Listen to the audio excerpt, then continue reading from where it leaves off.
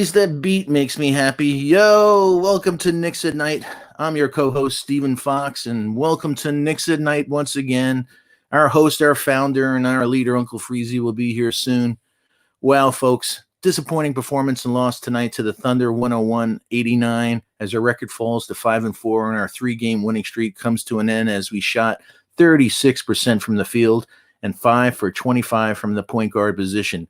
Payton and Quick stunk it up. OKC outworked us tonight, and it was evident that we lacked energy. On 2 plays tonight, Randall didn't even try to get a loose ball because it looks like he's spent from all the minutes he's played so far this season. RJ scored 19, but most of the points came in the paint, and he was back in Brick City mode once again. And almost all his shots were open looks. The kid can't shoot, and whether it's mid-range or from 3, this drains the energy from his teammates. This is a definite major concern for this franchise. He's not in a slump. This is who he is, as Coach Colorblocks would say. Also, this was our worst game defensively of the season, and we gave up way too many easy baskets. Bad game once again by the refs, and Randall was in early foul trouble, and the team never recovered. We'll go over the game, and we'll recap the players' performance with the video panel and live chat. Let me talk to my family right now. What's happening, family? Quiet Money, salute to you. Robert Parr, salute to you. Nameland, Jarrell Williams, Frederick, as always, you make it better too. Blue Diamond Gem, one of our favorites, Daryl Pemberton, morning, noon, and night. Thank you always for your generosity. Lily Phillips, hope all is well. So just have a favor, family, for Uncle Freezy, and show some love to the old Sly Fox. That please remember to hit those like, subscribe, remind the bells, so you don't miss out on any Knicks at Night and Knicks Morning Drive broadcast, and share this link with your favorite social media platform so we can grow the Lawrence Tears family. And thanks again for getting us over the 1,220 subscriber milestone. Thank you so much. 1,500, here we come. We greatly appreciate it. So, folks, as I was saying, I'll just go over real quick at a high level. Burks wasn't in again tonight. Obi wasn't again tonight. Frank wasn't in. DSJ didn't play. Our starting lineup was the same. Payton, RJ, Bullock, Randall, and Mitch. The Thunder had Baisley, Dort, Horford, Shy. Man, I wish we drafted him. And Hill. So, Freezy, if you want, please send in the boys to the. If you have some gals, you could send them into the room. But special shout out to Delano Steele. Always a special shout out for that guy. Really good guy. Miss you on there on our whether morning or evening things. One of these days, I want you to come on, Delano, again. So before the guys come on, I think it was like a minute into the game, and I already had a bad feeling. There was a loose ball. Dort on OKC dive for it, and Randall looked like he had no energy, and this isn't like a minute into the game. So it's starting to show all of these minutes, and I don't know if RJ's bricking it up because of he's exhausted, but whether it's 4 feet away or whether it's mid-range or whether it's from 3-point line, the kid's bricking it, man. If he doesn't have literally a layup or a jam, you're throwing the dice whether he's going to make that shot. Quick, which happens a lot of times when you miss time. You come back that first game, and I think maybe Rivers had the same thing tonight. You come back that first game and you're in it, but that second game or so you're back, all of a sudden you show that rust and you show that timing that's off.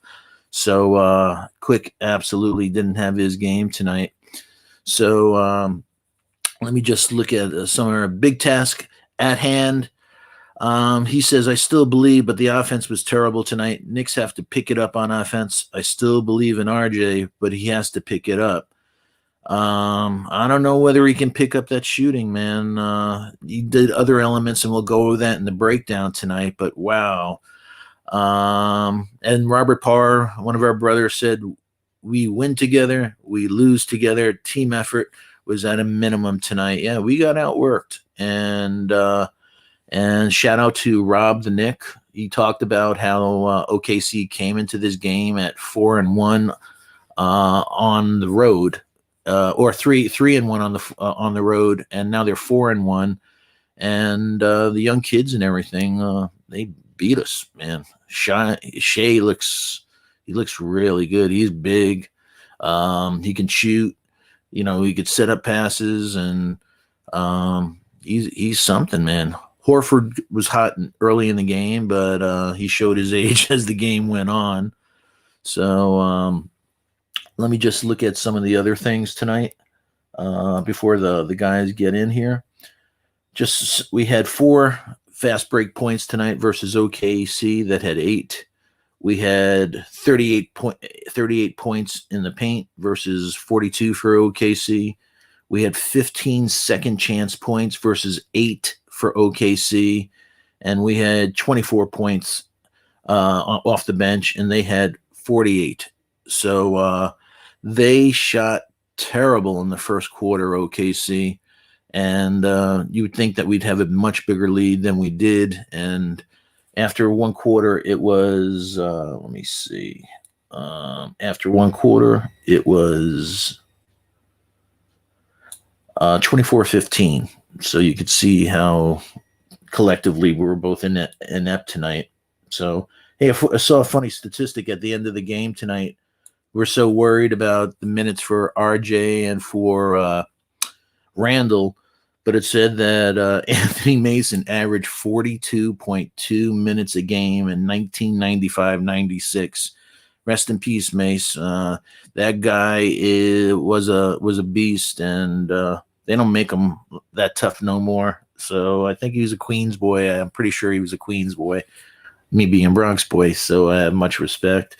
Also, Melo averaged 38.7 points in 2013-2014.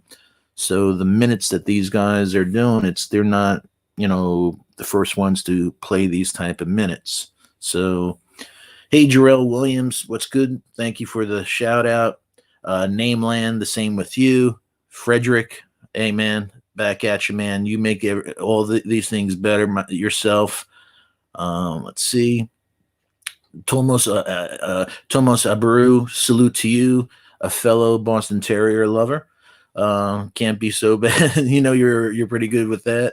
Jack D, how are you? TL, as always. We had lack a good point guard play. I totally agree. Hey, shout out to the new Knicks, one of the great mods. Talk to you today. Hope all is well. You're my guy too. So PBD.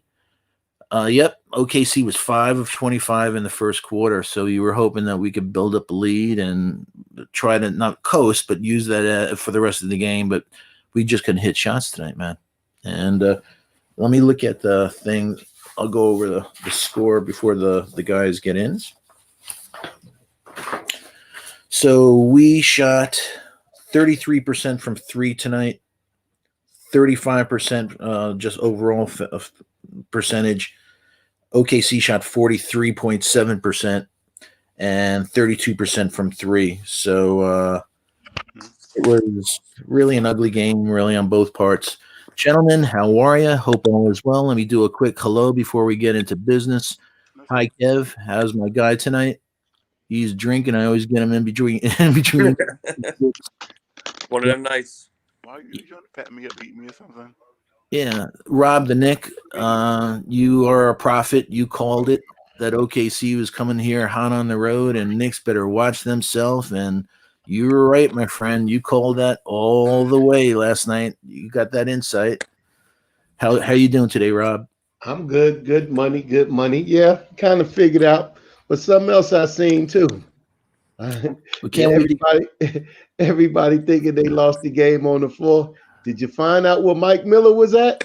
Yeah, did you see the close-ups on him? Yeah, he must have felt pretty good about all that. All to do with the loss right there. Soon as I seen him, I said, okay, it makes sense now. Hi, Latrell. How are you tonight? I'm okay. I'm just very disappointed, like you all, but you're here for me. At least you're giving me the opportunity to talk about it. So, yeah. Ladies and gentlemen, one of my good guys, Zach's in the building. Hey. I like when on Friday nights and stuff, because I know he works nights. So when I'm off work now. I'm ready to talk to you guys. So when my Hope boy's everybody had a off good work, week. I got my Zach to talk. Hope everybody hoops had a good week, man. Hope everybody's doing all right, dealing with this loss.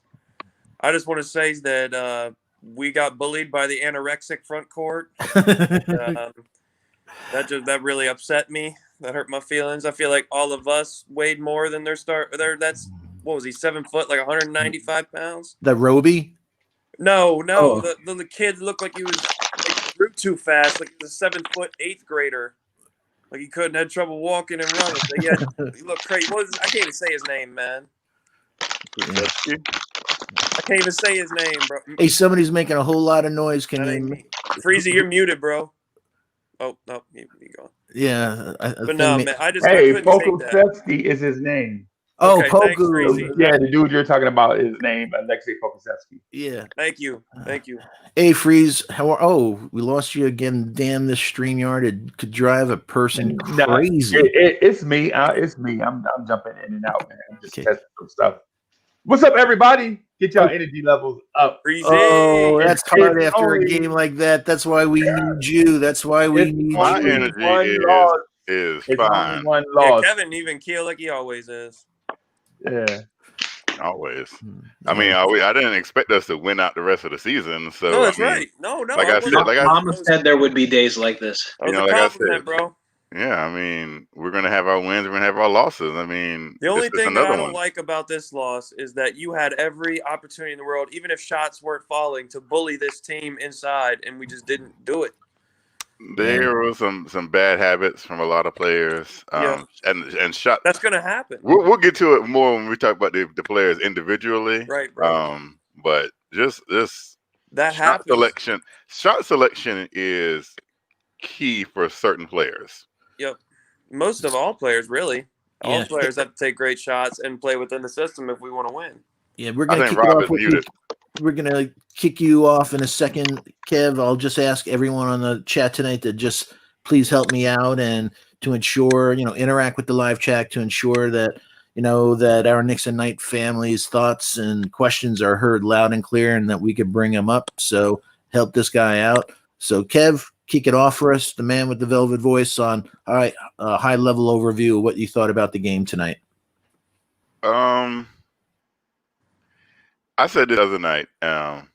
There's certain things that I wish. Now, a lot of people weren't hot tonight. Well, I hate.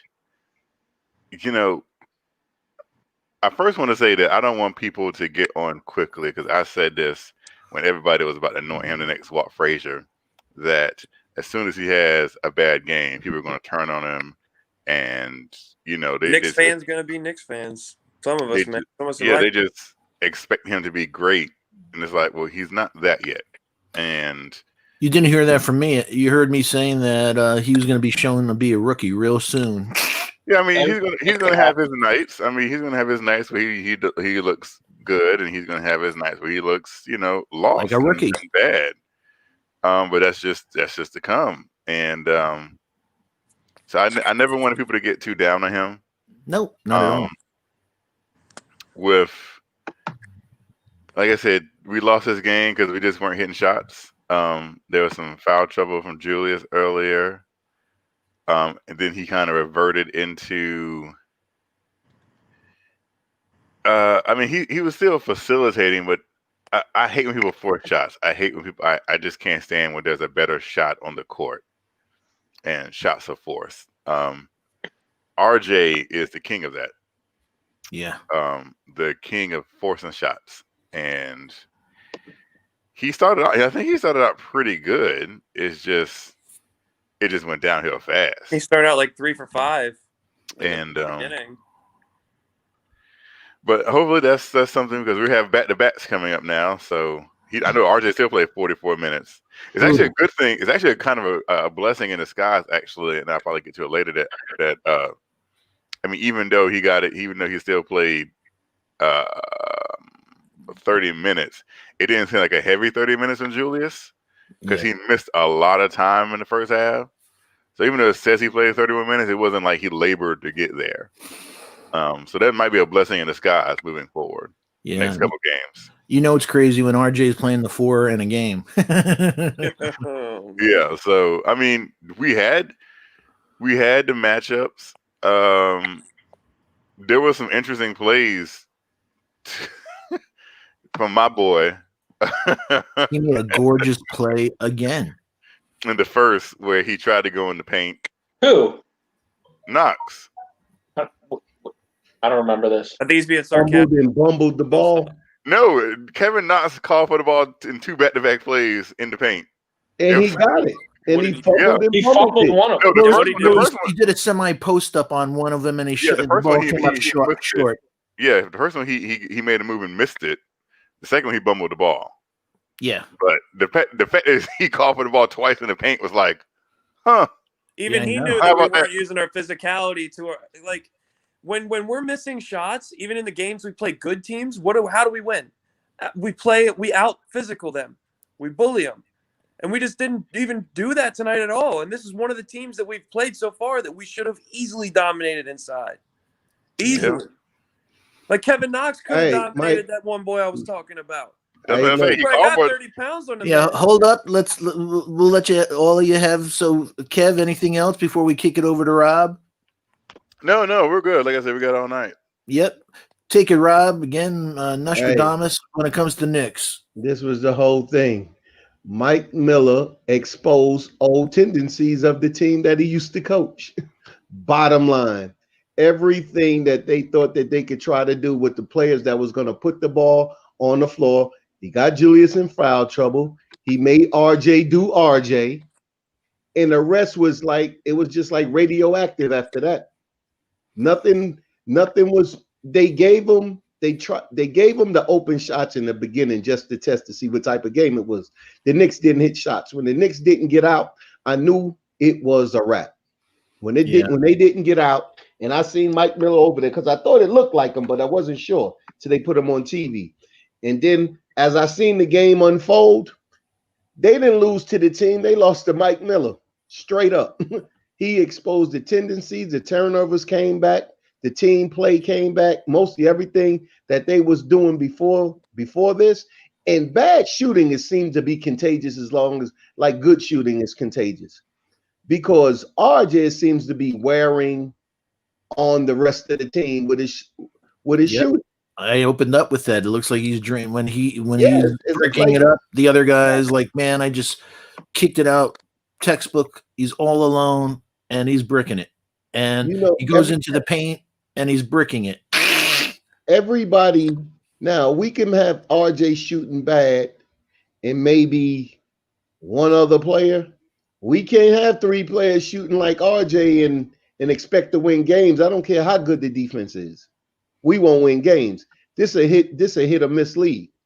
No matter. Rob and Nick, don't be talking about my boy like that. Hey, I'm done. Hey, look, I don't care.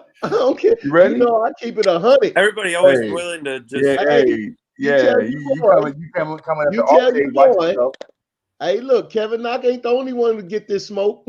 Hey, Kevin Knox is trash. Kevin Knox is not RJ Barrett. Oh, freeze! What? How is this turning into Kevin Knox is trash and Kevin Knox played better than Kevin Knox played better than RJ did tonight? I'll say that much. The boy hanging out at Kevin the Knox did not play better than RJ Barrett. Look, RJ Barrett stuck up the joint. Your boy hanging out at the dumpster. He ain't in the dumpster yet, but he on the back side of the building. Tell your boy to get back in the front of the building. I appreciate y'all. I appreciate y'all Knicks fans showing our second year players some love. I appreciate that. No, RJ Barrett missed twice as many shots as Kevin Knox took. I gave Mike Miller the credit of our loss. I didn't blame no player. I said Mike Miller was the reason why we lost. I'm trying to sit by. I'm trying to sit by and let everybody eat without jumping in. But hey, come on in. Okay. You know what? Maybe you know what? I know y'all feel like that position has been locked down all these years. I know y'all love those Aaron Aflalo years. I know y'all love those Courtney Lee years without a two guard. I know y'all love that. So the fact that RJ Barrett is there now is the reason why y'all missing Aaron Aflalo. That's what it is. Y'all missing J.R. Smith. That's what it is. Kenny God. My uncle, hey, look, my uncle said that RJ is a 6'7" Frank Nikita. Oh no.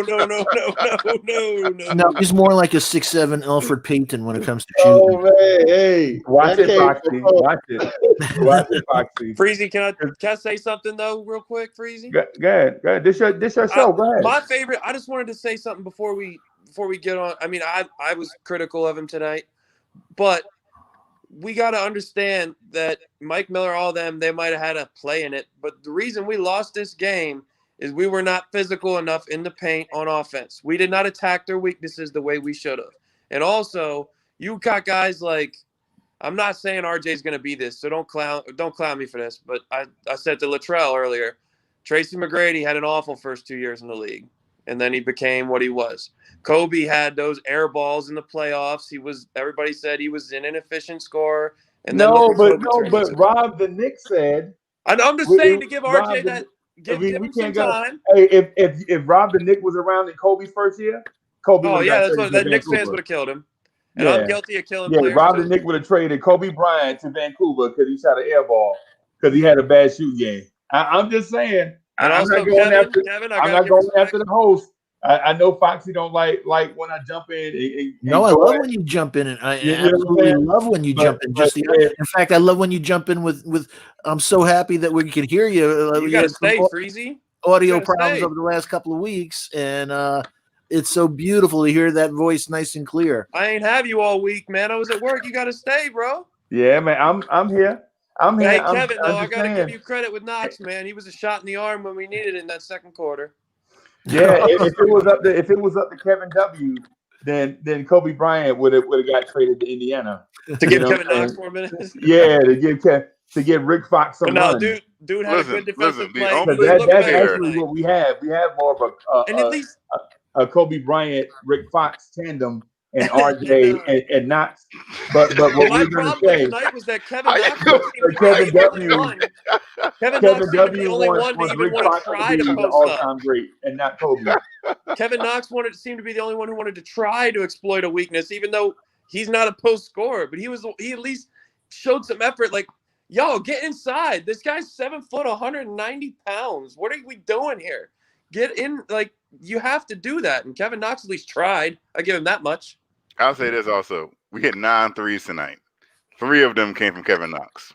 Yeah, but it's not even just about what you got to be physical with a team like this. We can't expect to shoot threes, outshoot anybody. He shot 3 of 9 from the field. 3 of 5 from 3 though. Not 3 of 9 from the field. Knox is really I'm not saying he had a good game, guys. I just meant that. Y'all know we look like last year Knicks tonight. Just let's swallow this one, man. Yeah, it's one game. We might need to get back to it, but I feel like. Can I ask one favor though? I feel like we're gonna have some tussles tonight. We need a shot in the arm, though. Could you do a shout out? That makes everybody nice and warm and happy. And after a loss like that, we need a Freezy shout out to say, you know what, everything's gonna be okay. Yo, shout out to RJ Barrett. Shout out to the Barretteers. Oh, Barretteers unite! Shout out to the Barretteers. and so shout out to Mindspace Invader. What's good? Quiet Money is in the building. That's my guy, Quiet Money, man. What's good? Hey, Cynic, what's good? Jack D, I see you. Who else? All Future Gaming, what's good? Mike and H, what's good? Fibbits HD, Rocket, I see you. TL, what's good? What is good? Who was that? TBW? TBD? What's good? TBD? Brother Brooklyn is in the building. What's good? Ismail Rivas, my brother from another mother. What's good? Shout out to those hating ass Knoxers all around the world. Shout out to those Knoxers that are pointing to this game to say that Kevin Knox should be the number 2 option.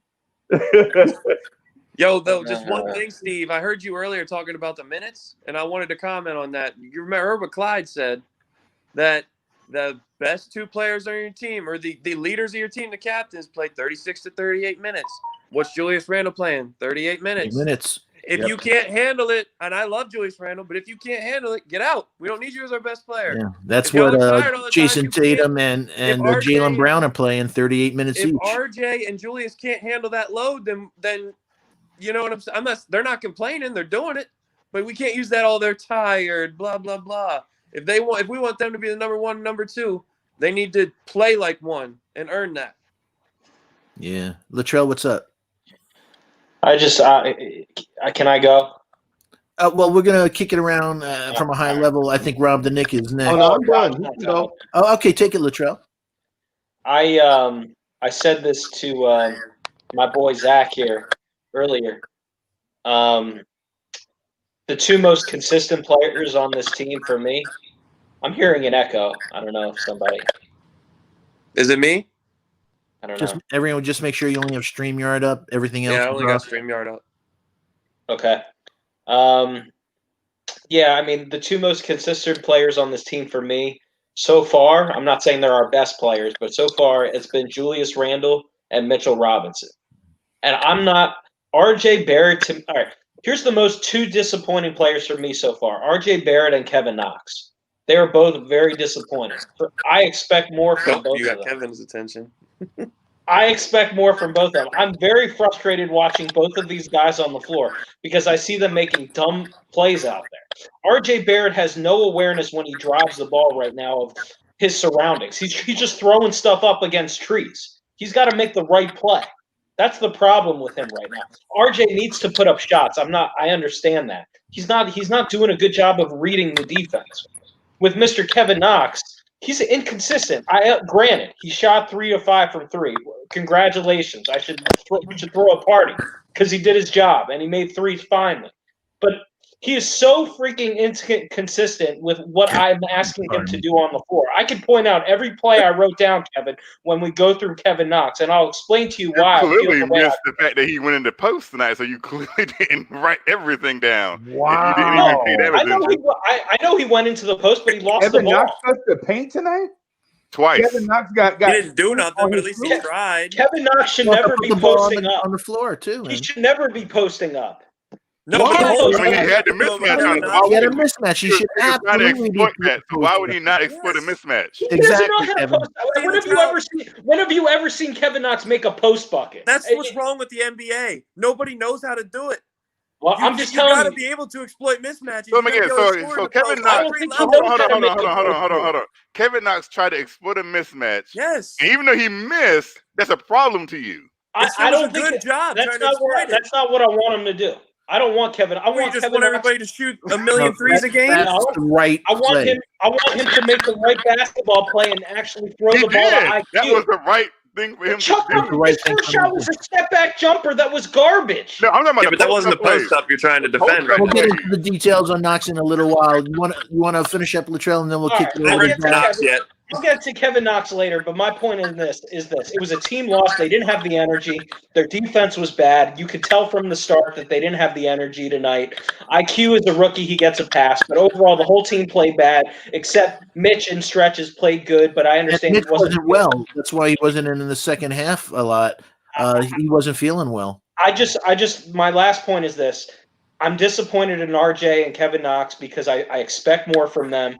They're not babies anymore. Eventually, and I thought RJ would learn from earlier in the season from his bad performances, but obviously the message has not got sent. So RJ for me is the most disappointing. Kevin Knox is number 2. Take it back. Where's the shooting coach? Okay. Hold on. Let's just hold on. Would you say, Rob? Where's the shooting coach at that Knox had? He looked like Steve. The smart guy. Oh, Steve Novak? Oh, no. Smart. What I know you're talking Smart about. was the problem. Keith Smart. Keith Smart, yeah. Didn't he change him? He's still shooting like Keith Smart got him. Who, Kevin Knox? No. RJ. Oh, you said Knox. I said RJ still. He is the one with the shooting coach, right? The new one. Yeah, well, no, he is shooting like Keith Smart is a shooting coach. Muscle memory must be still there, man. So take it, Zach. So, Freezy, I just want to – when you think about this, when we were winning the last 3 games, did you hear anybody clowning RJ this much? Or did you hear that them defending him saying, oh, he might be shooting inefficient, but he's being smart. He's getting the getting the loose balls and dunking it, or he's doing this or doing You that. get the good and the bad. Yeah, but I'm saying that like we're ready to ship him on man's plane to LaGuardia after one loss. No, we just saying what he did. I don't want to trade him. No. Knicks fans will hate on every. You either hate on someone consistently, or you don't go up and down after each game. Well, that's what RJ's been. He's been up and down. I'm just evaluating the performance. Hey, did you hear me You guys last are ready night? to get rid of him. I never said I want to trade him. I'm just evaluating the performance. Yeah, that's what his game by game He's been performance. up and down this season, man. Everybody has. No, I don't What's agree really with that. consistent is Julius Randle's been pretty consistent. I wasn't don't Sorry. say the only one that hasn't is Julius Randle. Okay. Mitchell Robinson's Hey, been up and all down. the players get the smoke over here. I think Mitchell Robinson's been more consistent than RJ. RJ just was the first one we're talking about. Knox is gonna get it quickly. I agree with We're you. gonna start with Payton. was- We're gonna go through the starting lineup in a second. We'll go to Payton. Let me just do a quick shout out to the family. Hey, George Alverni, I see you keep saying that we'd lose by 30 if it wasn't for RJ tonight. But if RJ did what he was supposed to do, maybe we could win by 3. So, But also, what we got to remember, Steve, is that Thibodeau, like we haven't had the whole offseason and all that. There's still going to be games where you have habits from the Fizdale era and from other eras. They're going to still have, like, these guys were losing players on losing teams, and some of these veterans were on losing organizations their whole life. They're not always going to come in with this winner mentality. It's got to be drilled in them. Less than 9 games ain't going to cut it. What's up, Ron? yeah. Ladies and gentlemen, one of our favorite people in the world, Mr. Ron Cleveland, man. Zach, I didn't mean to cut you off. I apologize. No, big bro, we're in this together. Hey, Ron, you good, right? I'm just frustrated. Go ahead, bro. I am too. Yeah. Ron, you muted? We just you know what? Yeah, you know what it was. You know how when you click over, and like I came in through YouTube, and you know how they'll start running simultaneously. So I had to clip YouTube just now. Oh, okay. How are you, Ron? So from a high level, give it your high level overview, what you thought about the game tonight. You really want that? Yeah, and you could preface it with Old Faithful, man, but the one that rightly deserved. Man. This was ugly tonight, and somebody said it earlier when on the show just now. You know what this team looked like tonight? Tired. They look like a Fizz team. Shout out to my man Tim. That's what it looked like. Hey, the way they played tonight. And I agree. They turned them into that. I agree. Hey, boy, Rob, I said that too. I said, you know what? The same way we were praising Johnny Bryant the night before because of what we did to Donovan Mitchell. The way we shut Donovan Mitchell down, he had 18 points because we had the inside man. They had the inside man. They had the inside man and your boy Mike Miller over there on that bench telling them, hey, this is how you stop this one. This is how you stop that one. This is how you stop this one. Ron, I called it last night here, right here. Hey, you don't have to think too much. Salute to Chuck because Chuck called it too. Yeah, Chuck said every game like that. And Chuck, and I'm with Chuck on this, man. We got to go buy us a point guard. I'm telling you right now. Here. We supposed to be 0-8 listening to Chuck. No, that was your boy Ralph. Ralph said we was gonna be 0-7. We're gonna be winless, and everybody's gonna foul out every game. 0-8. Yeah. Hey Rob, man, good to see you, man. Hey, I was thinking about you, man. I was like, man, I said I ain't seen my man Rob in a minute. You know, I be seeing Freezer in the morning because I jump on that morning show. But I was like, I ain't seen my man Rob. I'll catch Chuck. You know, I see God of Moses. You know, and Steve, I be seeing you in the chat. You know what I mean? And Spree, it was good to see you tonight. And Kev.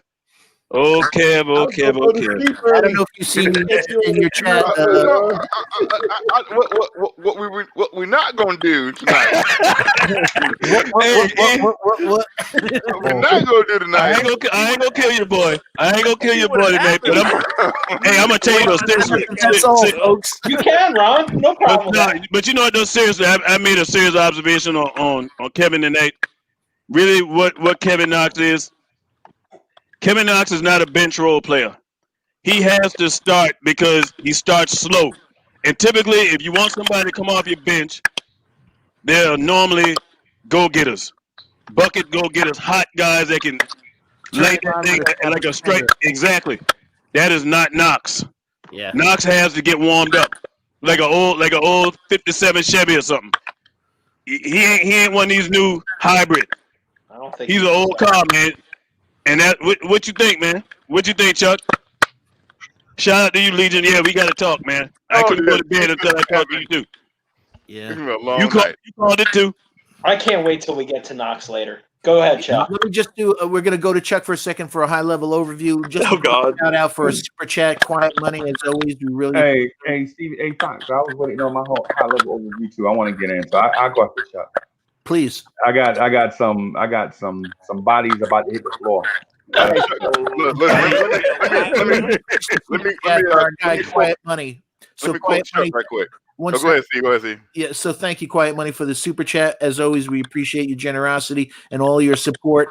And he says, Blarn's tears, but RJ's jumper. Oh, my goodness.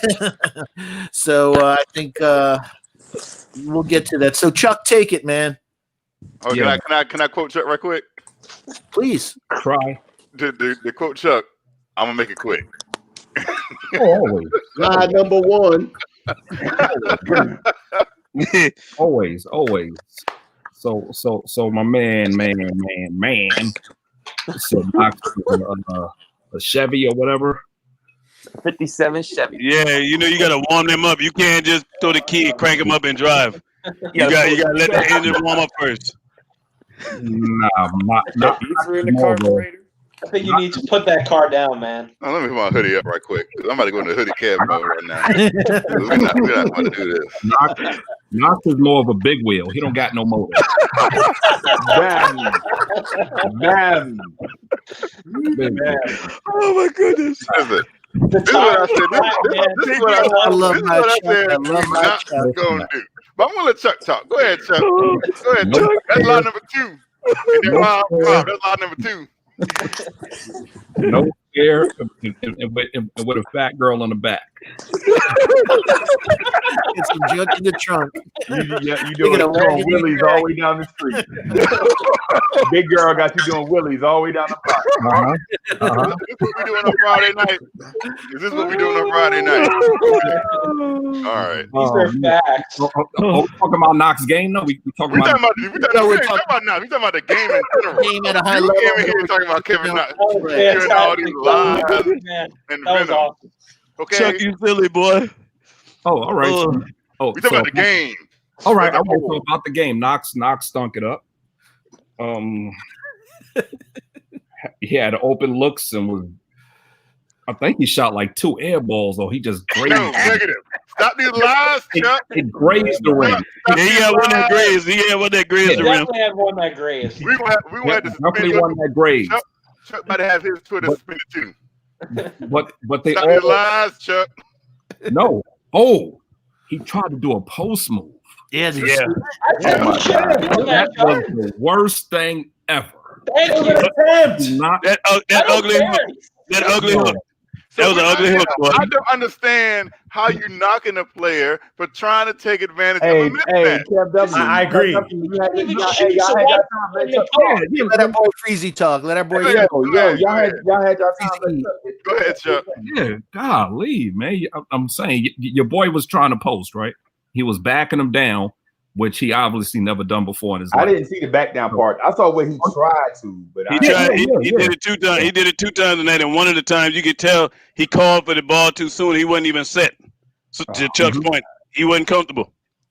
Yeah, and so I'm not going to reward him for trying because the tip was terrible. That was disgusting. He should have passed that to Mitch and let Mitch shoot a 3. It would have been the same results. and all Oh man, Rob with all this Quickley stuff. He had a bad game. I don't got nothing for him. No. I don't want you to tell me. I'm gonna tell you. Yeah, because you don't show up when he have a good game. But go ahead. When? All right. I said you don't show up. Quickley was bricking tonight, right? We all needed this. Air balls. Yeah, he had a bad game. I don't got he nothing was to say. challenging for air balls, right? And his was I'm not defending him. He had a bad game. His was layups, and he's going to be a problem because he tried to draw the foul too much instead of trying to make the basket. Thank you. He was bailing water out of That a was a good sinking point. ship. Somebody else said the same thing. It's too much. Zach said it. Yeah, He was bailing water out of a sinking ship. That's what he was doing, but the ship was still sinking. Yeah. So when I told you we didn't have our point guard of the future, and you tried, that's one game. I'm not giving up on one game.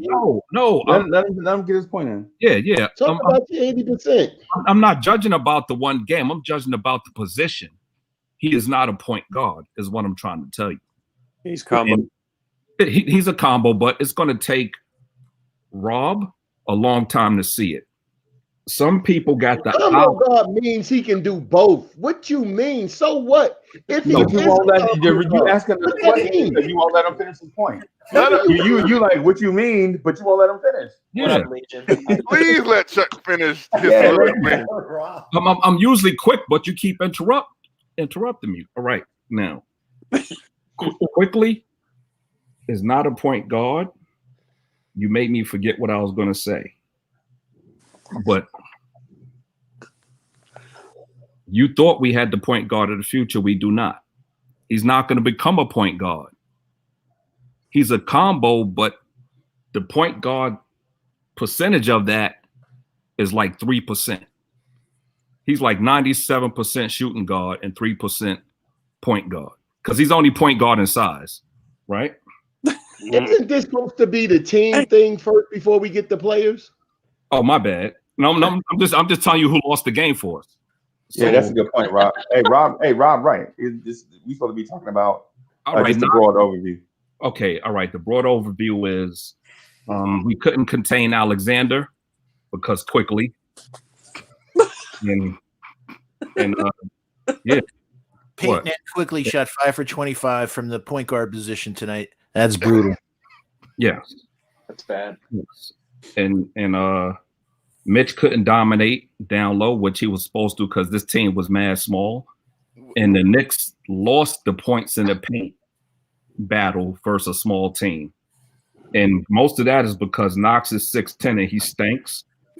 So if you have somebody that big, oh my goodness, he was supposed to be the mismatch. And he had like a 6'1" dude on him and he couldn't do nothing. Yeah. So the point, we got out rebounded tonight, 62-48. They need to run until they puke tomorrow. Listen, Chuck. Yeah. If you listen to Chuck,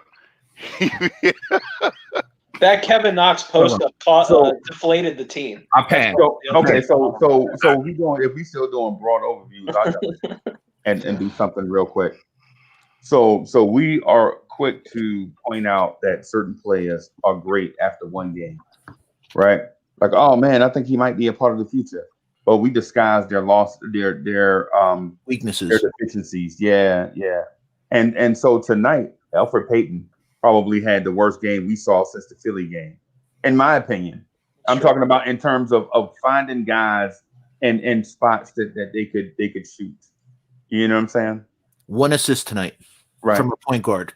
Right, ridiculous. It took the second most shots. Yeah, right. And so you get the situation where you're not setting up guys and your shot's not falling. What do we need you for?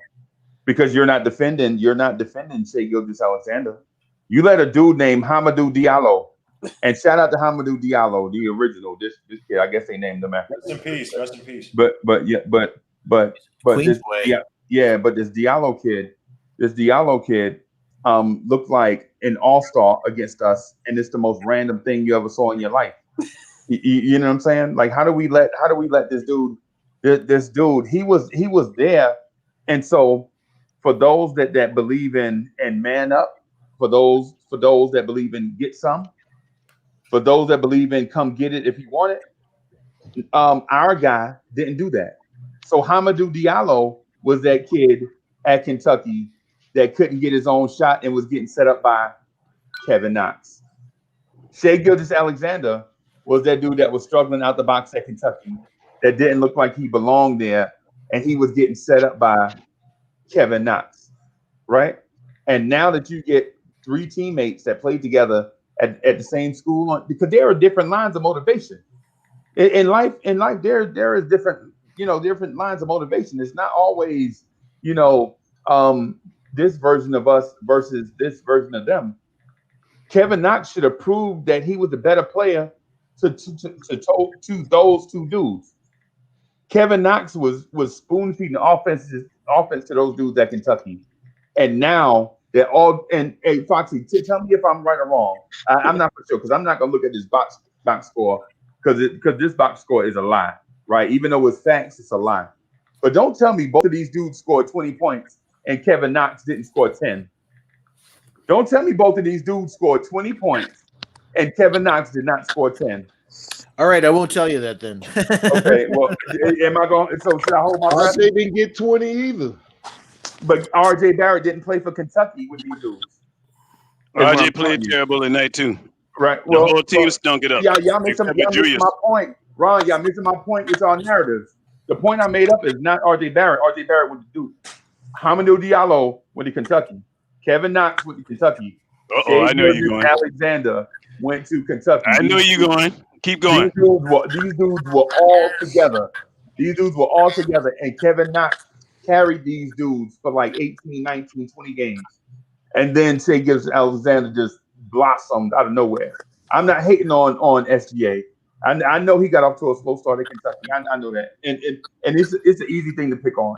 Like he looked lost. Like he didn't know where the bathrooms was at. Dude was walking around with his clothes pissed up because he couldn't find the bathroom. You know what I'm saying? But at the same time, if Knox know these guys, he played a year together with these guys on the court, knew where they like to take their shots from. Like Mike Miller analogy from earlier. Right. And so but Knox used to create shots for these dudes because they didn't know where they were good at on the floor. And now Kevin Knox faces them and lays an egg, right? It's frustrating to me because Kevin Knox knows their offensive game, and then tonight they come out and get 20 apiece, and Knox doesn't even score 10. What do you have? 7, 6? 9. Okay, all right, okay. So that's one part of my overview, right? The other part of hey, let me just get this out real quick, Ron, because we got a long time. I just want to. But he only had 3 points in the second half, Knox. Yeah, I've been throwing on this. Just let me. So we are complaining about the other part of the overview is we complained about the fact that RJ Barrett shot 7 for 21. Right, I know this already.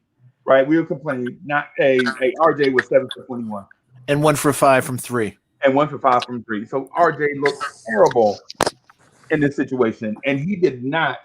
And listen, to the Barretteers out here, I'm not selling y'all out. I'm keeping it a buck for all the Barretteers out there, because I know y'all like, no, Freezy, don't do it to RJ. Hey, baritones. So the thing about RJ is this.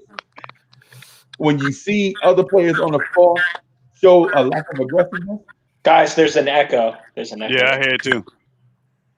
Yeah. Everyone, just make sure you only have StreamYard up. Thank you. Yep. So when you see guys show a lack of aggressiveness on offense, what do you expect the most aggressive guy on your team to do?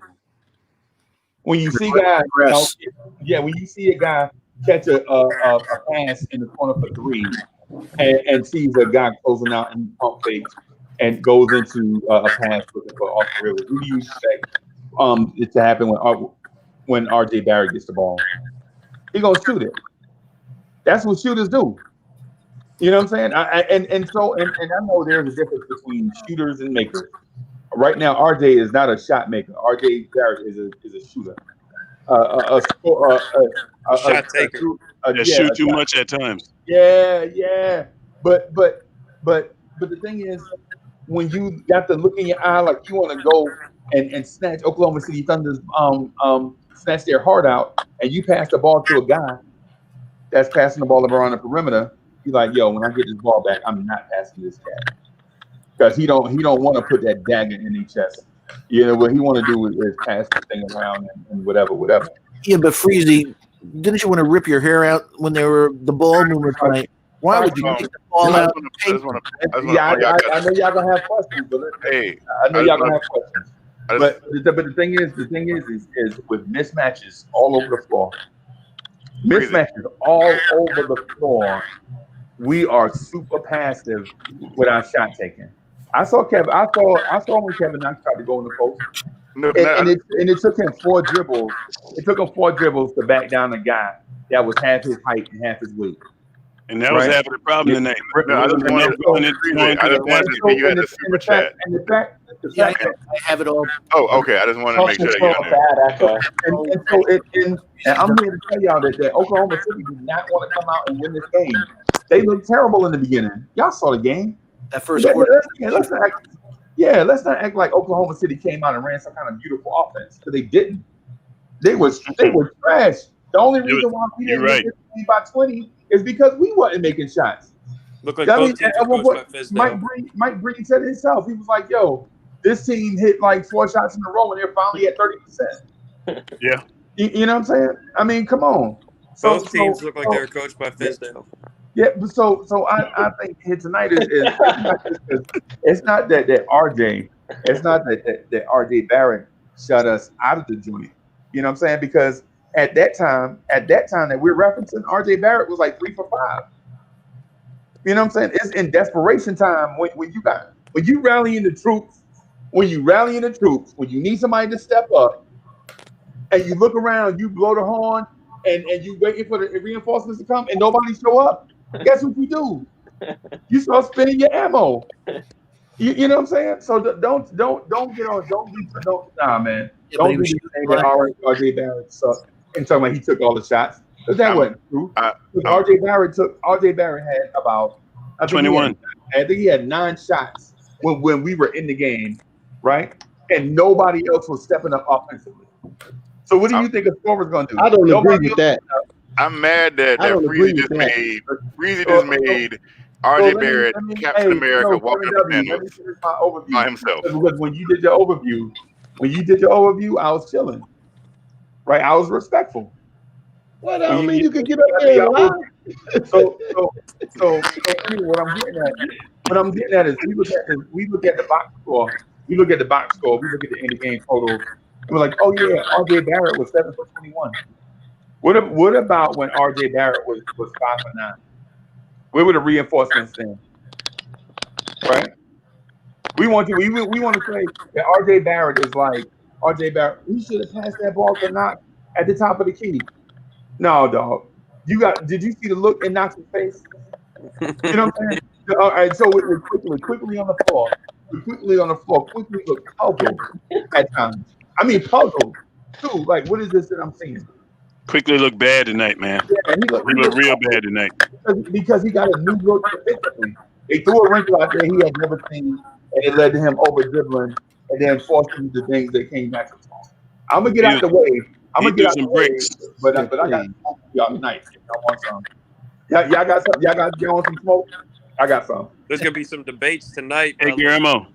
Go ahead, Guillermo. I actually came in here so Guillermo can say what he had to say, because I'm about to get my behind in bed, man. I'm sick of talking about these. You don't want Hollywood on us. No, man. You don't hang out with the dinner thieves no more. Hey, I come in the morning, man. Hey, you see this thing on my hand? That's right, boss. I gotta be balanced, man. Kevin Knox is a broken down Subaru with both sides of the door open. Man. So I mean, look, this is And you know what they say, Ron? First comes the engagement ring, then comes the wedding ring, then comes the suffering. I ain't know what that suffering part. I don't ever want to see Kevin Knox posting up. I got 15 good years, man. I got 40, so I got a little. I'm looking for about 50 more. It was awkward. Hey, real quick, let me do a shout out, a super chat for Robert Parr, one of our regulars, who succinctly captured the game beautifully. Robert, as always, no guard play, matador defense, and bad shots.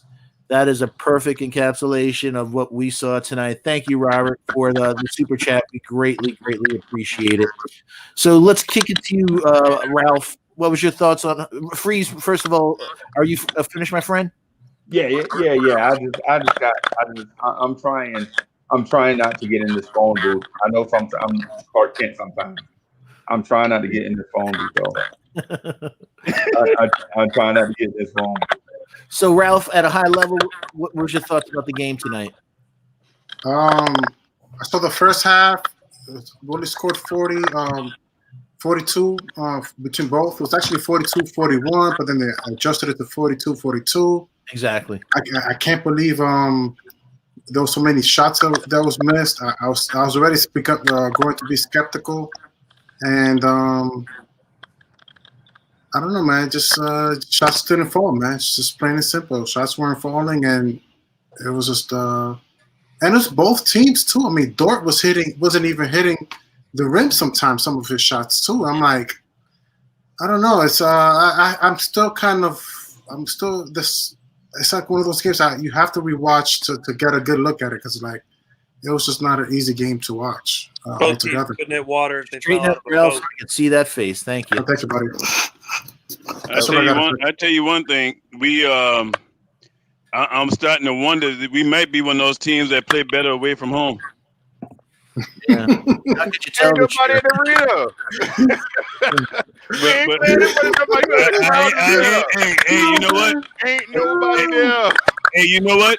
And for some of them guys, they might be seeing people in the stands. Your boy Knox might be seeing people in the stands booing him. Listen, he had his best game. He had his best game with that War fans. The last good game Kevin Knox had was in the preseason. I think Knox needs to play soccer with Frank. This is not. We are not going to do this. Well, we're going to talk about Knox. And I'm waiting on Knox to have a good game. Knox ain't shot the ball since their contract. He hasn't had one good game yet. He ain't shot since they signed that contract. Because we all came into this tonight like this game was lost because of Kevin Knox. And Knox hadn't shot the ball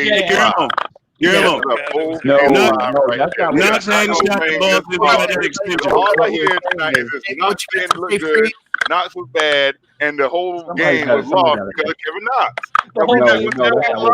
The American people. We're gonna go to Guillermo. Guillermo, what'd you think? How are you? First of all, my friend, football as well. Great show as always. A high level, what'd you think of the game? If somebody hit the keyboard in the background, just hit the mute if you're doing that. It's kind of loud. I'm hearing some stuff. There's like a weird static. I don't know. There's a weird static. It's popping. It almost sounds like a StreamYard. Yeah, man. Yeah. Driving us crazy, StreamYard. Yeah. So, just take it, Guillermo. Thank you. I mean, look, we as Knicks fans, this is why I say temper expectations. Try to be as objective. Try to be.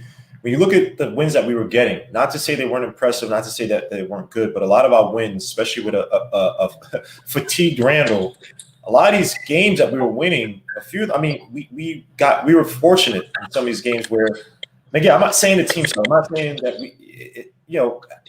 getting 10 for 26 or whatever it was from Randall, and then having Austin Rivers come in and give you 4 threes in a row, going 5 for 7 from 3. That's just not.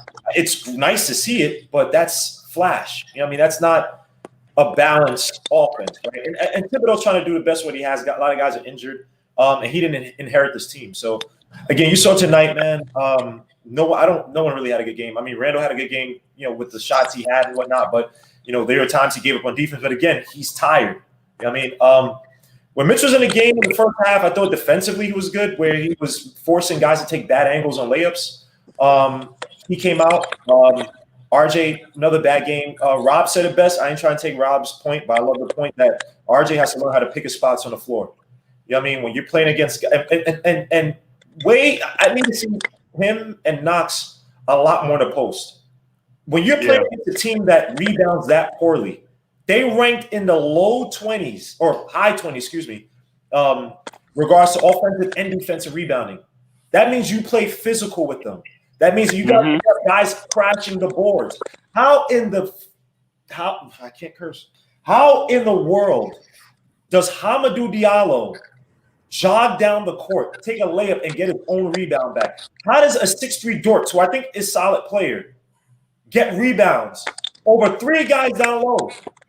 And people trying to kill Knox over the post up. I want Knox to take that post up.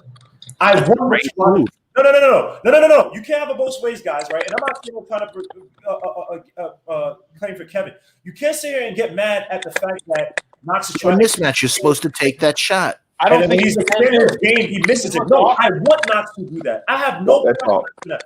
The thing I have problems with Knox, and I'm not blaming Knox. He's not the sole reason why this team is that there's some shots he rough, right? Knox has to learn how to be more the flow in the game. But the post up, I had no problem with it. I want to see it. This was a night, but the thing about Knox, and Kevin said it best, I'm gonna use it against him. I thought that this was a night for Knox and Mitch to take the next level, right? You said it best, Kevin. Right. Knox doesn't lose you games, but he doesn't win you games. This was a game where everybody, and I'm not, look, RJ Barrett, RJ Barrett had a terrible game. We have to talk about RJ Barrett too. I felt that this is one of the games where Knox could have graduated to say, hey, thank you. I need to be in that starting lineup. What you got here with Bullock, that's cute. And we keep waiting for it. Team where no one else can hit a shot. I'm fast to the boards. I'm beasting on the boards. I gave you 20-some points, and y'all won because of me. You need to put me in a starting lineup. We waiting on Knox. Let people be waiting on the first and the 15th. This was like one of those. I have to agree. That was opportunity for Knox. This was one of those weak games for Knox because who did Knox have on him tonight? What is it? Not Baisley. He had Horford, SGA. Some no-name guy. He's just not a high IQ player. I don't even know who was on him. That's the thing about it. This was a game that I wish that Knox, that's them for jump shots. He's got a basket, getting a post, try to draw fouls. But again, I have no problem with the post, but it's like Knox misses opportunity with this game.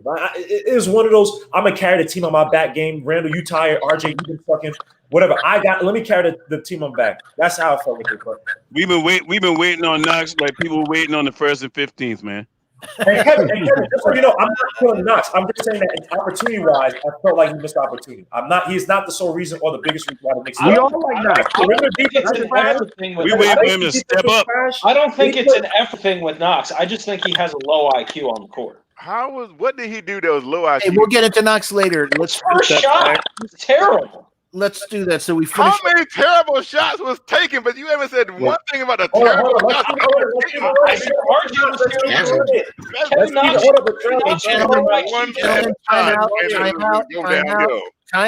Time out. Thank you. Let me just do a shout out to the chat, and then we're gonna go around the horn on Payton. Okay, and we'll go. Just a quick shout out, Ghetto Intellect. I love this guy. If you haven't heard the wisdom that he spews in the Knicks morning drive, you're missing something. He's one of my favorite people. Some people call him GI. I call him the master, man. The guy is spectacular. I love his takes, man. Hope all is well. Go Kodak Vlogs, Emmanuel Brickley, Ed from the River, Tyga Shorty, Jonathan JD. Hope all is well, JD. Good talking today. He says, Bullock is saying, Knox is here. You want this job? Marky B. Ghetto Intellect said tonight, Knox could have easily been an MVP tonight. He's not built for that life. So, I think the man's speaking the truth again. So I think it's about time we recognize him for who he is. Ghetto Intellect or not? Rob, that's a good one. So, but just one last thing is, let me just get a quick update. We have 105 people in the chat. We have 46 people. We have 46 likes. Please, let's hit that 100 tonight. But as always, just please hit those likes, subscribe, and remind the bell so you don't miss out on any Knicks at Night and Knicks Morning Drive broadcasts. And please share the link on your favorite social media platforms so we can grow the Blarence Tears family. And thanks again for getting us over the 1,220 subscriber milestone. 1,500, here we come. We greatly appreciate it. And as always, a special shout out to the greatest mods in the land, Bodega Wi-Fi, the new Knicks, and Simas Singh. So we're going to kick it off with you, Ron.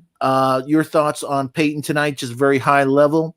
Payton in the first half, 8 points, no assists, 4 rebounds, no steals, no turnovers. He finished the game up with 16 points, 4 for 16 shooting, 1 for 4 from 3, 7 out of 8 from the line, which is shocking for him.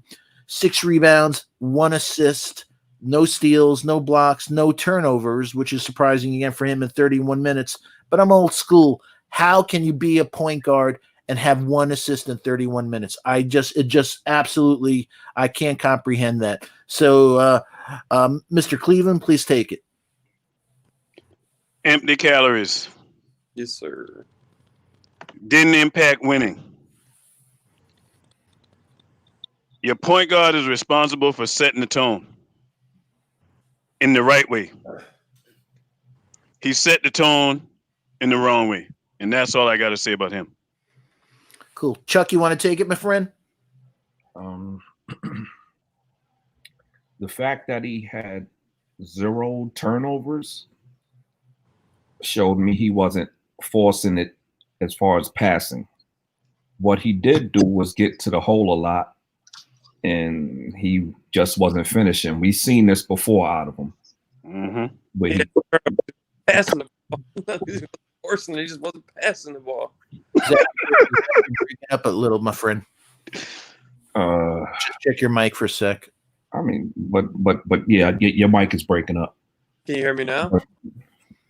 Yeah, but the opportunity, like, all right, he's into the hole and missing, and he did this a couple of games ago. But the thing is, he's getting there. He's getting there, so you got to give him credit for getting there again.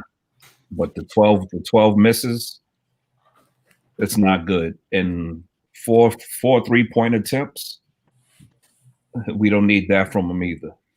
But if they daring him to shoot, I don't know what you want him to do. Other than that, 6 rebounds is good, but the 1 assist, not good. Yeah, unacceptable. I'm done. Yeah. Hey, just my notes that I take. Just I won't go through them all, but just one of the key ones. He draws the second foul on Shea at 6:38 of the first quarter. So if you got 2 fouls on that guy, just keep going at him. And they basically had him on the ropes early in foul trouble, and they let him off those ropes. But drives to the basket, initial shot, not good, but a follow-up. Mid-range jumper, in out, no good. Hits a floater. Shot blocked in the paint by Poku. OKC has the boat. Bricks a floater in the paint. Bad pass to Knox for a turnover in paint. Shot block in paint by Baisley. Misses in-out jumper in paint. Comes up shorter on floater in paint. Payton bricks mid-range jumper. Tibbs needs to take him out, I wrote, but he didn't. Misses 3-pointer from kick out from Randall. Misses shot in paint, gets rebound and gets fouled. Gets fouled in lane. Foul while shooting. Stupid foul before inbound pass. Technical plus possession. Bricks 3 attempt. So I'm telling him, he's going to go into business with RJ in the Mason business on bricks, man. In fact, RJ is, Roberto Duran was one of my favorite fighters in history, and he has hands of stone, and I think that's the new name for RJ, hands of stone. So take it, Ralph. Your thoughts on Payton tonight? Just a tough game. I like that he's attacking. Look, long term, I think I like that he's going. At least he's attacking. He's attacking. He's taking shots. He did take 16. He did go to the free throw line a lot. That's pretty cool. Hopefully, what's even cooler is he hit the free throws. Usually, he's a terrible free throw shooter. Well said. He got to knock him down. But it's just a tough loss. It's all around. I think really Hamidou Diallo really stole the game from us. And I don't know. Again, I have to sort of look at the game again because it was just it was an easy game to watch for me personally. Yeah. Did you see that play by Diallo? It was like a cat getting a rabbit. Mm-hmm. All of a sudden, I'm like, why isn't the sideline screaming at Randall? Watch it. It's like you saw from a mile away him sneak up and steal that ball. I'm like, come on. Yeah, Randall was lazy on that play. But who was lazier? The teammates. And but not calling it out. Yeah, screaming at him. Watch it. You know, if we see it from our sitting and watch it on TV from a mile away, man, that guy, like I said, he was like just going like a cat, ready, and boom, jacked him, man. He pounced. Yeah, but I heard somebody in the commentator in MSG. They said something along the lines. There's a reason why teams leave you open, and you know, obviously, Alpha Payton took 16 shots, and there's a reason why. You know, so your point guard shouldn't be taking that many shots. Well, the point guard who can't shoot, who shouldn't be taking that many shots. Especially when you can't shoot. That's why you're open. That's why they leave you open. They want to make sure they leave the right guy open, and they don't want to leave the wrong guy open, right? That's why they look. They know they look at your stats and they look at everything. But you know, it's something called awareness. When you play that position, you know when it ain't your night, you need to get that ball to somebody else. Keep the ball moving. People can't move faster than the ball. Keep passing the ball till you find the right man, and he's not the right man to be taking shots. I like when he, you know what I mean, when he's recognizing, because he has those nights where he take maybe 1 3-point shot, and you say, you know what, I'm not taking no more. Ron. You know, I don't want to see him on the perimeter taking threes. More than not, you know he's gonna miss them. My whole thing, you saw the first half. Julius Randle wasn't taking that many shots the first half. Julius, you know what happened with Julius in the first half? Julius got in foul trouble. It took him out of his rhythm. He was out of his rhythm early. And RJ was missing shots too. So what do you do as a point guard? Like, it's either you or you stay within the system and keep passing it to the open man. Shots will fall. Exactly. Good shots and playing within the offense. Because I'm gonna tell you, it was a lot of selfish basketball tonight too. If you watch that game, it was a lot of selfishness. Yeah, the only one that usually plays, and I think I saw again tonight, is Rivers. That doesn't play. That plays unselfish basketball. He makes that extra pass. So the good teams in this league, when they're best, when a couple of people are having off nights, or the whole team is, you still play within the system. Yeah, they still play within the system. Exactly, and that's the point guard. That's the job of the point guard.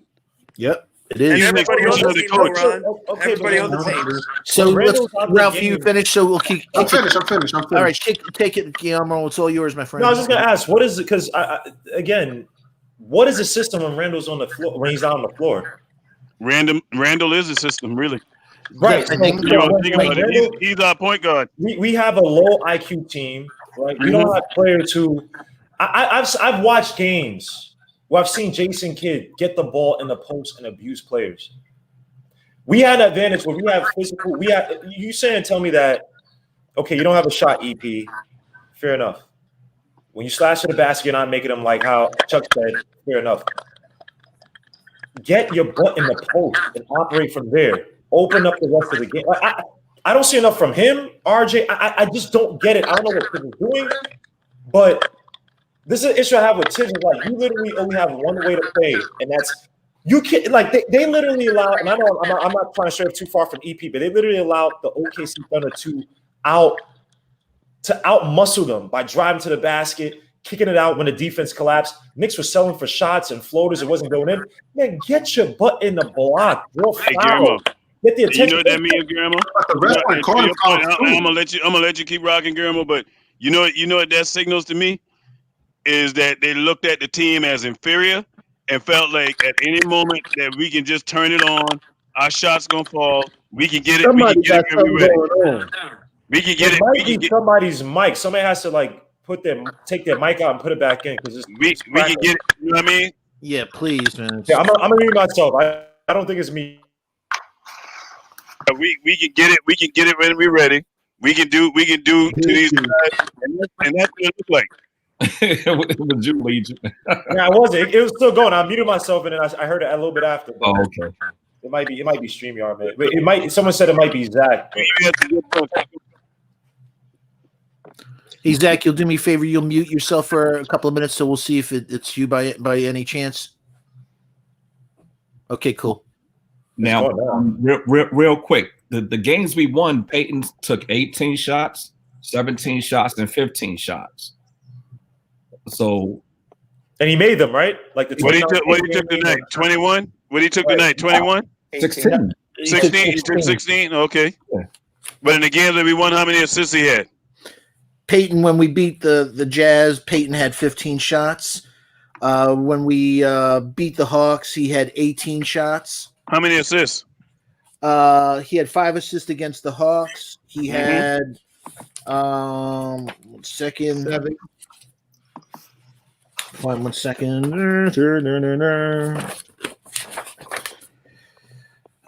Payton had he had 5 assists against the Pacers. He had 17 shots that night. So, like Chuck was saying, he's in that range. But you notice the key thing you said, those 2 games, he passed the ball. He had assists. How many assists he had tonight? 7. And I think he had like 6. He had 1. My point proven. No, but they You don't shot want- you don't- tonight. But you don't want your point guard just Right. taking shots. You need If to pass guys the are ball. missing, if guys are missing shots, though, right? I'm not saying that EP doesn't have a part to do with that, right? But EP ain't CP3 where he's giving you like the highest percentage or highest probability shot making type of passes. Guys are missing shots tonight. Yes, goodness. It's not just on EP. Is that we don't have other dimensions in this offense outside of Randall. We don't have the shooting, right? We don't have the post-up game. We don't have playmakers outside of Randall. Once Randall was like literally Randall got in foul trouble and almost thinking was like, oh, thank God I could get a rest. And it was like, nope, you got to get your butt back in and as soon as he comes in, he hits a few fadeaways. And it's like, all right, the offense is so-called humming again. But again, I bring this up every time and people are like, yo, we just won. Stop talking. I'm like, okay, we have no other avenue on offense. I want to make a point to that real quick, Guillermo, just that even IQ was trying to get to his game, and even the commentators were saying that the way the referees was calling this game, they draw fouls. This is the team that is getting good at drawing fouls, and you have it night by night. You'll have it where refs give it to you. IQ was he was seeking too much for fouls, way too much for fouls. Yeah, IQ, and I said this again. I'd rather have IQ in games where they're point guards where you can't get past or you can't draw those fouls on. Put him as a shooter. Yeah, but put him as a shooter. Just put him Let as him do what he does best. But you want to hear something disgusting tonight? Bullock didn't get to the line. Robinson shot 2. Knox didn't get to the line. Noel didn't get to the line. Rivers didn't get to the line. Quickly didn't get to the line. Randall got to the line 3 times. Come on, man. They were driving to the. We played the game. They played the game plan we were supposed to play in this team. Exactly, Guillermo. Say that again. They played it again. I said this a while ago. I felt the same way. Guillermo got on me when I said this, but I felt that Tibbs needed to hire an offensive coordinator. He needed to hire a guy who's strictly about coming up with an offensive game plan. And that's the one thing he didn't get. He got a bunch of developmental coaches, but he didn't got one coach who is simply like, okay, let's put together an offensive game plan. Because you can't simply have, okay, we're just going to run it through Julius and then nothing else. Yeah, we can't emphasize enough. They say that Tibbs is actually more offensive minded than you think. Yeah. Everybody focus on his defense, but he's more offensive minded than you think. In basketball, those guys are proud about. Like, it's not football, right? Football, you could be a CEO coach and you just get great coordinators to kind of build your system, right? It's a little bit different in basketball where you have your philosophies and you're going to stick by them. You're not going to hire a coach who might come in and do different. You know what I mean? It's just rare that happens. So Thibodeau, to me, I just feel like he's almost scared to experiment with other things because he knows that he's hamstrung with the talent he has right now, healthy talent.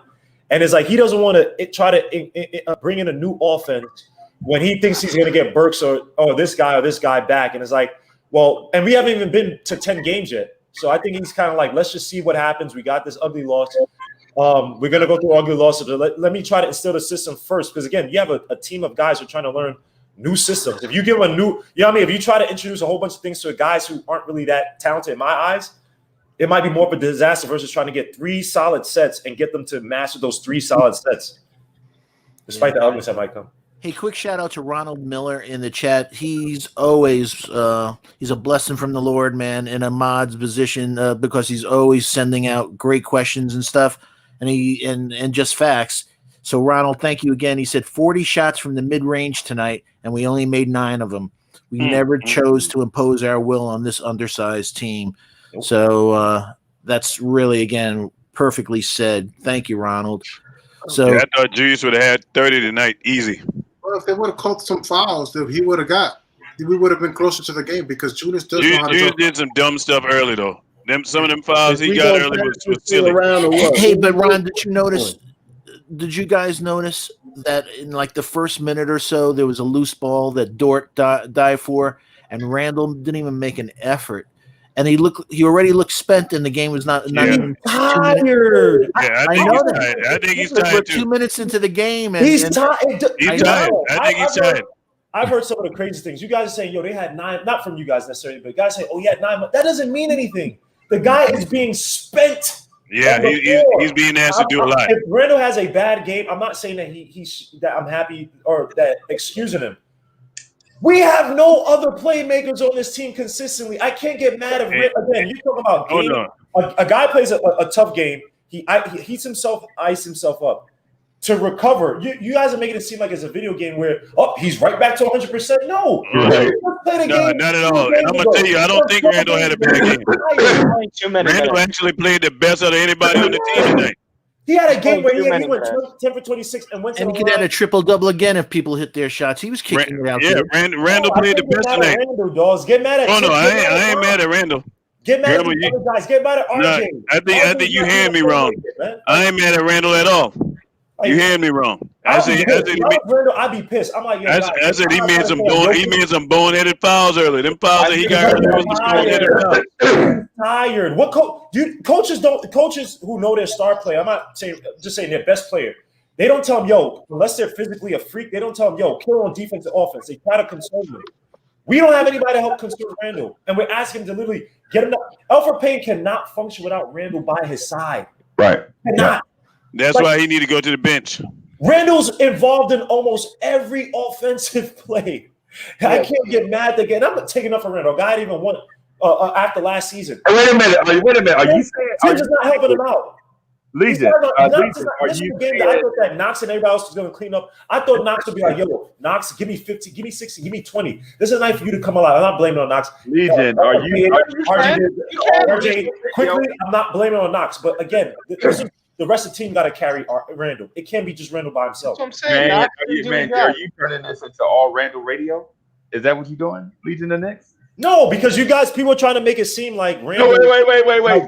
I didn't do that. We haven't even gotten to Randall yet. We're talking Payton. No. You guys brought up the fatigue that Stephen Fox. You just said that. Oh, he didn't. Oh, I know. And I'm like, I can't blame him because he's literally. You're asking a guy who should probably take a game off to literally dive for balls. I can't get mad at him not doing that. Shout out to Myth. He's a Julius foul out of frustration. He had some That's what I'm saying. He had some silly fouls tonight. That's all I'm saying. I didn't say he had a bad game. He had the best game tonight. Hey, Guillermo, but we got spoiled. I also got to give credit to Al Horford for knocking those threes, man. He knocked down some shots today. So who? Al Horford. Yeah, he's talking about Al Horford. In the first half, at least. Yeah, he was killing them. He was killing us. But also, you saw Tibbs getting mad. Mitch wasn't getting out on him. Yeah. That's on Mitch. That's on Mitch. Y'all said the perimeter defense. I told you a lot of teams were missing open shots. I told you. Hey, fellas, we on Payton. I told you when teams start making their shots. Remember, you like that? I told you so. You know that ain't attractive. I don't care because you know why? If I say something, even though I'm not here, people will kill me. So I'm gonna kill you when I told you so. On that, and I told you. I hear you. Hey, Guillermo. Hey, Guillermo, you ain't heard me. I told him on my show. I said, Guillermo gonna say, I told you so. I do it. That's why I came on there because I knew he was gonna say it. The truth is ugly because people are, we're winning. Oh no, the truth is never ugly, my brother. Wait a minute. So Legion the Knicks got all over. I was with you. I was on your train just now, but you got a little all over the place just now. With some of that stuff that you mentioned is not stuff that's just willy-nilly arbitrary stuff. Those like those shots that Austin Rivers hit in that game. That wasn't my point, bro. No. Listen, but you said some stuff about things being arbitrary, like these wins, like some of these wins we didn't earn. Some of these games. That's the way I said that we didn't deserve the wins. What are you talking about, bro? No. I said they're not. Let me say what I said because you're saying something that has nothing to do with what I'm saying. I said that the wins. You're looking at the wins. I said they were great wins. They were not balanced in the sense of that. you have a guy like Austin Rivers hitting 5 out of 7 threes. That is not going to happen. That's a great game, but that's not a game where you're looking at like, yeah, everybody was involved, everybody was hitting shots. It was a solid team balanced win. That's all I said. I did not say that it was unbalanced. Please do not change my words, Freeze. I'm not changing. Right. I'm not said that. I'm not changing your words. I'm not changing your words. But you meant so if you mention it and then I said you mentioned it, doesn't mean I changed what you said. I never said arbitrary, Freezy. Where are you getting arbitrary? I said the wins were great. I said arbitrary. I said arbitrary, right? In comparison to what you said. Like you just said a few seconds ago that Austin Rivers hitting 5 threes is basically not sustainable. That's what you said, right? Yes, it's not, but that doesn't mean it's art. But you just said I said that the wins were arbitrary. I never said the wins were arbitrary. I didn't say you said arbitrary. I just said a few seconds ago that I said arbitrary. Can everybody follow? Didn't I just say that I said the word arbitrary? Hold on, I said that. So what I'm getting at is this. What I'm getting at is this. So tonight, I was with you because when you alluded to the fact that tonight would be a perfect night for somebody else to step up, I agree with you. You remember that? You remember saying that, right? Yes, I remember him saying that. Yep. You remember saying that, right, Legion?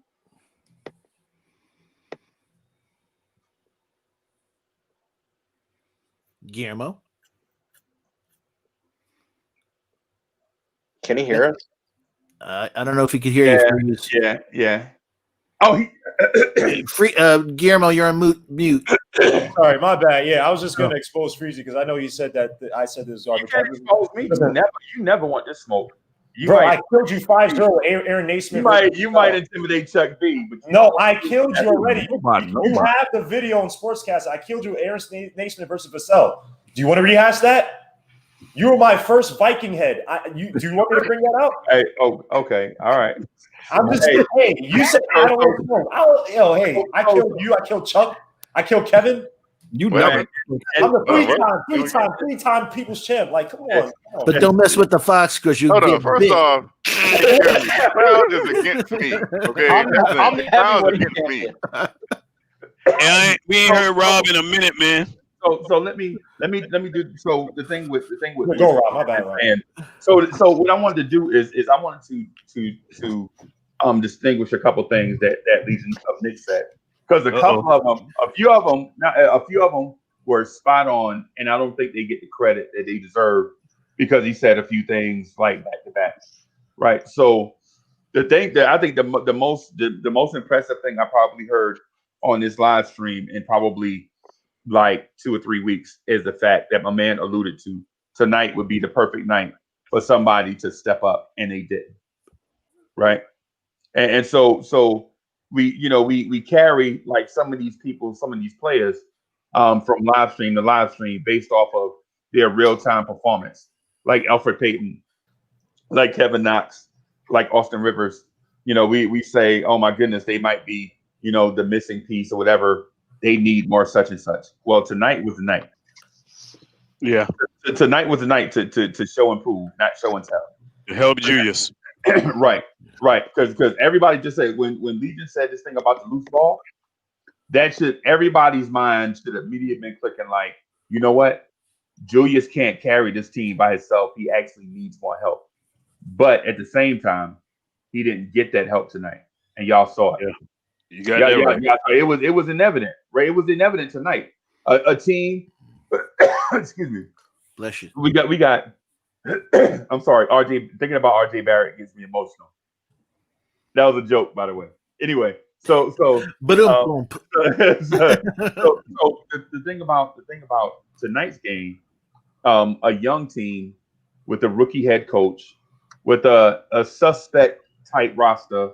Mismatches all over the floor. The Knicks didn't take advantage of those mismatches. Our coach, a veteran coach, that I think he won Coach of the Year one time, got out coached by a guy that you have no idea who he is, right? He refused to make adjustments in this game. and the mismatches all over the floor, like your top 10 pick Kevin Knox. When I said the thing about Kentucky, I was basically getting at, this is your time to shine, Kevin Knox. What are you doing? What are you doing? You had a 6'5" guy on you, and you could take him to the post 5, 6, 7, 8, 9, 10 times, but you didn't. Can't take him there when you ain't got no post game. Well, you have to. So why is he on the roster? Well, because if he's just on the roster to beat a Steve Novak, I would rather save that first round pick money and go out and get a cheap Steve Novak from somewhere. You know what I'm saying? Yeah, I'm with you, Freeze. Tonight was the night for not just for the Kevin Knox. Mm-hmm. That's why I was so disappointed in him. Right, but it was a time for your Reggie Bullocks to prove why he was there. You know what I'm saying? Like people are like, why is Reggie Bullock here? Yeah, tonight was your night, dog, to prove. Preach, Freezy, preach. Tonight was the night for us to anoint Emmanuel Quickley as part of the point guard puzzle going forward. And guess what happened? Laid an egg. We just did, and it wasn't like they didn't have, say, a CP3 or Rondo on the other side defending Quickley. All they did was show him a different look defensively, and it paused them, right? And then you have your Alfred Payton. We know Alfred Payton can't shoot, and I keep telling y'all this. And what people do is say, "No, man, you got to get off Alfred Payton's back." I'm telling you, when games where Alfred Payton doesn't feel pressure for his job, he sucks. I'm telling you this. It's not just as simple as, well, Quickley was 1 for 9. Alfred Payton felt like Alfred Payton should have been eaten against this team, right? Who was their defensive stopper on the perimeter? Can somebody tell me? Dort. Right, Dort was guarding RJ Barrett. Mm-hmm. You know what I'm saying? So now you got SGA and some other guy you ain't ever heard of in your life guarding Alfred Payton, and Alfred Payton doesn't step his game up, right? And just to be clear, this is not Legion of Knicks podcast tape right here. This is Uncle Freezy talking for Uncle Freezy. But I wanted to use what Legion of Knicks podcast said earlier. Like, against this team right here, this is where people should be stepping up. Bates summarizing what he said. You know what I'm saying? You got mismatches all over the floor. Yeah, we should have had steak and potatoes tonight. They had a dude playing power forward that weighed 195 pounds. Mm-hmm. I missed they power forward weighed 195 pounds and is 19 years old, the youngest rookie and the youngest player in the league, playing power forward for them. He should have been put in a blender. Right. And then you have another guy, Kendrick, whatever his name is, Williams. The most random, the most random dude ever. Yeah, the most random dude ever eaten, and it's against our prized top 10 pick Kevin Knox. And I'm not knocking Knox in this scenario. What I'm saying is, when is his time to step up, man? When you lay out everything, on the floor, man, this is the time for Knox to do his thing. And I'm gonna tell y'all something. I'm gonna tell y'all something else. And y'all might laugh at me or whatever and think I'm crazy. But if Frank Ntilikina played in this game, Frank would have ate in this game. Oh, no, you're not crazy. I said it earlier. If Frank would have played, Frank would have stopped. He would have stopped Shea Gilgeous-Alexander. Freezy's going to lead the chat. Freezy's going to lead the chat. He would have stopped him. Freezy, you were doing so well. Freezy's right. What do you mean? Freezy's right. But Frank would have stopped him. But check out where I get this thought from. So last year we played a Washington Wizards team that had 6 injuries, right? 6 dudes, 6 NBA players not playing, right? They only had 4 NBA caliber players. They brought up 3 dudes from the G League and 1 dude off the street, right? Mm-hmm.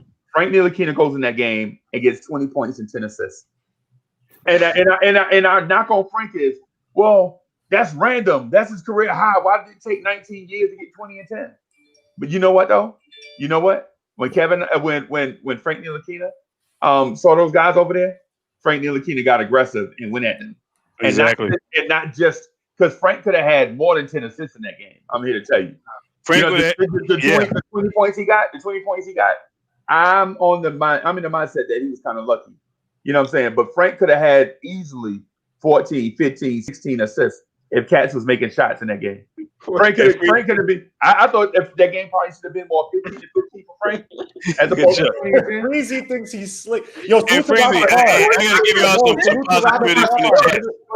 Shout out to Robert Parr for the $3 chat, man. No guard play, Matador defense, bad shots, man. Salute to Robert. Hey, let me give you something else from the chat, some more positivity, man. I just want to say. Hold on, Ralph. First off, though, man, there's about 114 people watching this stream right now, man. My man's sitting on 64. Let's get that thing up to 100, man. Y'all know this is the best thing on late night. You know, giving you that Knicks talk when people in bed trying to sleep, but y'all still up. Hey, man, get them numbers up. Let's get them numbers up. And shout out to Jonathan JD. Right. Hey, this is the most positivity I heard tonight. Right. And we are in the fifth. We are in the 5th seed still with that loss we took tonight. So hey, Guillermo, I see that little laugh you got. But hey, we're gonna take it. We're gonna take it. We lost. You know, we're right because if no lie, if we had still had Alonzo Trier, if Trier had came into this game, we win this game tonight. Now that's a good conversation, Freezy. He's in the G now. He was so happy that somebody would have picked him up. Shoot better than some of these clowns. He still shoot better than Kevin Knox. Alonzo Trier would have had a better game than Kevin Knox. I'll say that. My point is, stop. Hold on. He definitely. My point is when it Is starts. Cornerstone Kevin here? Oh no, that's you, Latrell. My point is when it's all time, you got to be able to step up. We can't keep saying, yo, he need to get such and such amount of touches. He need to get touches. He only needs if Emmanuel quickly would have passed that ball in the corner, he would have hit that shot. No, man, it's time out for that. And when everything is laid out for you to step up, I agree. You have to make sure that you step up. That's I want to respond to Freezy real fast. Hey, hold on. Okay. I let y'all eat all the time. I even disappear out of the chat.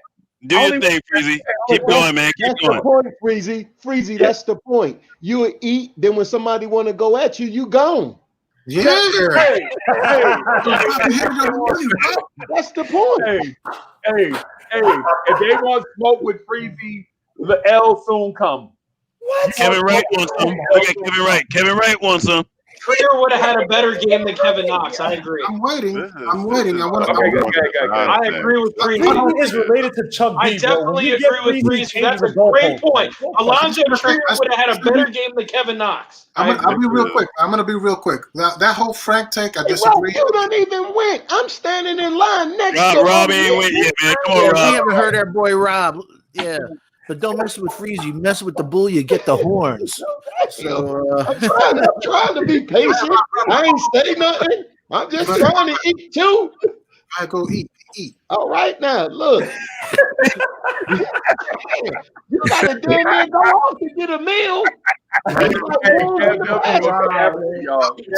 Before he leaves.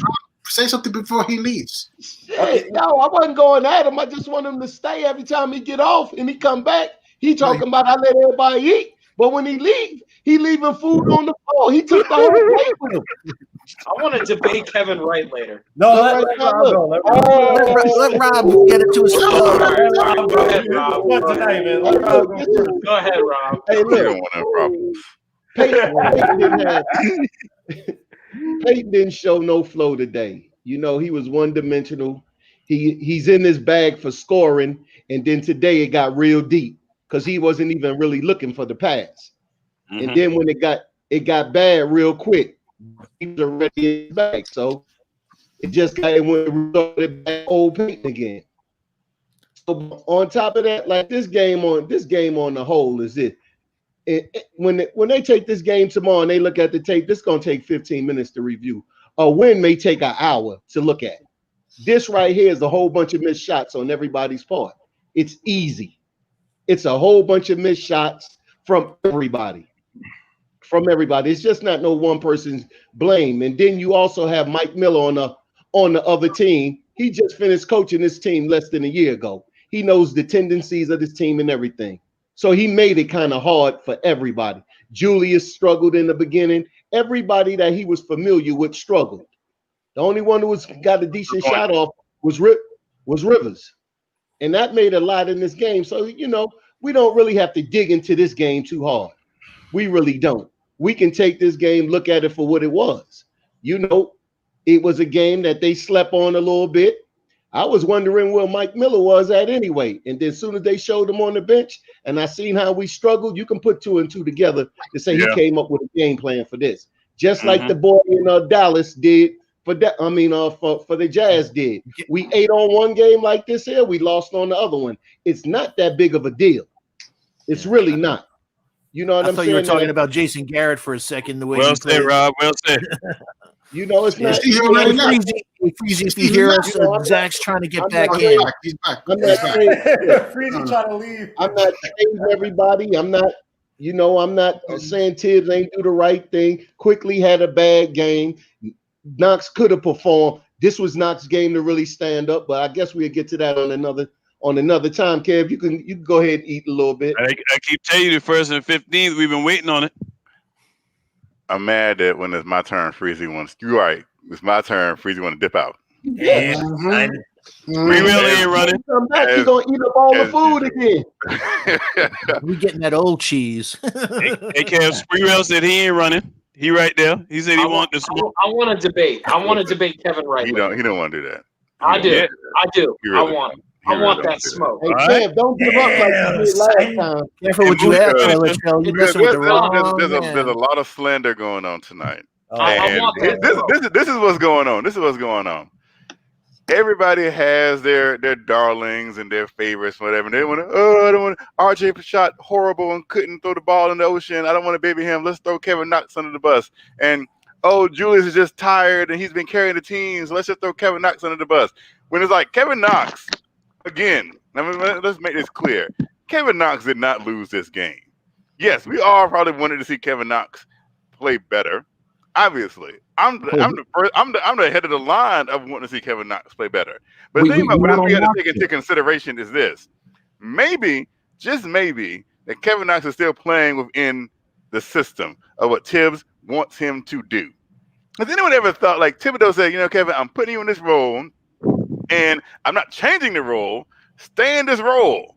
Stay in the flow of this offense that I am putting you in.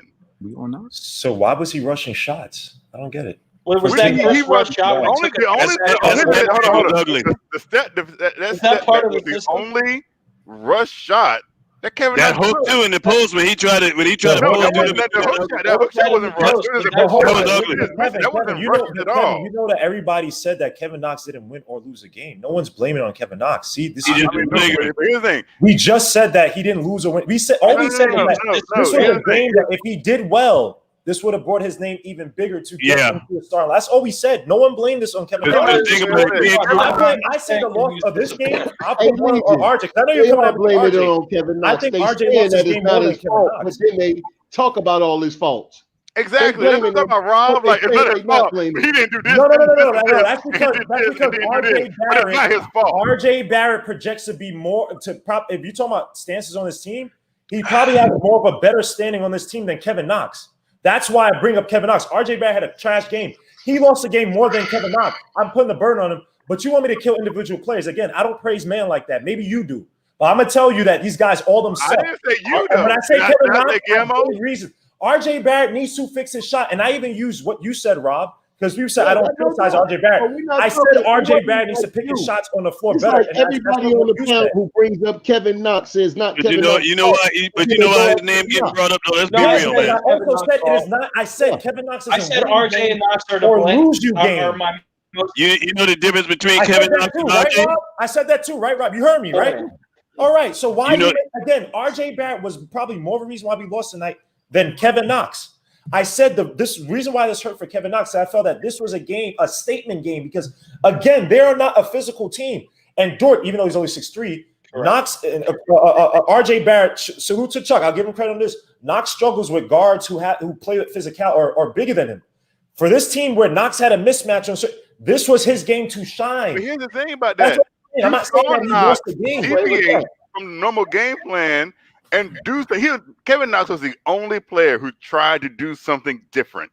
And because he tried to do something different, and I'm not coming at you, Guillermo. I'm coming at the panel because the panel said, "Oh, he looked rushed and he did bad. And he doesn't do this." But Kevin Knox was the only one who tried to actually go at the advantage that we had, and because he was the only one who did that, y'all are coming at him like he was wrong. When everything said we should have took advantage of the mismatch, right and Kevin Knox was the only one who actually tried, whether he missed the shot or not. He was the only one who tried to take advantage of the mismatch. You told him Mr. Negative 13. You want this guy to start. You told me that this guy should be starting. You told him that's my problem with you told him here's the thing about plus negative. Every night. Here's the thing about plus negative.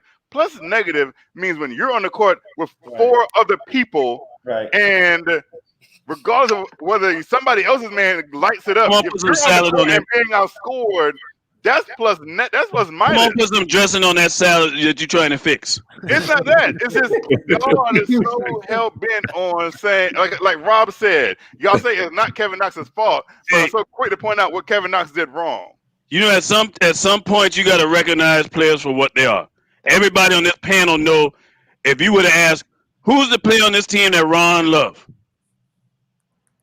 It's Frank. But guess what?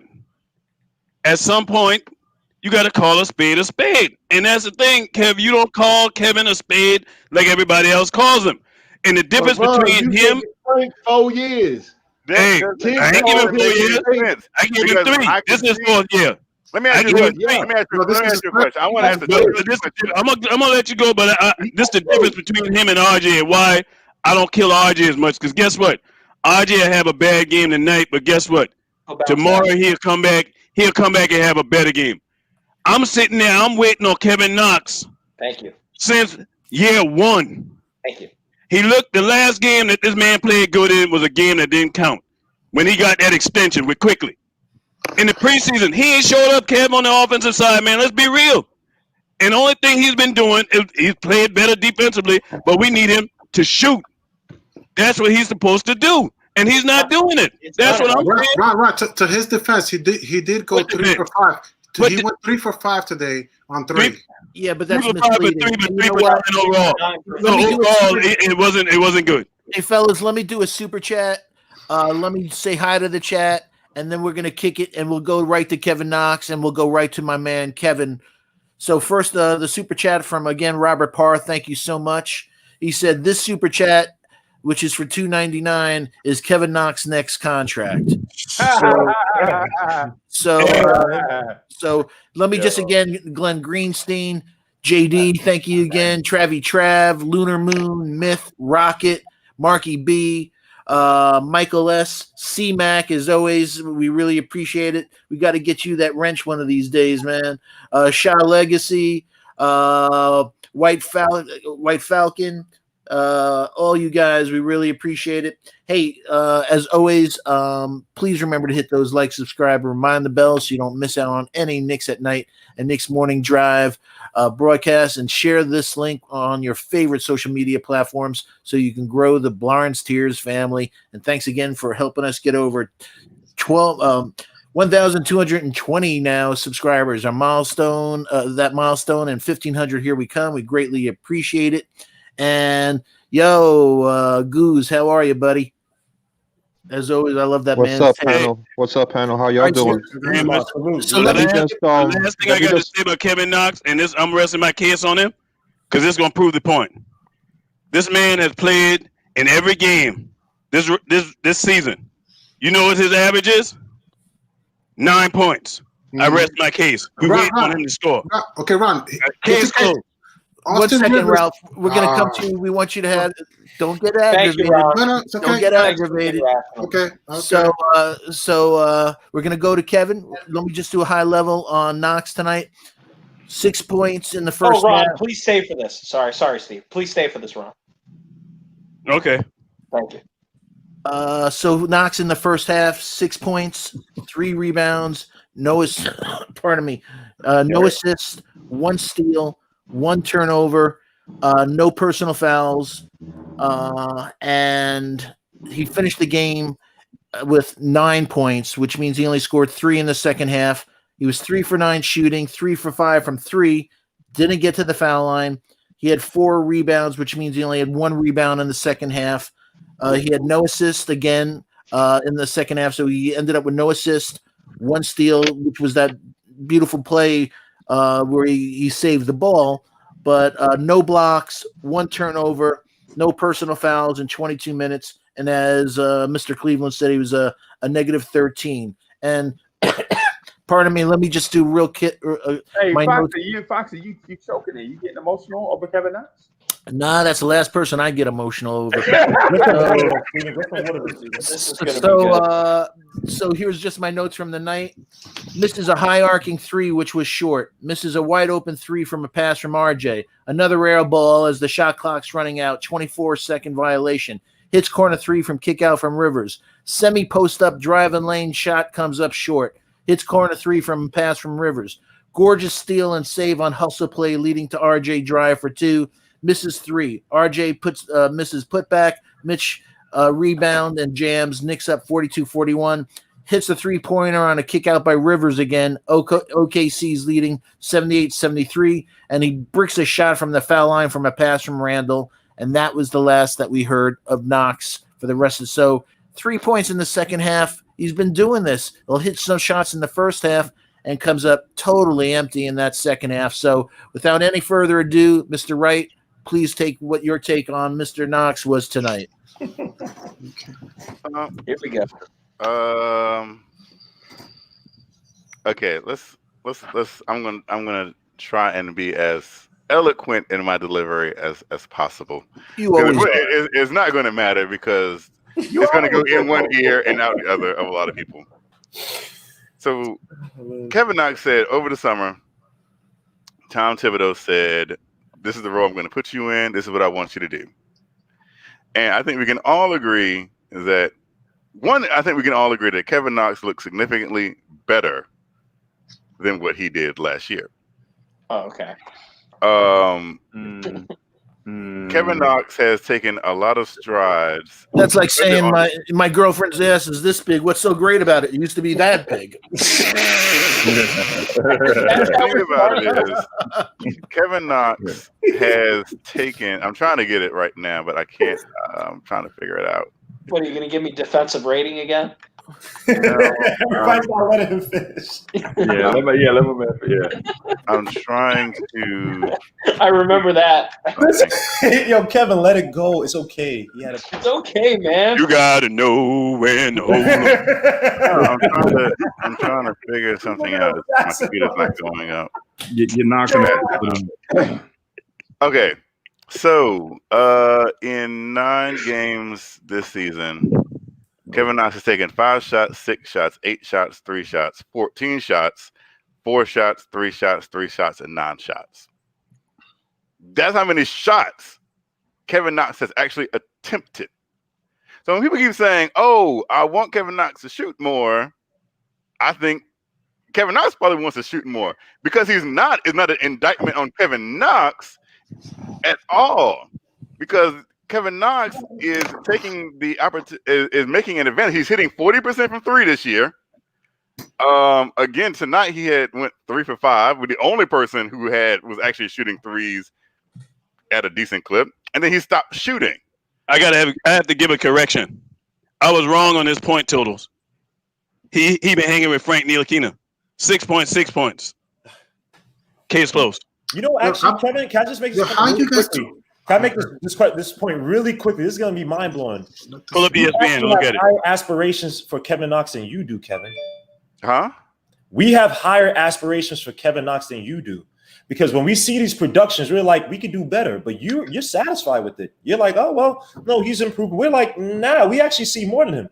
Right. So we actually think more highly of him than you do. Because when we look at these 6 points and these 9 points, it's like, yeah, but if he's this talented kid, he probably could have had 15, 16. He could have had 20 in a game against OKC. But every game You make excuses for him. And I think there are games he had good that don't really show how good he was. Like the Bucks game, I thought he had an excellent game, even though he only had 7 points. I thought he was great because defensively he was a beast.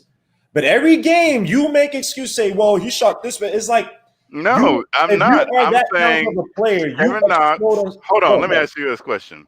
Yeah, because everyone keeps saying, "Oh, he had 9 shots, but he shot 3 for 9. It was bad, and he had 9 points."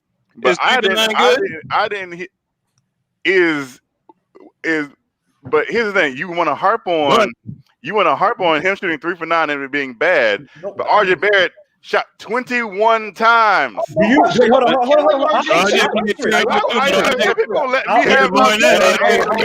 Let Kevin talk. Let Kevin talk. But we've been killing RJ. Give him a break. Wow. Yeah, I'll answer the question. RJ's name. Hold on, man. Rob, let my man eat. He's been waiting patiently. Well, I'm trying to help Kevin. Dang. You don't need help. He's a grown man. He good. I mean, honestly, I can't make a whole coherent sentence about somebody saying something. So y'all want to go ahead and say something before I finish? He's gonna mute you in a second, Rob. Chill out, man. Hey, let me straighten him right quick, Kev. Kev, let me straighten. He didn't finish his. Hey, go ahead, Kev. Yeah, go ahead, Kevin. All I'm saying is this.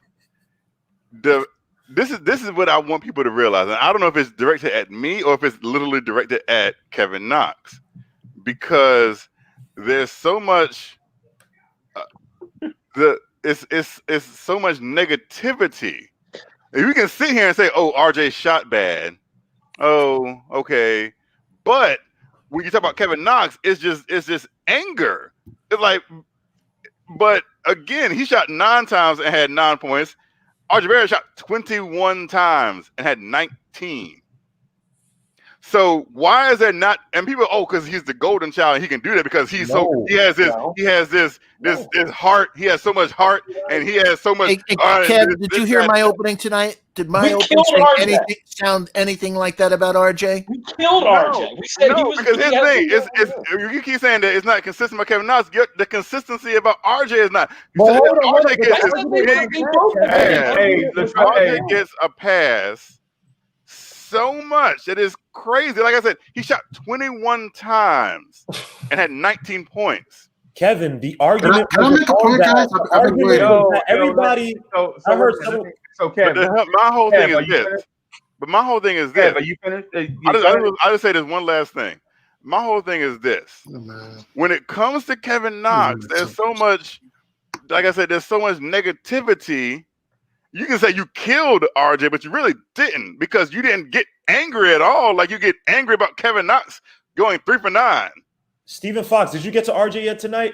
Not yet, man. So what are you talking about, Kevin? And the argument on Knox was not because everybody said Kevin Knox. It was on Kevin Knox. So don't sit here and say did we get to RJ when we didn't even talk about Kevin Knox. The whole thing started because Kevin Knox played so bad. He was 3 for 9. Several people on the panel said that this was a missed opportunity by Knox, not necessarily that he had a horrible game.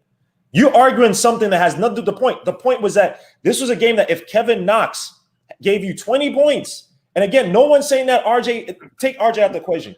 Kevin Knox in himself, do you agree that if Kevin Knox had 25 points tonight and carried this team, the team would look at him differently? The coach will look at him differently. Do you agree or you disagree with that? No.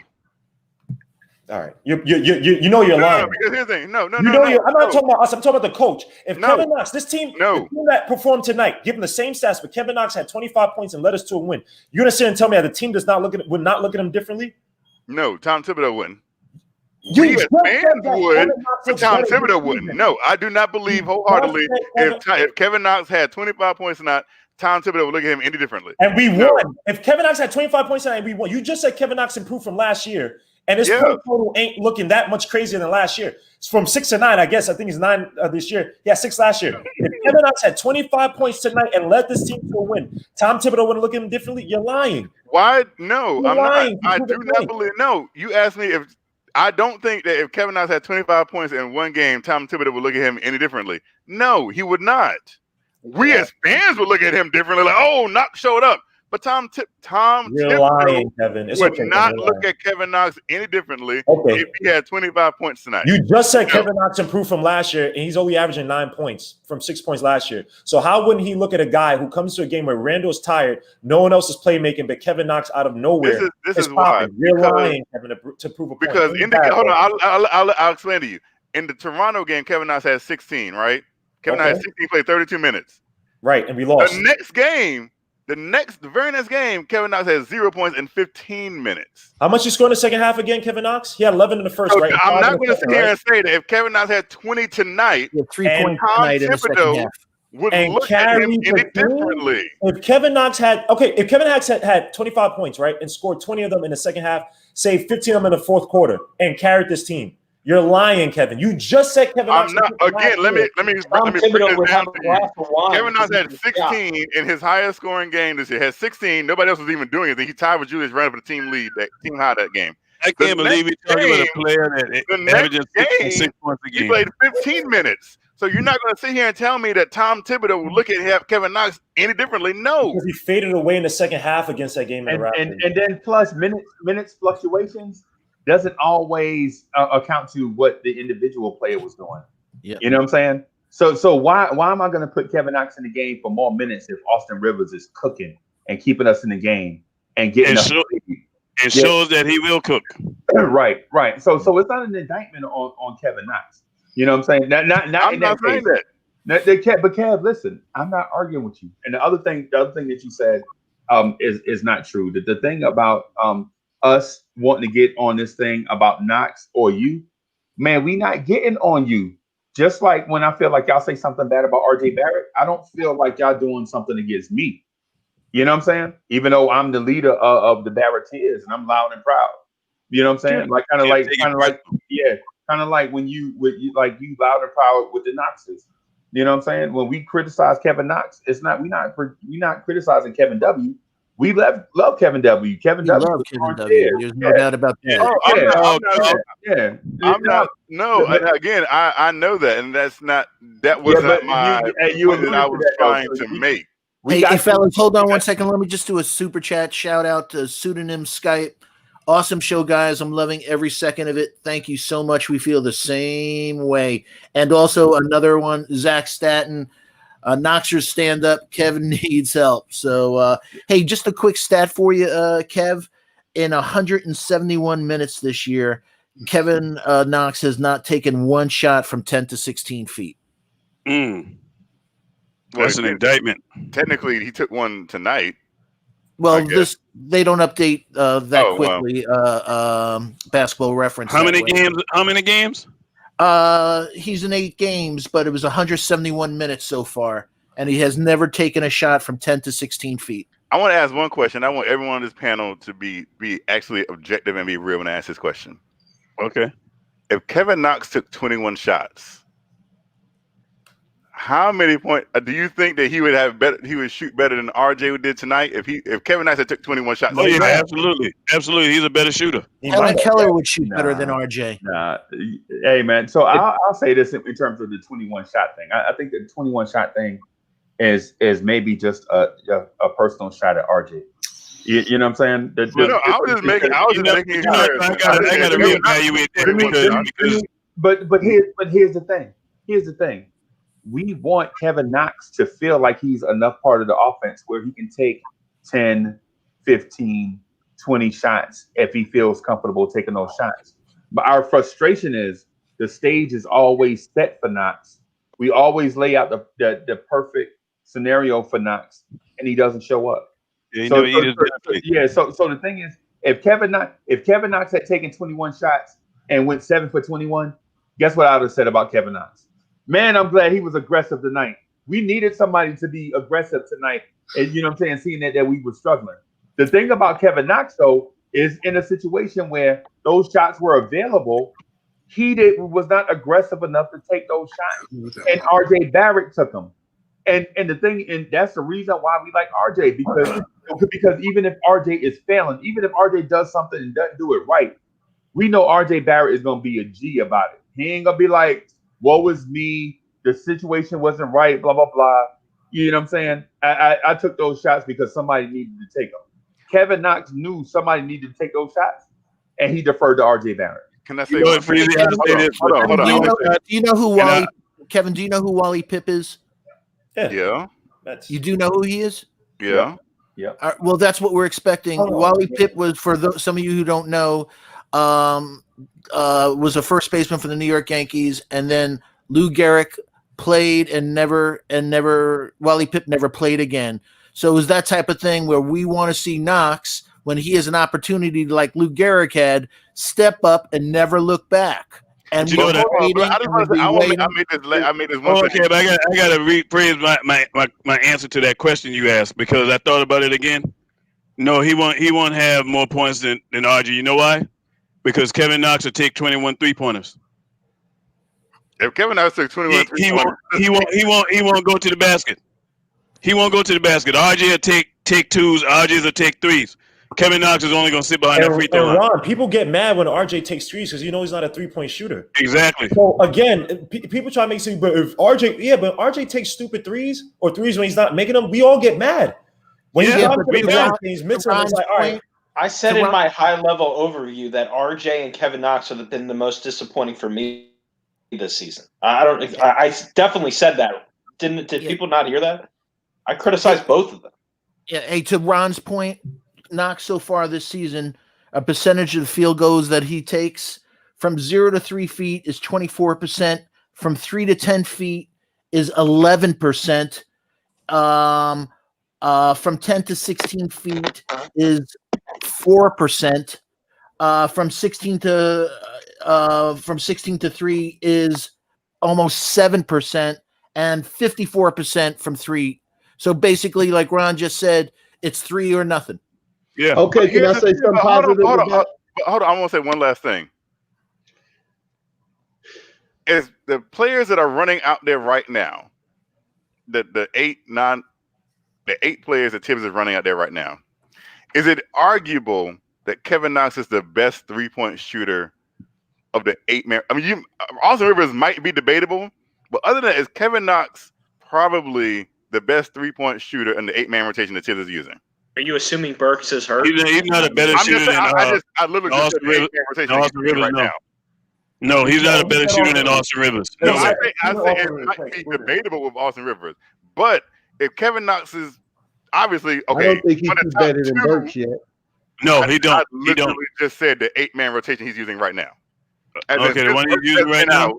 Since Burks has been out, him and Austin Rivers are the 2 3-point shooters on this team that you feel like if they take it, they can make it. I think Quickley's a better shooter. Quickley's a better shooter than him. Yeah. I don't think I believe in Quickley making him better than Kevin. Everyone, a quick super chat from Jonathan or JD. We lost tonight because Chuck predicted a win. Very true. Very true. Agree with that. Hey, Kev W, I'm gonna say this, and it's gonna be controversial, but I don't care.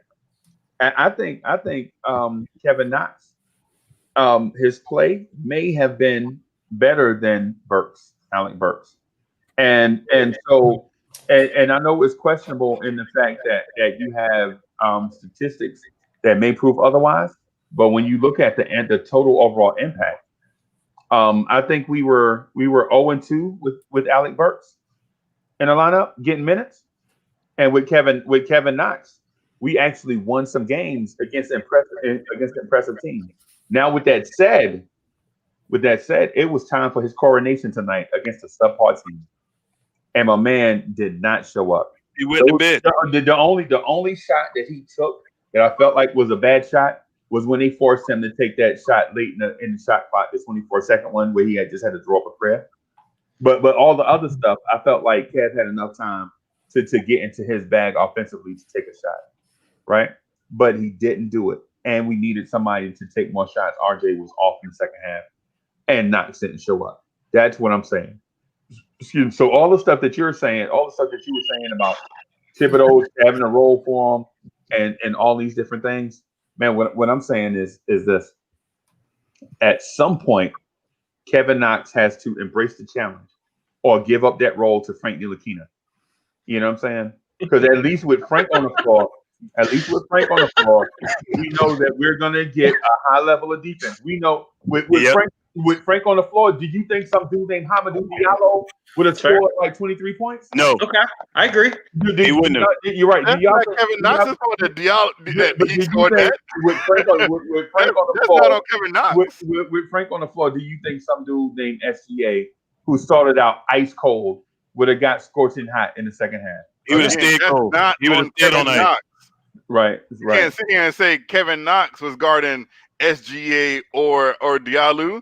No, that was RJ and Payton and Rivers and Quickley. So I'm not going to sit here and say that Kevin Knox was the reason they went off. No, and that's unfair for you to even think that. So that has no clear absolute that makes. So Kevin Knox, basically Kevin Knox can never be culpable or accountable in any situation. Kevin Knox is responsible for SGA scoring 23 points. I can't believe he's Kevin Knox. 6 points. That wasn't man. Let's go to RJ. I'll give somebody a last second. One quick thing. How does that make any sense? One second. We'll get to you guys. But I don't get to speak about Kevin Knox. See, you'll get it in a second. Let me just do a quick shout out to Quiet Money for a super chat. Let me get a super chat for Quiet Money. Let's start Knox and Rivers, RJ to the bench. I don't know about that, but thanks for the super chat. Quiet Money as always. All right. Hey, Rob, take it, man. Hey, look, man. Get your Knox out. This is Knox for you. Knox is this here. Quit looking at, rip up the first 2 years for Knox. He's like Frankenstein. Your boy got him in the lab. He's rebuilding Knox. Knox had a good week. He played on the defense. You realize Frankenstein had an abnormal brain. All week long. That's the doctor. Frankenstein is the monster, though. The doctor is, he's not the doctor. Knox is the monster. Hey, you know something? I just realized when I see Kevin Knox running, he does look like Frankenstein. He has those lumbering. Hey, Rob. So Frankenstein is the doctor. Frankenstein is the doctor. Okay. And the monster is Frankenstein's monster. Yeah, that's Frankenstein's monster. Oh, you didn't know that, huh? I can tell. Or as they say in Young Frankenstein, Frankenstein. But now look, Knox had a good week on the defensive side of the ball. He did some winning plays. Knox did winning plays all week. So with this game being said, what happened to Knox? Okay, Tibbs got him in the lab. He's got him in the Pacific 15 minutes. Knox production in these 15 minutes is on the upside. Quit looking at Knox as that 9th pick in that first guy, Knox. Don't look at Knox as that second guy. Look at Knox for what he is. For right now, Knox is going to get you 15 minutes a game, and Knox is going to have to do what he has to do. Now, today he did mess up an opportunity because Randall was in foul trouble. He could have done something with this, but he didn't. He will get another opportunity because he's playing defense on that side. He's playing defense on that side of the ball. Did you say Knox has to do what he has to do, or Knox is doo-doo? I didn't actually hear what you said. Look. Put it the way you like it. Put it the way you like it, okay?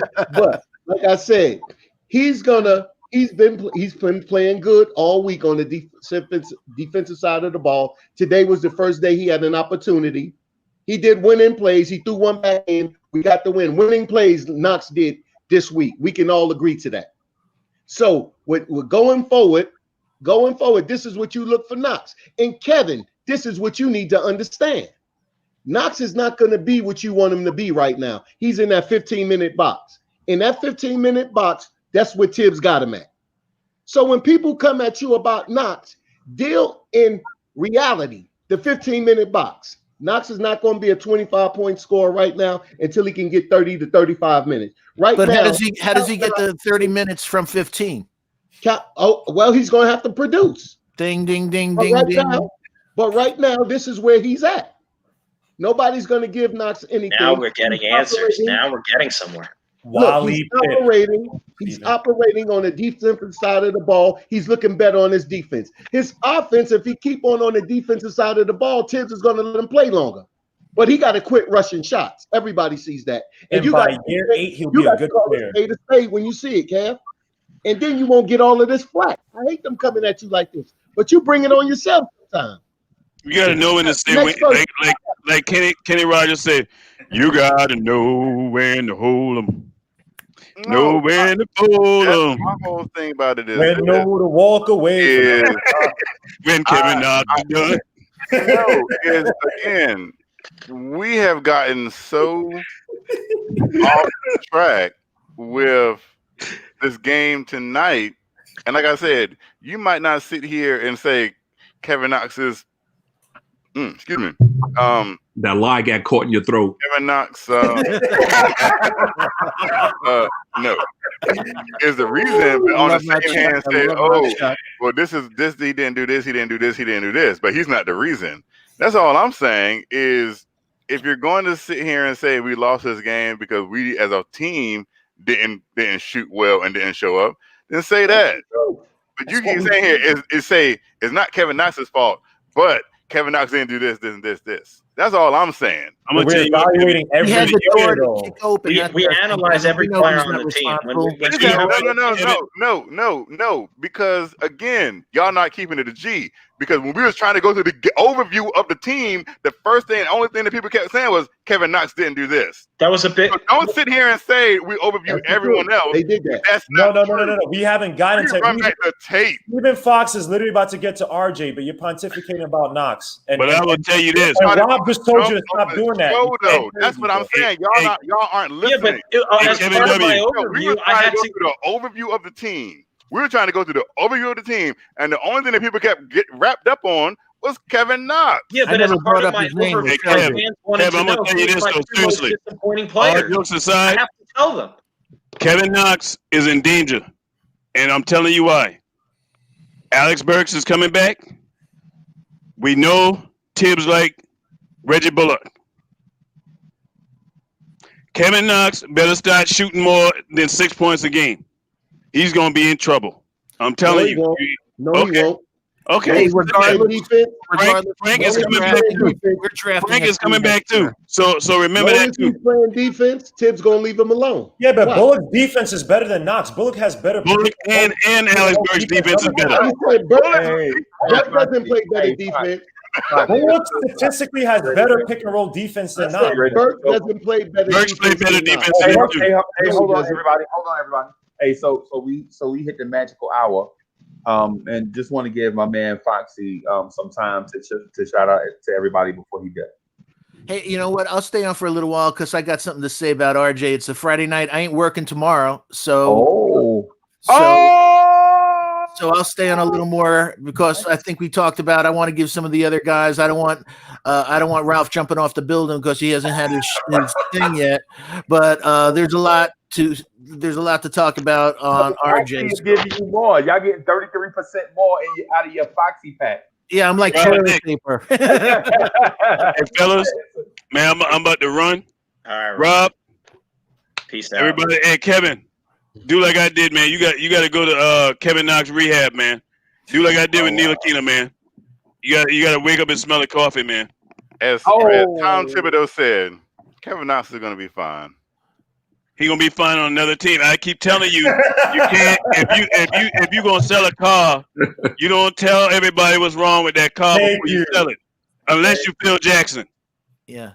Hey, everyone, make sure that you please support Man. Before Kevin Knox will. They'll be riding together. Ron has great content. Hey, Ron, I don't know if you saw me in the chat supporting you the other night. Yeah, I appreciate that.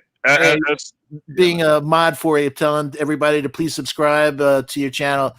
You have great stuff, and everyone, please support our guy Ron Cleveland. Man, it's the Knicks. It's the best. Hey, Rob, Freezy, I'm waiting on you to come back, man. Rob, hey, I'm waiting on you, man. Hey, I'm getting all these newcomers. Hey, the door open. Ain't no locked doors for anybody that be on this thing here, man. Y'all welcome. Hey, Steven, I'm waiting for you to come on there too. I'm old. I like keeping it fresh for this show, man. All right, man. Y'all stay up. Thank you so much, man.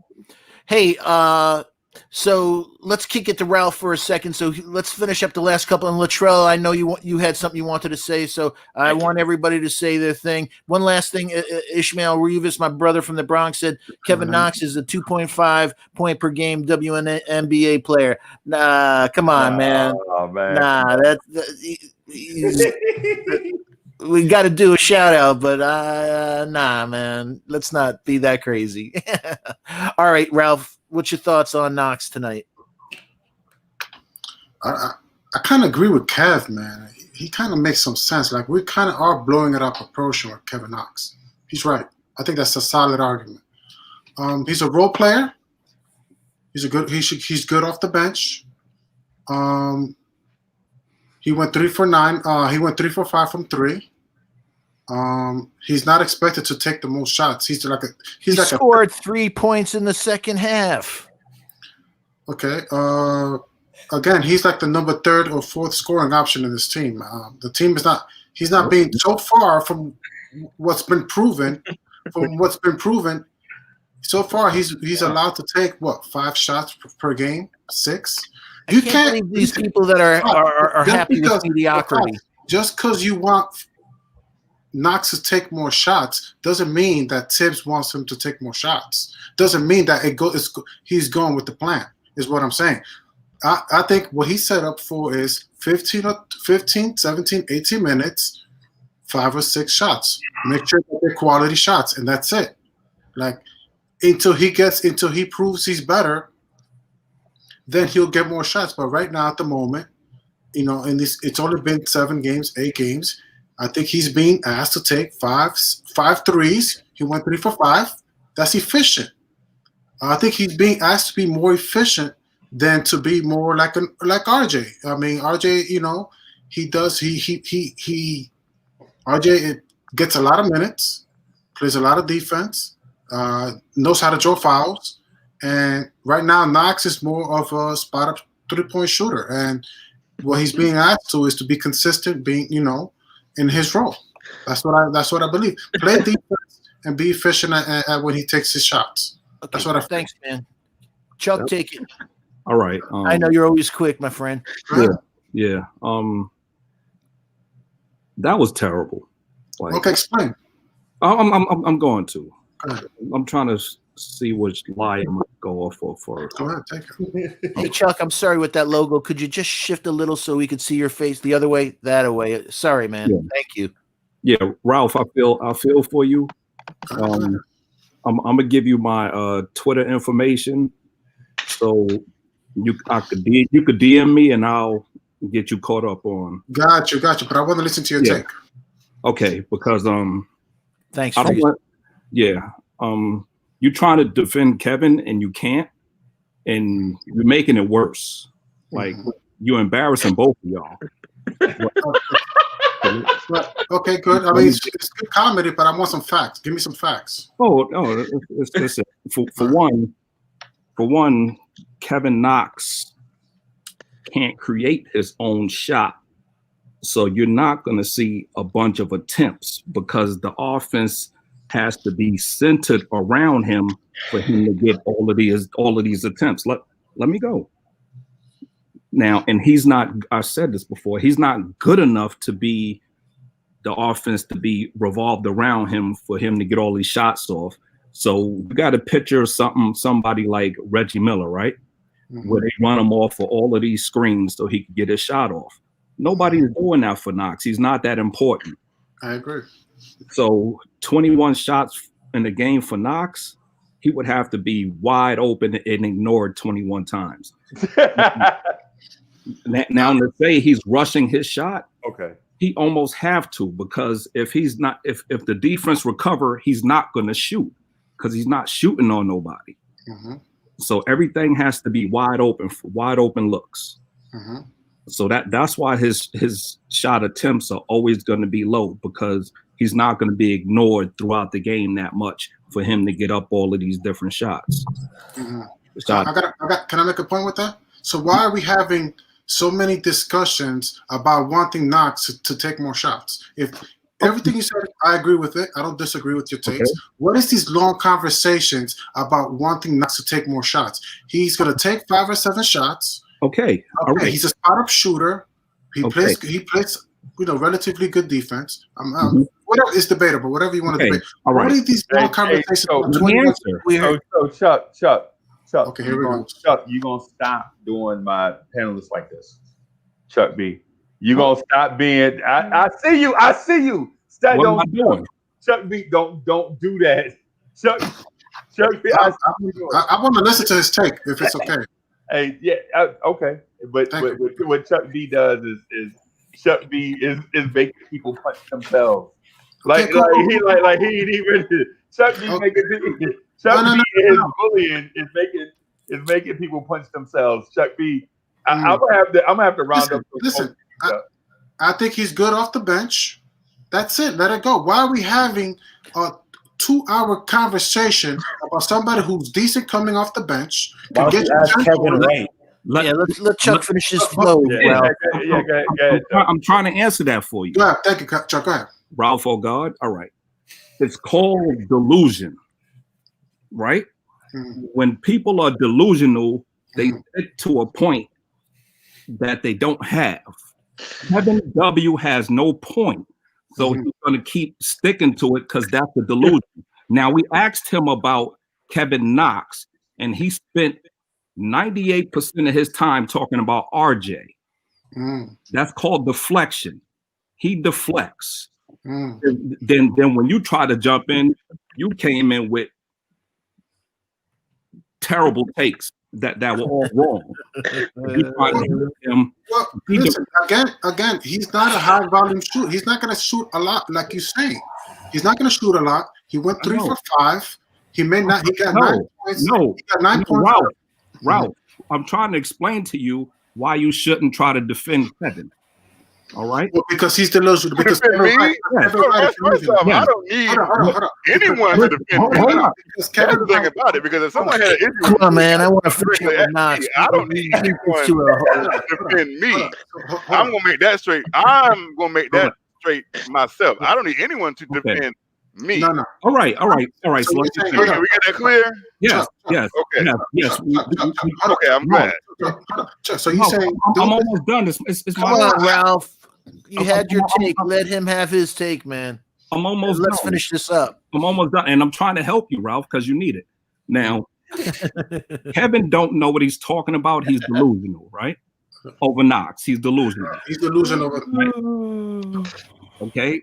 So when you try to defend him, you don't have a point either. So you're making yourself look bad with him. And I don't want you to look bad with him. Let him drown in that boat. Well, I'm not saying he's a starter. Randall, you got a leg to stand on. Stay on Randall. Don't try to defend Knox. You're gonna lose. Listen, he's a role player at coming off the bench. I don't understand. Like, okay, gotcha. Because Kevin Wright is delusional. So yeah, yes. Let's be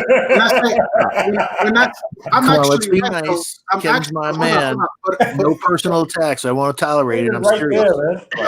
Stop. That's what Chuck said. Chuck said he's delusional. That's not coming from me.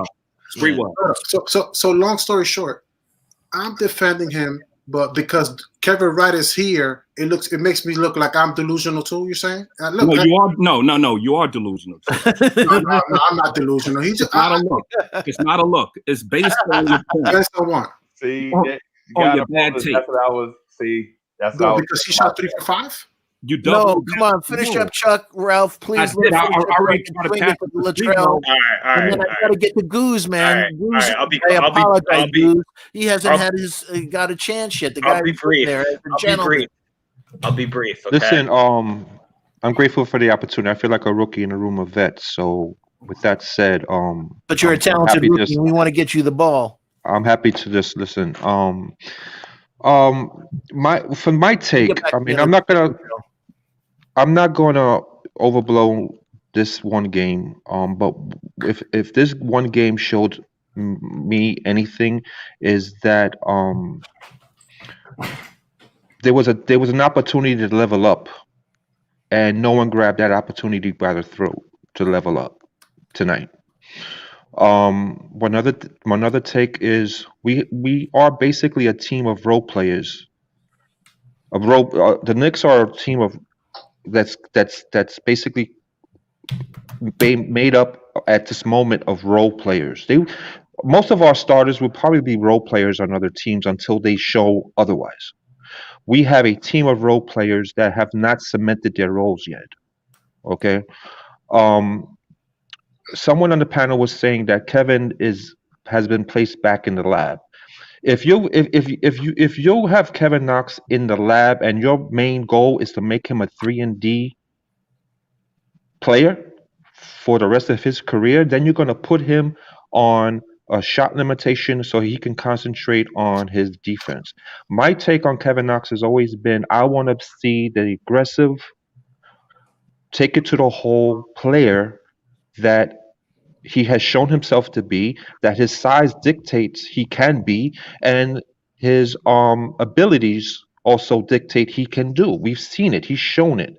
He hasn't shown it recently, but when he was 3 for 5 from the perimeter, but what he hasn't shown me is his ability. I mean, we had a 7-foot toothpick playing power forward.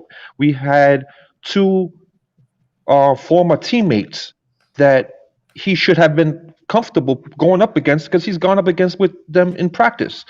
He could have taken this opportunity to level up, and he in regards to playing a little bully ball. And I'm not sure if it's in him, but he had the opportunity to at least show that he could, and he didn't. Especially, and I understand that Randall was in foul trouble early. Randall didn't score his first bucket until I think it was the second half. 11 minutes and 6 in the third quarter. So the opportunities for Knox were there, and I think honestly, if Tibbs saw Knox take the bull by the horns, he's not gonna rein him in. You know, if Tibbs seen Knox show out tonight against this level of competition, I don't think he would have reined him in. I think he would have let him run with it and see where he would have been able to take it, especially when he saw other aspects of the squad not having the best night. So this was a good opportunity for Knox to take the bull by the horns and show, you know what, I could, the Knicks are screaming for an option behind Barrett and Randall, because though Barrett is good, he's not consistent enough to be the primary option behind Randall. Randall's only one that's really showed consistency. So this team is screaming for someone to step up and be the third musketeer, let's say, behind Randall and Barrett. And I agree with the panel because Burks will be back soon. So he's got this opportunity. He's had this opportunity because Burks is coming back. Bullock, of course, is still there. So I don't know. I think this for Knox, I'll leave it at this. I think this was a missed opportunity tonight for Knox. And that's basically my take on that. Goose, I like your takes, man. That's why you're in the running for Rookie of the Year, my friend. So, hey, just a quick shout out to my brother Ghetto Intellect. He said, "No, Foxy, keep talking Knox." So a lot of people can't get enough of their Knox. So finish her up, Latrell. All right, I'll be brief because I'll be like Chuck and say I'll go quick. Here's the bottom line: the only thing Kevin Knox is consistent at is being inconsistent. I don't know what I'm getting from him every single night. I think the effort is there. I think his effort has improved on the court. But the bottom line, his Legion is correct. When he says tonight was a perfect night for him to come out, and not just him, the whole I said in my opening high-level overview, the whole team played bad. I said in my high-level overview that through 9 games for me, based on what my expectations are, because I have high hopes for Kevin Knox, is that RJ Barrett and Kevin Knox have been disappointing to me. That's what I said, and I stand by that. My point with Kevin Knox is this, and it is this only. Legion gave you the example. Had he have scored 25 points in a game, of course Thibodeau, you said Thibodeau wouldn't be surprised or whatever. Of course he would be. I've never seen Kevin Knox have a game like that. I've never seen him have a game where he's the man, he goes off, and their teammates are thriving and they're feeding him. I would love to see Kevin Knox have a game like Austin Rivers had the other night, where he just absolutely dominates the game. I'd love to be there and see it, and I would praise it. Just like, but here's my problem. I killed RJ because he's been inconsistent. He has one good game and then he has a bad game. I do this for every player. We analyze every player. This is not a bash Kevin Knox segment. However, the bottom line is I want to see better from Kevin Knox. But right now, he is a role player. He does not deserve to start, Kevin. That's my only issue with, like, you say he's got to start. He needs to be starting. He has not earned it. That's just my bottom line with Kevin Knox. It's not piling on. I think he can get there, but he's not there yet, which is why I'm disappointed. That's all I have to say. Okay. Hey, everyone finished with Knox. Hail Mary, full of grace. Thank you. Let's swing to RJ then. And so from a very high level, RJ, first half, 11 points, 3 rebounds, no assists, no steals, 1 block. He finished the game with 19 points on 7 for 21 shooting, 1 for 5 from 3, Brick City in the house, 4 for 7 from the line, 7 rebounds, 2 assists, which means, you just had 2 for the game, one steal, 1 block, no turnovers, 44 minutes. He was a -5 plus minus. And then to give a little to the game, just my notes from my notes that I took during the game. Misses a jumper in paint. Fouled by Shea, non-shooting foul. Draws shooting foul, hits both shots. Another brick jumper in paint. Hits corner 3 after a good kick out by Randall. Hits shot off a glass for 2 and paint past Poku. Gets rebound, put back for 2 on missed floater by Quick. Bad pass to Quick, who misses 3 out after having to readjust. Air ball on 3 after good kick out by Noel. Pass to Noel for an in-out jumper from foul line. Pass to Knox for missed 3. Loses ball driving to basket, turnover. Gets foul shooting from pass from Randall, misses both foul shots. Good D on knocking the ball away from Williams for turnover. Misses shot off glass and paint. Mitch gets the rebound and is fouled. Hits shot in paint with sheer strength, looks partially blocked by Horford. Misses put back on missed 3 by Knox. Mitch gets the rebound and slams it. Hit layup after a door flop. Rebounds and misses jumper by Randall. Kick out to Payton for 3. Hallelujah. He finally hit it. Shot blocked by Dort in paint. Bricks another 3 on a kick out by Randall. Misses another shot in paint. Gets rebound and gets shot blocked by Shea. Nice pass to Rivers for 3 as the third quarter ends. Drives to Bastic for jam after Rivers gives up an open shot and passes to him. Bricks another 3-pointer after a nice kick out by Rivers. Fouled in the lane for 1. He hits the foul shot. OKC's leading at that point, 91-81 with 3:34 to play. Bricks another shot from the foul line from a pass from Randall. Might think this kid can't shoot. Pass to Rivers for a missed 3. Foul and paint while shooting. Bricks another 3-pointer. So sometimes you watch the game and those things, but this kid, it's Brick City. And that's why Coach Colorbox keeps coming back in my head that this is who he is. I think we're going to have games where he's going to hit shots and then he's going to go back to bricks. But what did I say, fellas, last night? RJ will have 18 points a game, but the majority of that will be in the paint and foul shots. He'll hit maybe 1 or 2 jumpers for the whole game, brick all the rest, and he'll still have 18 points. And that's not, the term shooting guard implies that you can shoot. So, and that's why people like, we should get Zach LaVine. If we get Zach LaVine, what the hell are we going to do with RJ? We can't put him at the 3. He's a mismatch at 2, and that's where he likes, but he ain't a mismatch if he can't shoot. So I'm going to kick it to Goose. Goose, go again, man. Your thoughts on RJ tonight? Yeah. Well, I agree with you. I think he can put up high numbers in the high teens without shooting based on other aspects of his game. And again, a shooting guard is expected to shoot. I can't. I can't. I'm not down too much on RJ only because other aspects of his game are still there and helping the team to some respect. And I would hope that because he's only 20 years old, that shooting is the last part of his game to round out. I'm hoping. So I really don't have much of a take on RJ other than that. I agree. As a shooting guard, he's not the shooting. You would think the shooting part of of his game would be already in place, and he's working on other parts. But he's kind of working instead of front to back. He's working back to front.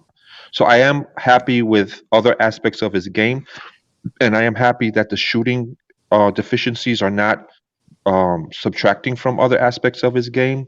But at some point, if he's wants to stay in that position and help this team grow and win, the shooting is gonna have to improve. Cool. Rob, you want to take it on RJ tonight? Yeah, RJ, just like I said, RJ got to get to the spots that he likes to shoot from those spots, play defense, assist in the way that he does, and leave everything else alone into the summertime as though he can practice on it, because he hurts the team when he tries to keep on shooting. We can't have RJ shooting like that and then other players start shooting like that too. He does a lot to stay on the floor. I see why he gets minutes, but the basketball number one priority is to put the ball in the hole, and RJ is having a major problem doing that. And it's last year, it's this year, and if it goes forward, you might have to look at other situations for RJ. You have to be able to shoot in this league to be a starter. To be a starter, you have to be able to shoot at that position. So we all know what it is with RJ. Ain't no sugarcoating. He don't get no pass. He's sucking right now at shooting. He got to at least get it up to about 43%. 37%, 35% from the field. Can't shoot the three. Having trouble in the lane. If it wasn't for the fact that you get to the line every now and then, you really be in trouble. And you know, if that's one of our second best player or the second player that we expect to score the ball, we in a whole lot of trouble. We in a hole. We're not going to win anything with that situation right there. That cannot be your number two option with that type of scoring. It cannot be. He has to get it together. I think he's in the 19% right now from three. Hey, you know, look, you can't shoot the three. You got to find something else to do. You really pass the ball out. You know, stay away from the three. Drive the lane, pass it out, do something until you can figure that out. We can't figure it out for him.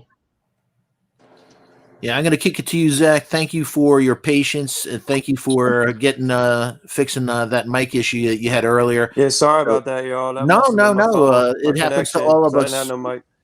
Now, we all have experienced technical problems, so we're with you. But thanks for your patience getting back into the chat, because we love hearing your takes. So what'd you think, my friend, on RJ at a high level? RJ or detailed.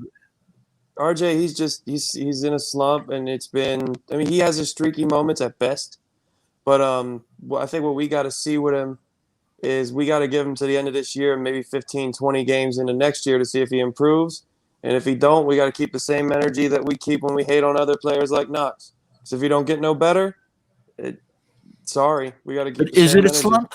Or is this, as Coach Colorblock says, is this who RJ is? But you see, like, he shot 32% from three last year, right? That's better than 19. So who knows how – I don't know. I feel like he's pressing, and we just got to give it a little bit more than 9 games so we can make a determination, in my opinion. Because if you remember, he slumped so badly from the free throw line at the beginning of his rookie year, and then he got better.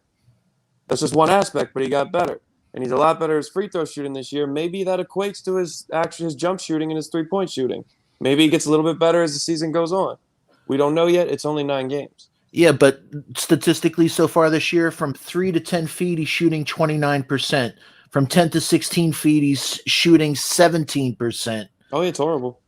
So it's not just from 3. The kid is bricking. No, I know. I'm saying like it's just everything. Maybe he'd just get a little bit better. I don't know. Who knows? We got to give it more than 9 games, though, in my opinion. You're right. That's why a lot of us because his work ethic is so like he has such a good work ethic. You assume a guy like that with that kind of work ethic and that kind of attitude is gonna work himself through something like this. But that's what I'm saying. He works so hard that maybe this is who he is.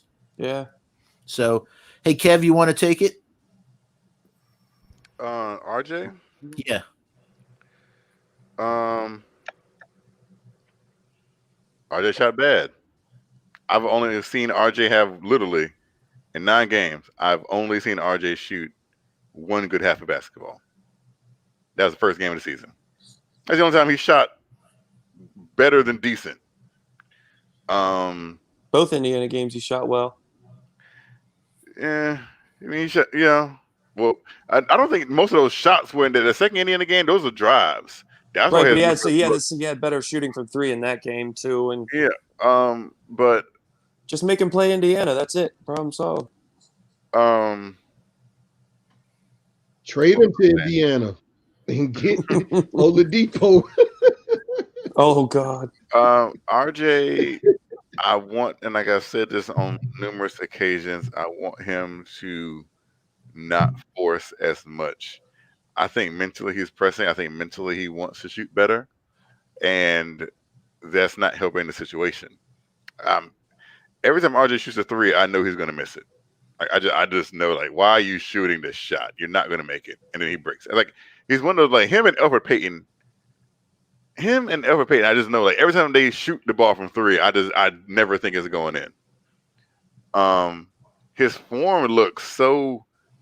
It's like his form looks erratic from shot to shot. It's like janky. It's like it's completely different form from one shot to another shot to another shot. It's like a barrel out of a chamber. Especially his bottom, his feet and stuff.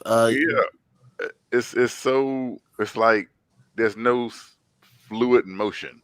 Yeah, all you need to watch is Burke's motion and watch RJ's, and it's it's one's a textbook and one is a nightmare. It's kind of like he had a shot, and then he learned to shoot again, and the two are just kind of conflicting in his head. Like he shot one way for so long, and then he spent 9 months trying to learn how to shoot another way, and he can't incorporate how to do them together, and it just looks weird, and it's not working.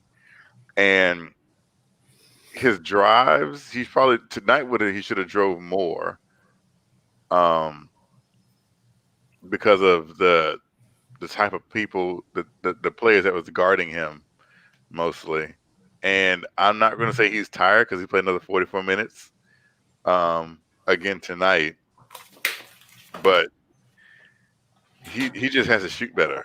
Like that's the bottom line. Like I don't want to be honest with you, I don't want to see RJ shoot a 3 the next 2 games.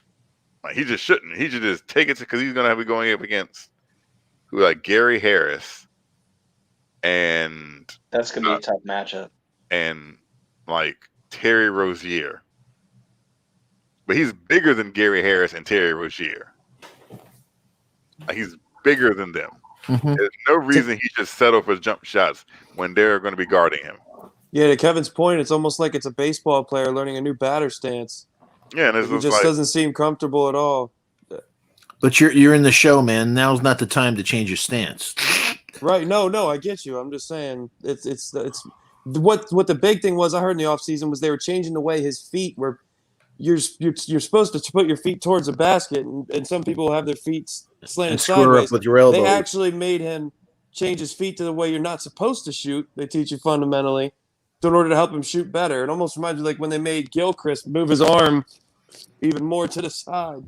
Well, any shooter, the right way to shoot is your feet are always supposed to be slanted away from the goal. They're not supposed to be straight up, like line. And I see this, like he took one shot and the spacing in his legs were all like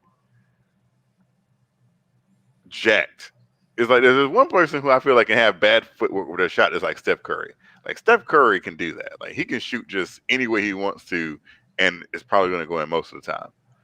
Like with RJ, he's not set, and even when he's set, it's just still like this herky jerky motion from his base to the actual shooting motion.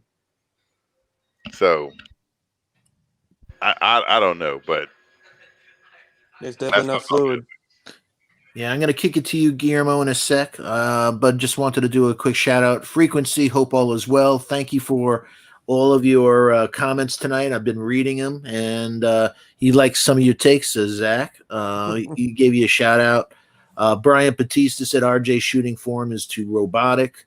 And Thesis Thomas said something deep and said, what would happen if RJ wasn't a number 3 pick? Would we be showing the same amount of patience with him? I like that. Hey, Josh, aka Uncle Fulio, hope all is well.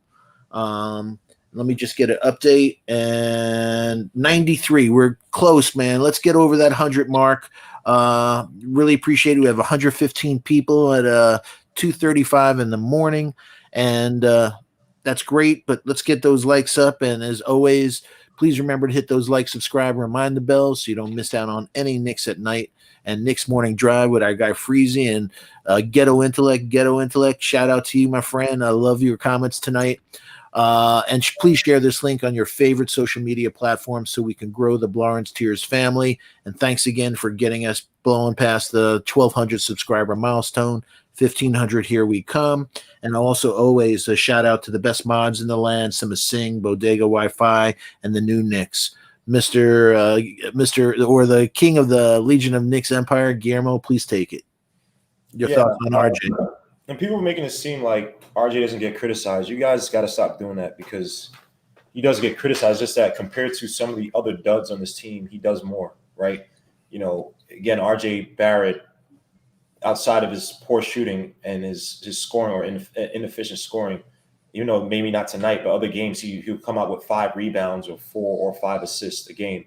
And at one point, he had the best field goal percentage, or Randall had the best field goal percentage for him over the starting point guard for Payton, right? So again, when you look at someone's game, you look at it in totality.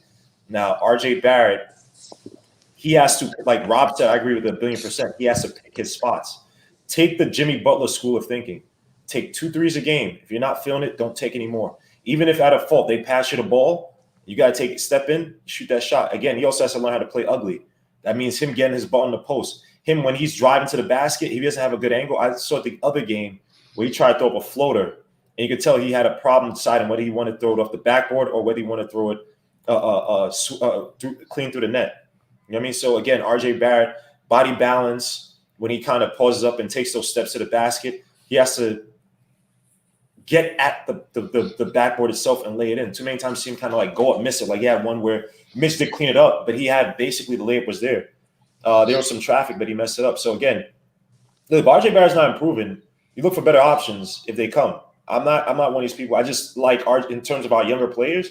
They're like, oh, RJ Barrett is the baby. It's like, nah, dogs, but he's one of the better young players. We sit here for hours over a guy in freaking, and I'm not killing him, I'm just mentioning Kevin Knox or DSJ or Frank. And RJ Barrett has flashed to give you production where it's like, damn, 28 points. Damn, you know what I mean? Like he's shooting well from the field. Damn, he had 4 or 5 assists. He had how many steals? How many, you see a totality of his game flashing, right? Other guys you haven't. So don't compare these other young guys like DSJ who can't operate. You know what I mean? Like let's look at RJ Barrett by himself. And yes, RJ Barrett did not have a good game. It was a game that we are looking for another playmaker outside of Randall. And we needed RJ Barrett to step up. We needed RJ Barrett, even if it's Dortz. Hey, get Dortz on the block, post his butt up and draw fouls. And that's the case they step in, you pass it out. So again, no one's giving no pass to RJ. He's just a lot better than some of the other young bums some of you guys love so much. And all that stuff about RJ needs to go to the bench. Okay, so RJ goes to the bench, right? Given that Burks is out. Who's coming in for him?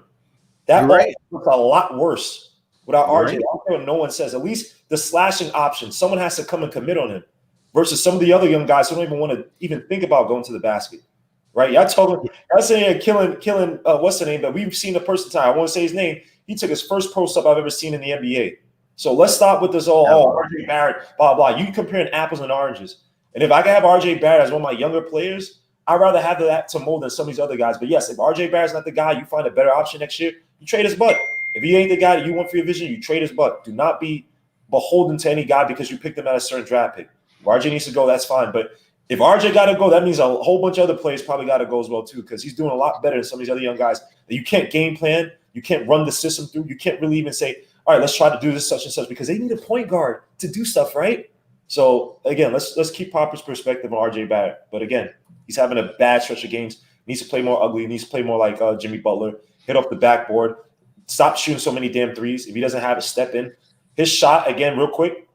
When he shoots mid range, he's getting more lift on his mid range. When he shoots a three, he's always stepping on his tiptoes, so he can't really raise his calves. He has to fix that, and his form has gotten a lot worse since the beginning of the preseason, where he was releasing at or near the apex, had a nice jump on a shot, even though he was missing shots, but he's starting to fall back into some bad habits. So he has to go back to the drawing board and fix that. Hey, Guillermo, here's the problem with the mid-range, though. This is the percentage of the shots he's taking.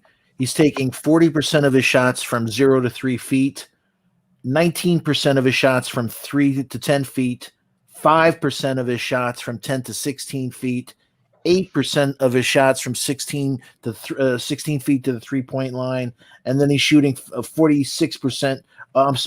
He's shooting 29% of his shots from the three-point line.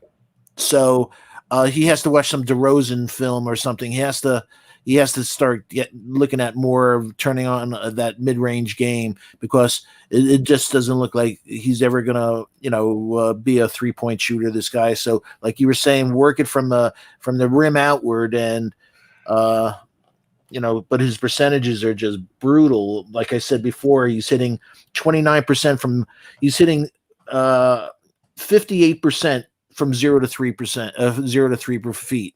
That's where he feeds on. But he's 29% from 3 to 10 feet, 17% from 10 to 16 feet. So, wow. We got to do something there, man. So you want to take it, Ralph? I'm going to finish up with you guys, and then Freezy's going to take it, and I'm going to be walking my dog and saying prayers to the stars. So take it, Ralph. You're on mute.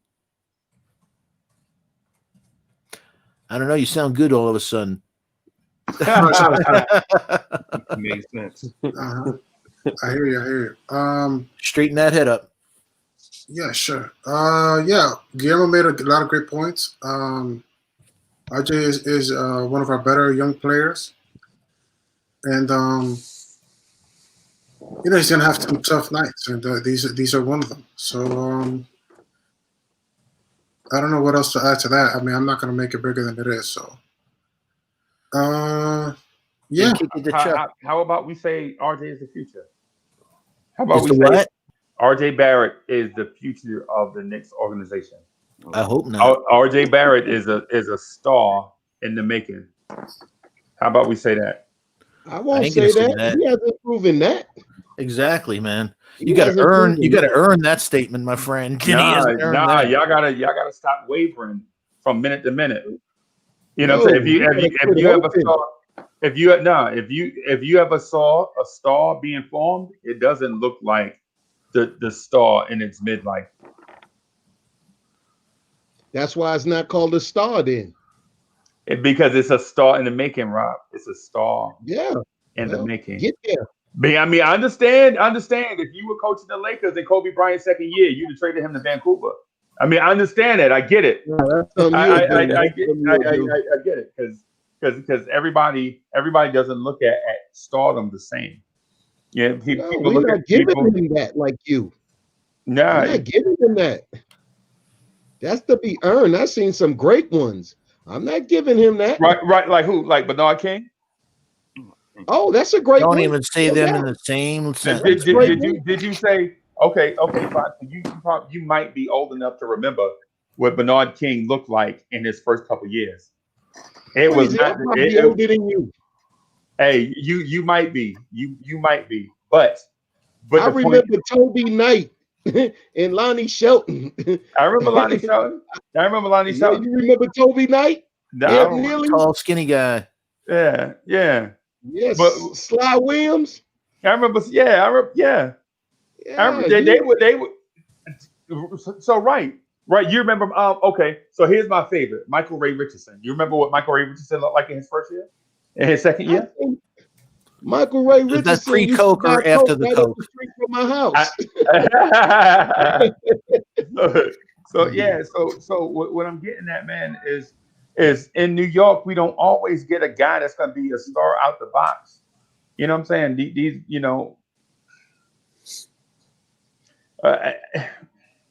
Yeah, but We never get a can't guy call that's a star out of the box with anymore. all of that history. That's why we can't call him a star yet. Because they're a star in the making, dog. That's what I'm saying. All right, well, that's your opinion. He got to show me more. He got to show you. Yeah. So I ain't saying trade him, but I'm saying Chuck, show me more. So let's kick it to Chuck for his thoughts on RJ. Whew, thank you. RJ's not a Hey, star. Foxy, you said you about to get out of here? Yeah, I'll just add a courtesy. We'll finish up with Latrell, and then I kick it to you. I'm gonna just go ahead and hope. I'm gonna just go ahead and jump in right here, man. I'm gonna just go ahead and jump in right here, if y'all don't mind. Not at all. I'm saying if y'all don't mind. Take it, but I just want to hear my man Chuck, and then I'll leave. I love my man Chuck's takes. Yeah. Go ahead, Chuck. All right, thank you. RJ is not a star in the making. He was not in a slump. And Zach said something about free throws. He was missing his free throws early on in his rookie year, and then he started making them. That's not the definition of a slump. That's backwards. He had to have been good before he was bad for it to be a slump. And he was never a good free throw shooter. I disagree with Rob and Legion talking about he need to find his spots on the floor, because I think every spot he finds is contested. What he need to do is find moves to create space so all his shots are not contested. Even his layups are contested. That's why he shoots such a bad percentage. And he make his layups more difficult from where he's shooting them. You never see like a finger roll at the rim. What you see is him bringing the ball from here or from his stomach and shooting a layup that way. So he's literally turning a 1-footer into a 3-footer. I said in the last game I didn't want to see five threes, and he shot 5 threes tonight. I think that should drop to 3 per game, because he's not a good shooter. And I agree with Kevin when he said he think his shot is in his head, because you can't change your shot in 9 months that you've been doing for however long he's been playing, 10, 15 years, however long he's been playing basketball. And you're going to resort back to muscle memory. Short and sweet. Cool. Latrell finished it up, and then I'll bid my adieu. All right. I'll be very quick. RJ Barrett, we all know the shooting is the problem. We all know he needs to work on that. But my biggest issue right now with him, it's not even the shooting. Like Chuck said, like even stuff around the basket, like his recognition and awareness of what he's doing on the floor needs to improve. If you're not, you can't just take crazy shots fading away with your left with trees under there. You got to be smart. You got to use your pump fakes. You got to have good footwork around there. You got to do kind of what Austin Rivers did, where he did that reverse layup. Nice finish around the paint. RJ needs to work so much more at the decision-making around the paint. We got to spray the ball to shooters. He's got to be more of a playmaker. If your shot is not falling, like Rob said, you can't just keep shooting. 2 assists in 44 minutes is not cool. That's not acceptable. So look, we can talk about the shooting, and we all know that's got to improve, or at least get somewhat better, or we're in real trouble here. We can't have 2 for 15s. But to be fair to RJ, I think it can get better, the decision making. But my major concern with him is not even necessarily that he's missing wide open shots. It's just that he's ruining the flow of the other guys on the floor with his recognition on the court. Even in transition, like he keeps his head down too when he dribbles way too much. I pointed that out many times.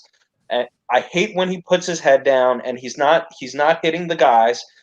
He needs to be better around the basket. If he's going to be a slasher, not only does he need to finish better, he has to do a better job of finding guys. But because right now he threw up of those, I don't know how many shots he took tonight, 21. I want to say maybe he threw up at least 5 or 6 crazy layups that had no chance of even making it. He had no chance of making it, and he just threw them up there with terrible balance.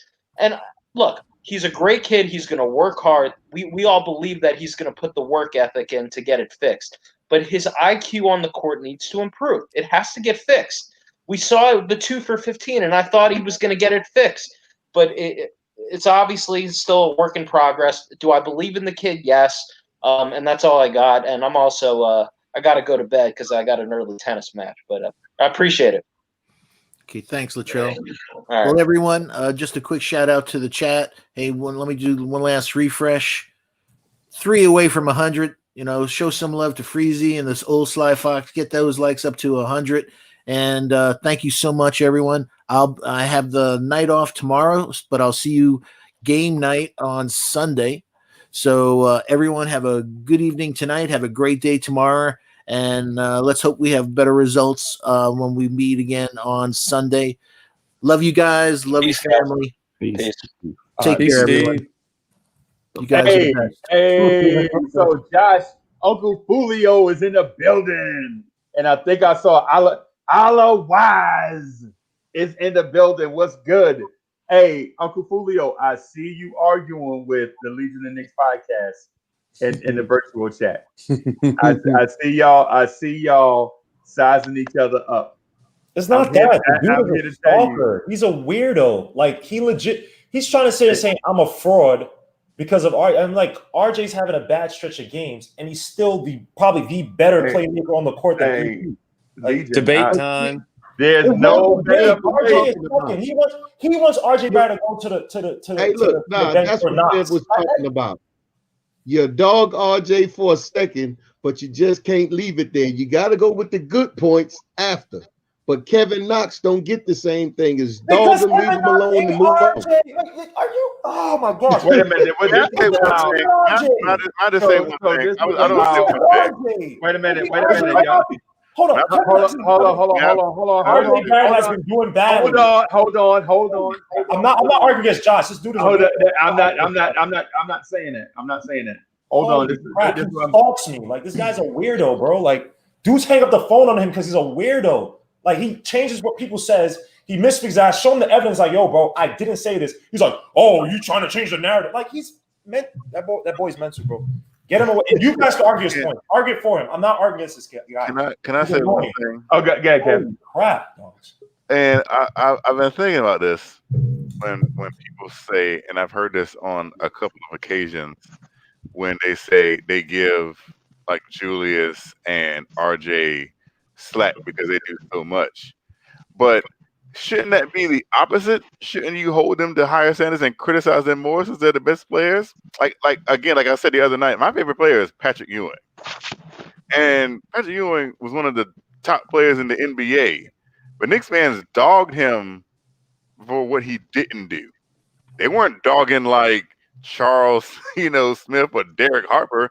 It fell on Patrick Ewing because he was the best player. We can all sit here and say, Charles Smith missed those layups, and we can say that, but it comes down to Patrick Ewing because he's the best player. They didn't ease up on Patrick Ewing to go at Derek Harper or Anthony Mason for their shortcomings. No, the buck fell at Patrick Ewing. So why now can it not fall on RJ Barrett? Why do we get on the so-called role players because they do less than what RJ Barrett does? It should really be the other way around. And they shouldn't get slack. You legit don't listen. Everybody here just killed RJ. I literally said before we had the argument on RJ or the debates on the talks on RJ is more of the reason why this team lost to Knox. No, you have to get it out your head, bro. RJ Barrett did not have a good game. I every time I make a point, hold on. Hey, Muhammad Thomas is in the building. What's good, family? Greetings, all. Greetings. Hey, it's good to see you, boss. How you doing tonight? Nothing. Just listen to everybody, but you talk about my man RJ, so I had to, just come in. Hey, I just want to say this real quick. Are you? If you are a Barrettier, I'm welcoming you here. But if you come in for that smoke, don't take it personal. No, not at all. Yeah, hey Chuck, don't take that shirt off if you coming for this RJ smoke. You're gonna need all the help you can get if you're coming with RJ smoke. It's not even a debate. Like I'm not debating. I just know how to put it. I'm just putting it out there factual. And like I said, I've been listening all night. We talk about Frank and Knox and development. 3 years. Everybody got to talk about RJ this. I'm not knocking him. He's been playing like trash. But we got to remember, 75 games this guy's played. He's averaging 14.8 points a game with work that needs to be done on his game. Right. So let's be realistic. He doing work. We're not sitting here saying, oh, he's starting his career. Right. You know what I mean? This dude's got an upside. He playing like trash and he 14.8. Knox and Frank, we got to wait for him to develop. Well, RJ ain't played a full NBA season yet. No, let's keep it thorough. RJ's not playing like trash. No one's saying that. Right. So here's the thing. Before y'all interject. Here's the thing. Tonight he played like trash. Wait. Not overall. Wait. So Brandon Ingram, who put up similar numbers, would y'all have given up on Brandon Ingram and traded him away? Or use the same narrative? They did trade him away. Brandon Ingram was being misused on the Lakers because you had literally two forms of how they wanted to develop that team. You had Luke Walton run a run and gun, and you had Pelinka and Magic Johnson want to play more half court. So and how they utilized him was just not effective. So that's why when he went to the Pelicans, able to be more on ball, played more to his mid range. Right, he wasn't this outside 3-point shooter. Even though I think he shot the three fairly well last year, but he wasn't this, like how Luke Walton wanted to be. That's different. They literally misused Brandon Ingram and didn't develop him like how he should have. So that's a totally different context. They traded Brandon Ingram for one of the top 3 players in basketball. They had to make that move. That won them a championship. So they had to trade Brandon Ingram. But about this RJ point, and the reason why I'm here is because I was getting destroyed constantly for saying that RJ Barrett needs to go to the bench. He's only 20 years old. He's still developing. I totally agree with all of that. There's no reason why someone who's 20 years old is mandated to start. I don't care if you're the 3rd overall pick or not. And on top of that, he's always been an inefficient shooter. I'm trying to get him easier looks at the basket. That's the reason why I wanted to send him to the bench. Keep his minutes the same, but send him to the bench so he can get out in space with Quickley. Who starts over at RJ Barrett? Exactly. Who starts? So at first I said, hold on. I said Kevin Knox. Hold on. I'm going to talking about stupidity. Okay, but why did I say that though? Why did I say Kevin Knox? Why? Why did you say it? Please. Because Kevin Knox can stretch the floor. First of all, he's 6'9", 6'10". He can stretch the floor. The Knicks they can get more shooting in the starting lineup by putting Kevin Knox out there. And if not Kevin Knox, the Knicks can go with a 3-guard lineup. They can put Rivers, Bullock, and Payton out there. You're in the starting lineup. When we had this argument, you're better playmaker. RJ Barrett was a better playmaker with Randall than Payton. So here's how dumb this argument is, right? I'm gonna explain how dumb this argument is. He said, "Hold on, no. Let me crush your point. Hold on. His argument was. By the way, he called me RJ Barrett. Hold on, no. He said RJ Barrett is a better playmaker, the second best playmaker on the team because RJ Barrett is able to pass the ball to Julius Randle, and he used Julius Randle as the only example. Hold up. How dumb is that? How dumb is making that? points as to why RJ Barrett. This is why people hang up the phone on this kid. Yes, I you hung up the phone because you lost. I said RJ You hung up the Barrett. phone. What? Hold up. I said RJ Barrett because he mentioned. I said RJ Barrett in that starting lineup has a good rapport with Julius Randle. I didn't say that's the only reason why he's a better playmaker. But even with Elfrid Payton cannot play make away from Julius Randle. People complain all the time about how Elfrid Payton only gives the ball to Julius Randle. But I don't think RJ is a playmaker. I don't think we should. Hey, I think RJ is a playmaker. What are you talking about? RJ is not a He's tasked playmaker. to attack. He's tasked. Wait, hold on. He's But tasked no, to attack. you said RJ is a playmaker. RJ is not a playmaker though. He's tasked to attack, and he's averaging four what's the names a game, 4 assists a game. What are you talking How about? many Elfrid Payton averaging? We get on RJ because we RJ Barrett's a point guard. He's pass with passing. RJ Barrett. So who's the second best playmaker on the team? He had a high percentage. When we were arguing about a higher percentage with RJ Barrett than he did with Elfrid Payton. Hey, guess what? Guess what? Watch this. Watch this. Hey, you guys ready? Hey, you guys ready for this? Watch this. Hey, who's more efficient? Who's more efficient, Elfrid Payton or RJ Barrett? From what, the field? Yeah. RJ Barrett shouldn't tell me. I'm pretty sure it's probably Payton now. Oh yeah, I bet it is. I bet it is. Right? Who has more assists? But he's a point guard, you idiot. I know exactly. Exactly. So he's a better playmaker. Bro, this dude's stalking. This dude's annoying, bro. This dude's annoying. Hey, hold on. I mean the curse. I don't mean none of that. Hey, hold on, everybody. Who has more assists? Elfrid Payton is. Everybody stay exactly where y'all are. Stay where y'all are. Stay where y'all are. Don't go nowhere. Don't go nowhere. Stay exactly where you are. Stay exactly where you are. Hey, everybody. This sounds like smoke to me. This sounds like two dudes that are on opposite sides of an argument that legit need some type of framework in order to get the discussion out. Right? This sounds like it. This sounds like smoke to me. Y'all know generally I don't do that. Virtual chat. Y'all know generally I don't do that. Lawrence Tears, family, Knicks at Night podcast. You know I generally don't take the screen by myself and there's other people out here. But this right here, we won't be able to get anywhere. We won't be able to move 1 foot forward until we settle this, right? Y'all know how we like to settle this. Y'all know how I like to have this thing settled. Mano a mano. Mano a mano. That's all I'm going to say. Two dudes that are heated about a point. And I don't want y'all to go nowhere. If y'all backstage, and I know y'all can hear me, don't go nowhere. Don't go nowhere. Stay right here. This is two dudes on separate sides of an argument, right? They got a platform where they can go, where they can legit settle their beef. I think it's time for us to enter the stage. I'm going to bring both of these dudes on, and I'm going to ask them if they want to handle it right here in a one-on-one in a fair manner, right?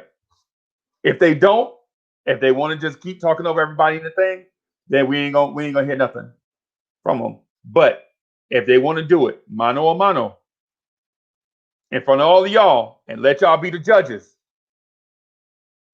If y'all want to be the judges, virtual chat, stand up. Virtual chat. If y'all want to see these two handle this in front of y'all, stand up. I need to see some thumbs up if y'all want to see these two dudes right here go at it in 3 1-minute rounds to settle their point. Because we can't continue to have this thing boil over everywhere we go.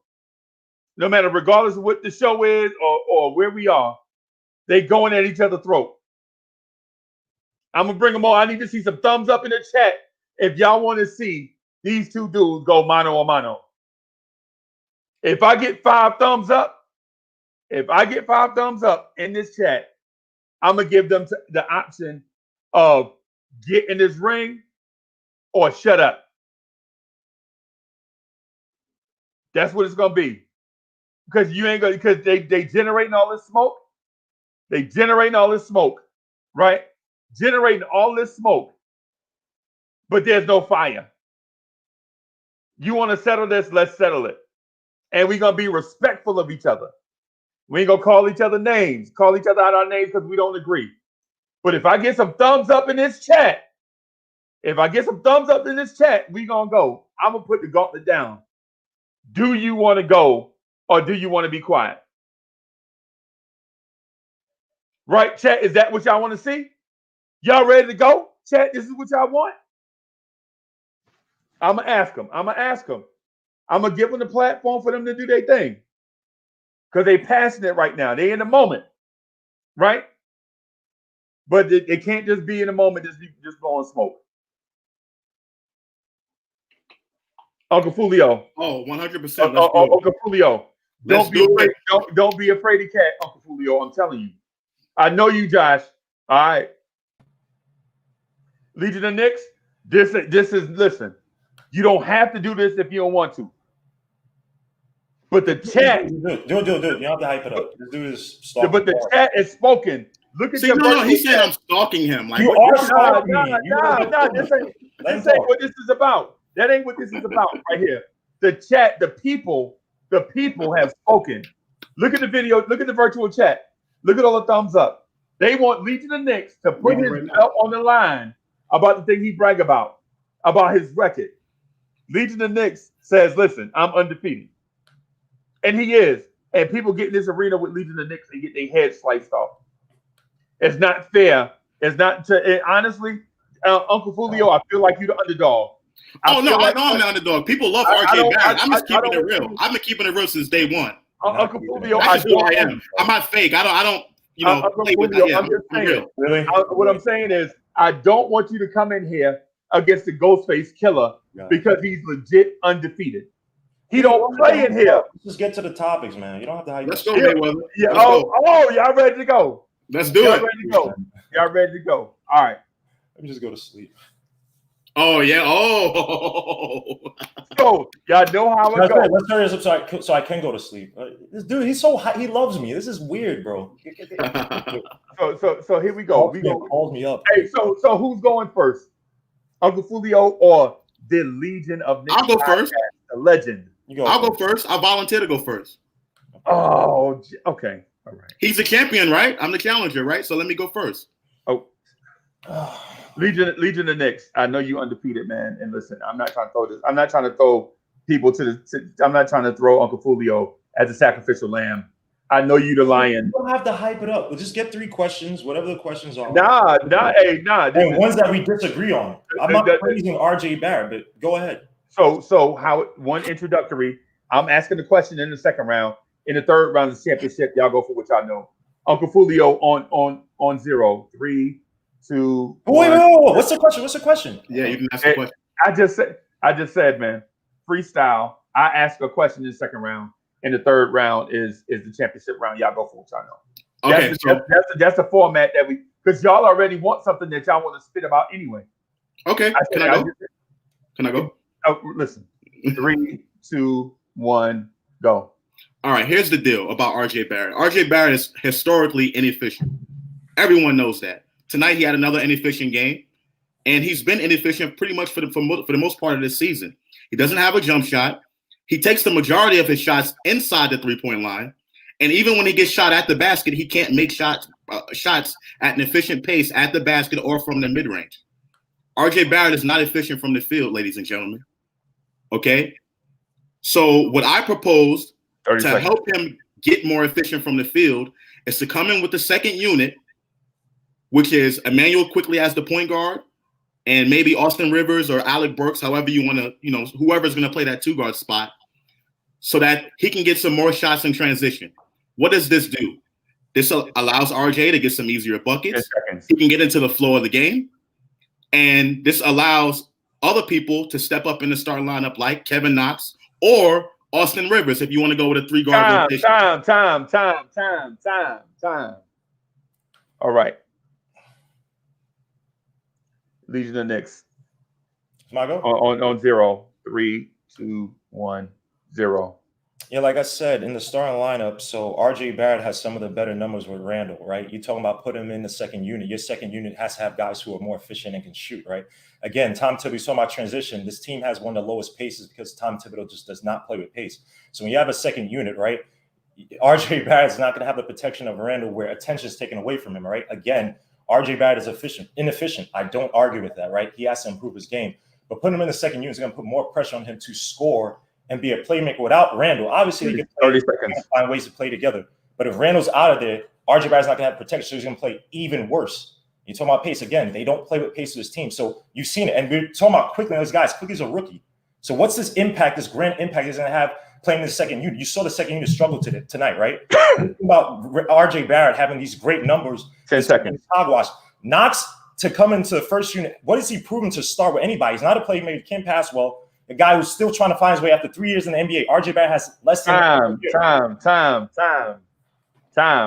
So chat. Y'all heard the arguments on both. Y'all heard the arguments on both, right? For the first round. What I need y'all to do is put who you thought won that round in the virtual chat. And hey, listen, this is official.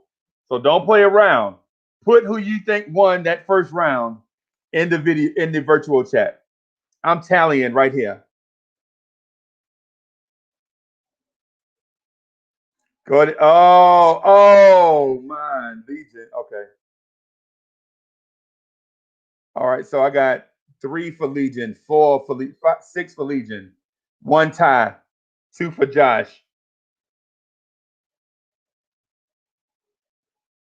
Legion. Oh, another for Uncle Fulio. Okay.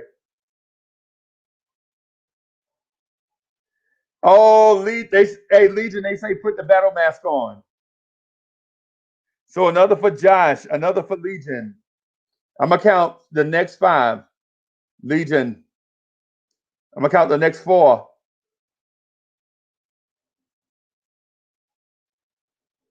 Legion. We need 3 more, everybody, for this round.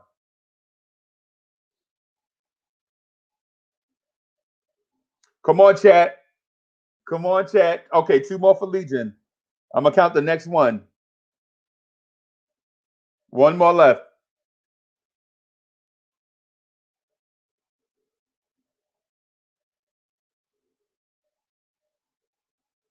All right.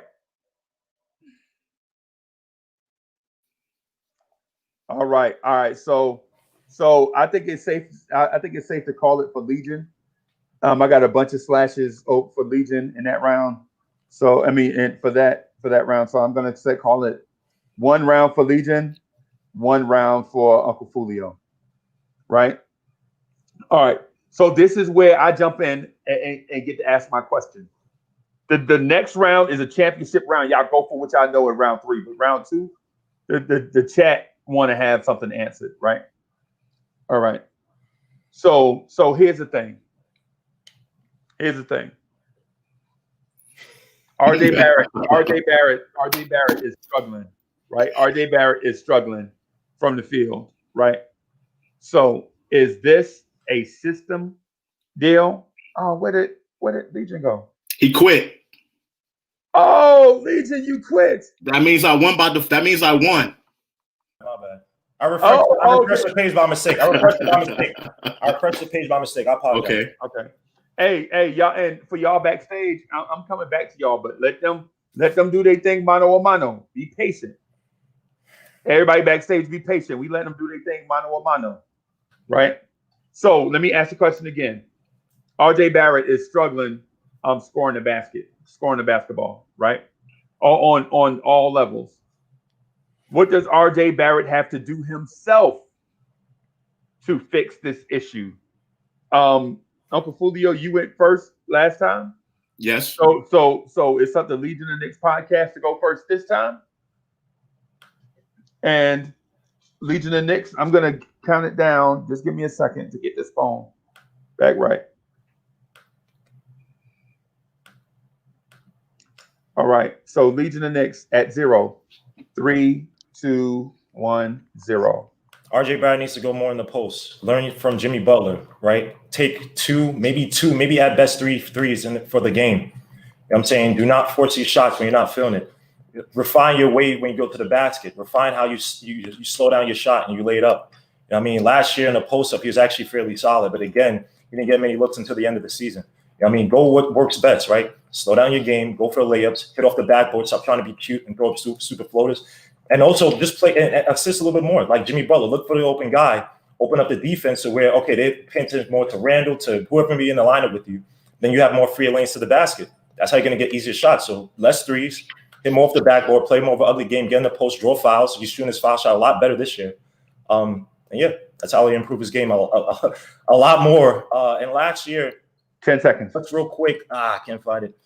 But he shot fairly okay from the post-ups. Damn, I can't find it. But yeah, actually last year, he shot. Time. All right, Uncle Fulio. At 0. 3, 2, 1, 0. Does anybody watching this right now believe that after watching the game tonight, that RJ Barrett is going to get better by just doing post-ups and doing mid-range? He had wide open mid-ranges, wide open attempts at the basket that he was just bricking off the backboard, off the side iron of the rim, was not hitting the shots at all. Historically, for his career in the NBA, RJ Barrett has taken majority of his shots inside the arc, from the mid-range, from the post-up, and has not been efficient. And also, on top of that, the Knicks have been getting extremely good looks this season. Even though they don't take that many shot attempts per game, they have been getting really good looks this season. They just have not been hitting shots. So RJ Barrett just needs to keep shooting the basketball, keep shooting. If you're wide open, you shoot the basketball. You just have to make it, okay? So that's what he needs to keep doing. Keep shooting the basketball. Not necessarily from 3, but just getting good looks. You got to make them. That's it. Oh, the Knicks aren't getting good looks? They're not getting good looks right now? Time. All right, chat. All right, virtual chat. Y'all heard the smoke in round 2. What's your pleasure? How do y'all vote in round 2? Video chat. All right, it's 1-1.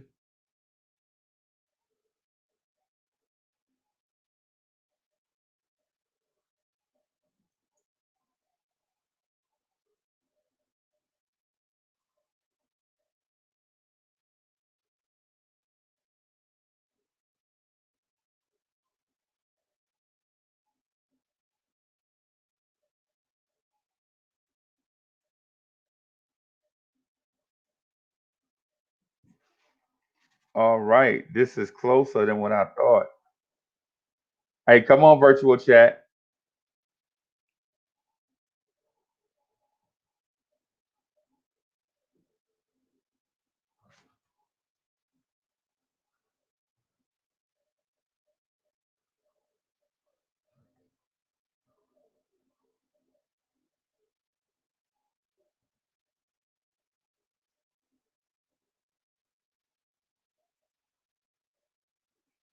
All right, so we'll take 4 more. All right, so we'll take 3 more.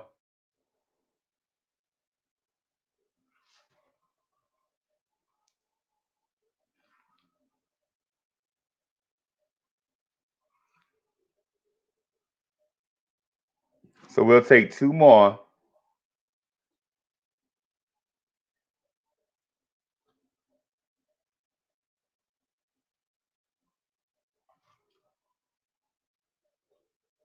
All right, so 1 more. Okay, there's the second. Okay. All right, so I got all of the votes tallied. And Legion of Knicks wins by 1 vote in the second round. So yeah. Hey, look, man, look. Hey, y'all. Can y'all see that? No, you can't see. That's fine. I just want to say one thing. This argument is done. I already knew I was going to lose this. You're going to lose your so wide too. RJ Barrett. Hey, yo, y'all can't say we still got another round to go. Y'all got a round to go. So 2 out of 3. The numbers on the back of you say 2 out of 3. But here's the thing. I already won though. Yeah, okay, all right. So here's the thing. We still want to do the championship round because if Uncle Fulio can pull off the knockout, if Uncle Fulio can pull off the knockout in the championship round, if he can pull it off, we'll see. It's 2 out of 3. He lied. Okay, all right. So here's the thing. All right. Whoever said Tweaky White in the chat, that was funny. I like that. That was funny. So, all right. So the championship round and Legion of the Knicks is up 2-0 on points, right? So who went first last time? Legion of the Knicks? Yes, he did. So Uncle Julio, in this championship round, you need to pull something out of your bag. You can't just go out like this, right? Because once we finish, it's over. Okay. Once we finish, it's over, right? All right. So on zero. See you back. On 0. 3, 2, 1, 0. RJ Barrett was 7 for 21 tonight. 7 for 21. You know how many games RJ Barrett has shot 7 for 21 or something like that in his time with the Knicks? People are saying this is his first season. Are you guys really serious? Apparently, according to Guillermo, he's working on his new jump shot. What new jump shot? Yes. Which new jump shot? Because does anybody in the chat see a new jump shot? Because I don't. I still see the same one he had last year and the same one that he used to airball 2 wide open 3-pointers in the preseason. Okay? I like RJ Barrett. I want to keep his minutes the same. I don't want to take RJ Barrett's production off the court. The playmaking, the rebounding, I don't want to take any of that off the court. I'm just trying to get him easier buckets at the basket. Okay? If not Knox, I want to do the 3-guard rotation with Austin Rivers, Reggie Bullock, and Alfred Payton in there. 10 seconds. And then have RJ Barrett come in off the bench. He's only 20, people. He's still developing. I still want to develop him. Just because you're 20 years old and you're the number 3 pick does not mean you have time. All right, Legion of the Knicks podcast. Yes, sir. All right. So you got 60 seconds. At 0, 3, 2, 1, 0. So first of all, Josh is a liar. RJ Barrett does not shoot his majority of his shots in the post-up. He only has 4 accounted post-ups this year. Last season in the post-up, why I mentioned the post-up, RJ Barrett was actually pretty good, going 11 for 23 for 47.8% from the field. And you talked about RJ Barrett's jump shot, one jump shot. That means he's watching my videos. Thanks for the subs. By the way, he's working with Drew Hanlon. And you want to hear the clients that Drew Hanlon has? Joel Embiid, Bradley Beal, Jason Tatum, Zach LaVine, Kelly Oubre, Jordan Clarkson. These are just some of the guys that he's worked with. So again, working on your jump shot takes time if you actually play ball, which you probably didn't. And again, he talked about fixing the L shape and the jump, right? Again, when you talk about somebody that's not shot well for most of his career, it takes time to finish to help that jump shot. And again, coming off the in the second unit, you're getting some of the effects that he's had with Julius Randle and that starting unit, which is the void of play. Kevin Knox, a guy who's been in for 3 years and hasn't. We're still debating whether he can improve from his rookie production, whether he can improve from his sophomore production. And you saying time.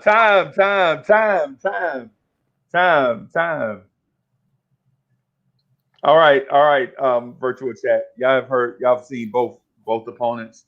Go ahead and throw your votes for who you want, who you predict to be the winner for the championship round.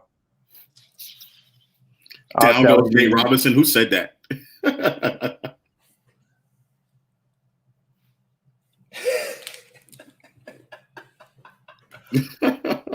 Oh my Lord. All right.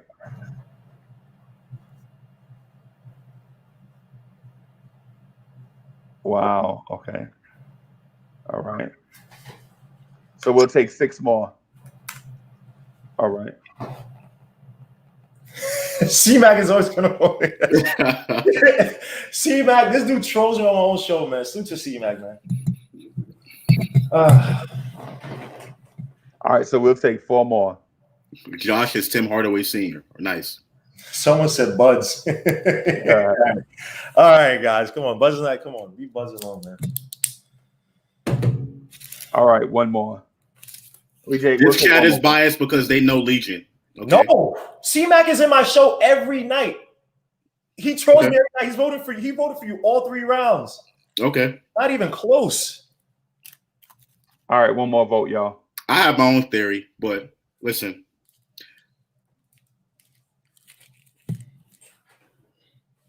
We know you, Dort. Okay. All right, so 1 more. So we got 1 more vote, y'all. All right. Myth. Thank you, Josh. You are universally known. Josh, they know you too. Josh made good points. I can't lie. Hold your L, Josh. All right. So all right. Come on. Yeah. Okay. There. All right. All right. So we're gonna call it right there. So in a romp, Legion of Knicks podcast is still undefeated in the battle scenario. Oh my gosh! All right. So, ladies and gentlemen, your winner in this battle, I try to help you, man. Legion of Knicks podcast. I'm bringing everybody else in, y'all. Delano still. You were the chosen one. You can't defeat me. Why? Why would you put Josh again? Josh won this. Y'all smoking that late night pack. I didn't even want to argue with Josh. Why y'all do this? Stop. There are kids out there. All right. All right. So since y'all had y'all time to debate, I'm gonna pass this off to the people that waited patiently backstage. Rob the Nick, Muhammad, Chuck, God of Moses, Elijah, Zach. Y'all want to jump in and start off on a new topic, or do y'all also want smoke? What was that? I couldn't hear you, Freezy. All right, just go ahead. Do you have a topic that you want to introduce to everybody, or do you have smoke with somebody? No, man, I'm cool. I'll wait, see what everybody else want, man. Hey, Freeze, I just want to just, like I said, chime in because they shot it in. Like, Josh, I'm not knocking you. I'll see you on a bunch of podcasts. No disrespect. But, like I said, you started with the L saying that we should start Knox over RJ. We've been trying to start Knox for 3 years, bro. 3 years we've been trying to start Knox, and it ain't happening. RJ is 20. I get it. We all know he need work, but 75 games, he's the second best player on this team. Let me ask you a question. Would you recommend doing the 3-guard rotation like I also recommended? Again, who are you going to play? You want him? My opinion, Randall's number 1. RJ's number 2. Number 3 is up in the air. No. You didn't hear what I was saying. I'm saying, would you recommend instead of Knox, would you go a 3-guard rotation? So you'll have Rivers, Bullock, and Payton. 3 guards with Randall and Mitch in the starting lineup. Absolutely not. Absolutely not. Okay. Absolutely not. What are you doing? Like I said, RJ got to develop. We can wait for Frank and Knox to develop, but not RJ. Is it possible for him to develop off the bench? But off the bench, though, Josh, you got to think you want spark plugs off the bench, guys who are efficient, who are going to start out quick. And RJ is not. You're arguing he's not efficient. You don't want him coming off the bench. Okay. And I remember. But the three guard lineup could work. I'm not saying start them, but you could play with different lineups. That's what the beginning of the season's about. But no, you ain't benching RJ. And I remember a while ago we were talking about alphas and people that RJ's an alpha. He ain't scoring. I do think that RJ would get easier shots in the second unit if Tibbs allowed them to run more. And even though in a development stage, not in the win-loss stage, in a development stage, I think that would help RJ. I totally disagree with that. I think it was foolish for you to say it. He wouldn't get easier looks in the second unit. The second unit don't have a point guard, and Tibbs is not going to run. Chuck, stop coming at my guy, Rob the Nick, like that, please. I mean, because I'm not going to let him be wrong. I like him. Chuck, can I ask you a question? Yes, I got 2 answers. Okay. As always. So by watching RJ Barrett this season, and even including the games in the preseason, would you admit that RJ Barrett plays better with the younger group of guys than he does with the veterans? No, I wouldn't admit that because I'll be lying. Okay. And I'm not going to sit here and lie. Okay, no, that's your opinion. Okay, that's fine. All right. And here's one, Josh, for you. You starting a team, and you a GM. You got to take one person off this team to start your team, and it can't be Randall. Who you taking? Taking one person off the team, or what do you mean? Off this team. You starting a team of your own. You got to take one person, and it can't be Randall off this team to start your team. You got to pick one person. Who you taking? RJ Barrett. RJ Barrett. There it is. There it is. So it's a done deal. We're going to let this dude do what he got to do. We talk about Frank and Knox. Forget them. We're going to let RJ shoot his way out of it and develop. So the only place I'm coming from with this argument is, I already made my cases why I would do it, just to help him out. Like, I'm rooting for the kid. This is not me knocking him or bashing him. Like, I like all parts of his game. Just because you put somebody on the bench does not mean you shorten their minutes. I want to keep his minutes the same because you can still get the same production with him coming off the bench. But the only place that I'm coming from with this is that this is the guy that we were supposed to build around, right? This is RJ Barrett is the guy we were supposed to build around, and we're talking about getting all these pieces to come in, all these shooters to come in to fit around RJ Barrett. But RJ Barrett, honestly, is not making anyone around him better because his lack of his inefficiency. He's really not. And he's not passing the ball. Hold on. He can rebound well. You know, if given the opportunity, I feel he can be able to dish the ball out a little bit, but he's honestly not doing that right now. He's really just not. said if given the opportunity. And tonight, well, what other opportunities? He's playing 44 minutes a game. So he has all the opportunity in the world. Julius Randle is averaging 51.9% from the field off of 3.4 attempts from RJ Barrett, is slashing too. So here's the thing, and this is I'm not done. This argument is flawed. Alfred Payton, who's a point guard, Julius Randle's only averaging 28%. Want to know why this argument is flawed? Because he's only using Julius Randle. What about everybody else? How can you say? Hold on. How can you say?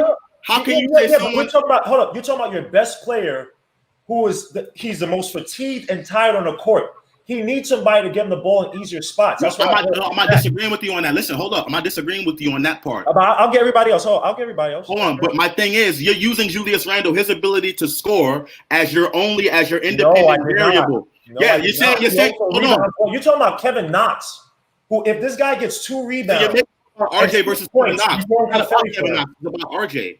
It's not about Kevin Knox. That's what I'm saying. It's not about playmaking either. It's about RJ's. It's about RJ's efficiency. That's the whole purpose of why we're having this conversation. If RJ playmakes, right, which is scoring, you want your playmaker to score efficiently, correct? You want your playmaker to facilitate. You want him to be well. And RJ does not do that. That's playmaking. Again, RJ does not do that. When RJ's on the court, you're talking about a 2 guard who starts doing that. He's better at Alfred Payton. Alfred Payton has more assists, obviously, as a point guard. That's to everybody, right? But you talk about in the starting lineup, you suggested Knox, who doesn't have that. So at this point, you don't have a better option. You said Knox. You didn't also mention taking. He said Rivers too. I said or Rivers, or you can put Rivers in there and make it a 3 guard. You always talked about RJ, taking out RJ Barrett. I didn't hear you talk about EP. I mentioned the 3 guard rotation. That was the second thing that I brought up. Yeah, you mentioned but you only kept EP. What is it that talking about? You said EP, Burks, or what's the other guy you just said? No, I didn't say that. See, this is how I know he's not listening. You didn't? I said EP, Bullock, and Rivers. I said EP, Bullock, and Rivers. You did not take out EP. Hey, we're gonna move on from this because y'all had your chance to hash it out in a debate, and the chat has spoken. So we're gonna move forward. What I did want to introduce to y'all is this. Would you consider giving Frank Ntilikina Kevin Knox's minutes? Oh no! You can wait for Kevin to leave to do this? Oh no! No, come back because then you lose depth in the front court. You lose depth. No, you don't, because today you just signed Todd Gibson. I would not. Nope. No, but Kevin Knox can also be used as a backup for Randle. Kevin Knox can also play the 4. So Taj Gibson can't be a backup for Randle? Yeah, Taj can play the 4. He was a most of his career. The team is already limited offensively as it is, and you want your 4 to at least give you something like at least some type of jump shot to stretch the floor a little bit. So you're saying Taj Gibson can't give you 9 points a game? He's averaging that. Yeah, he averages that. I'm not talking about that. I'm talking about the ability to stretch the floor. That's what I'm talking about. All right. So I understand that. So Frank Ntilikina is not a decent 3-point shooter? He's decent, but he's not stretching the floor. You're not putting Frank out there to go out there and stretch the floor for That's not. I don't understand what the question was as far as using Frank to take away Knox's minutes. I don't understand why.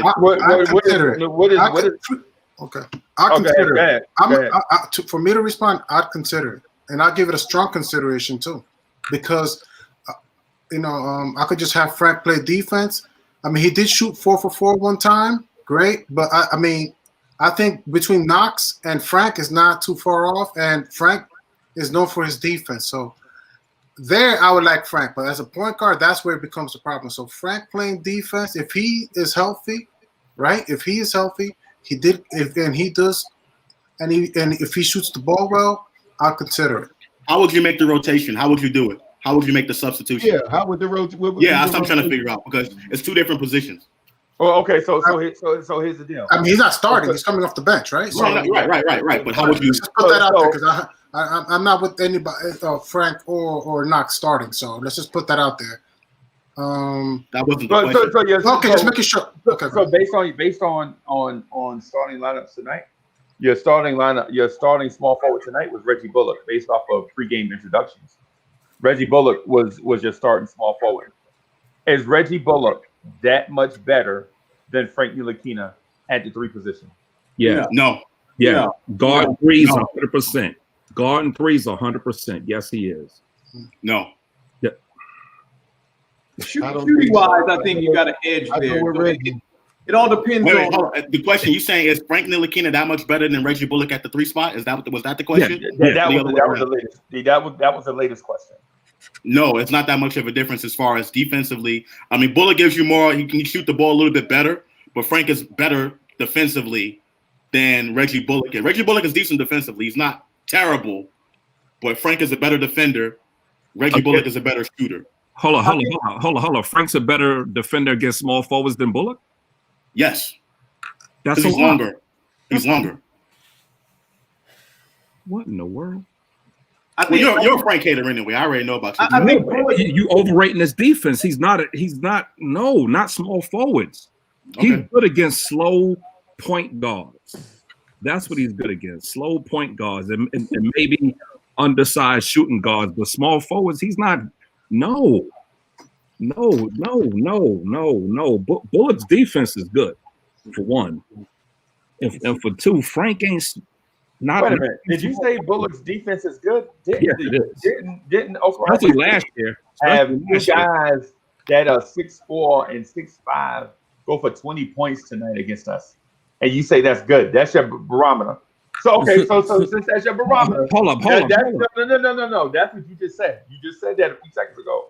And the proof is 2 guys, 6'4" and 6'5", scored over 20 points tonight.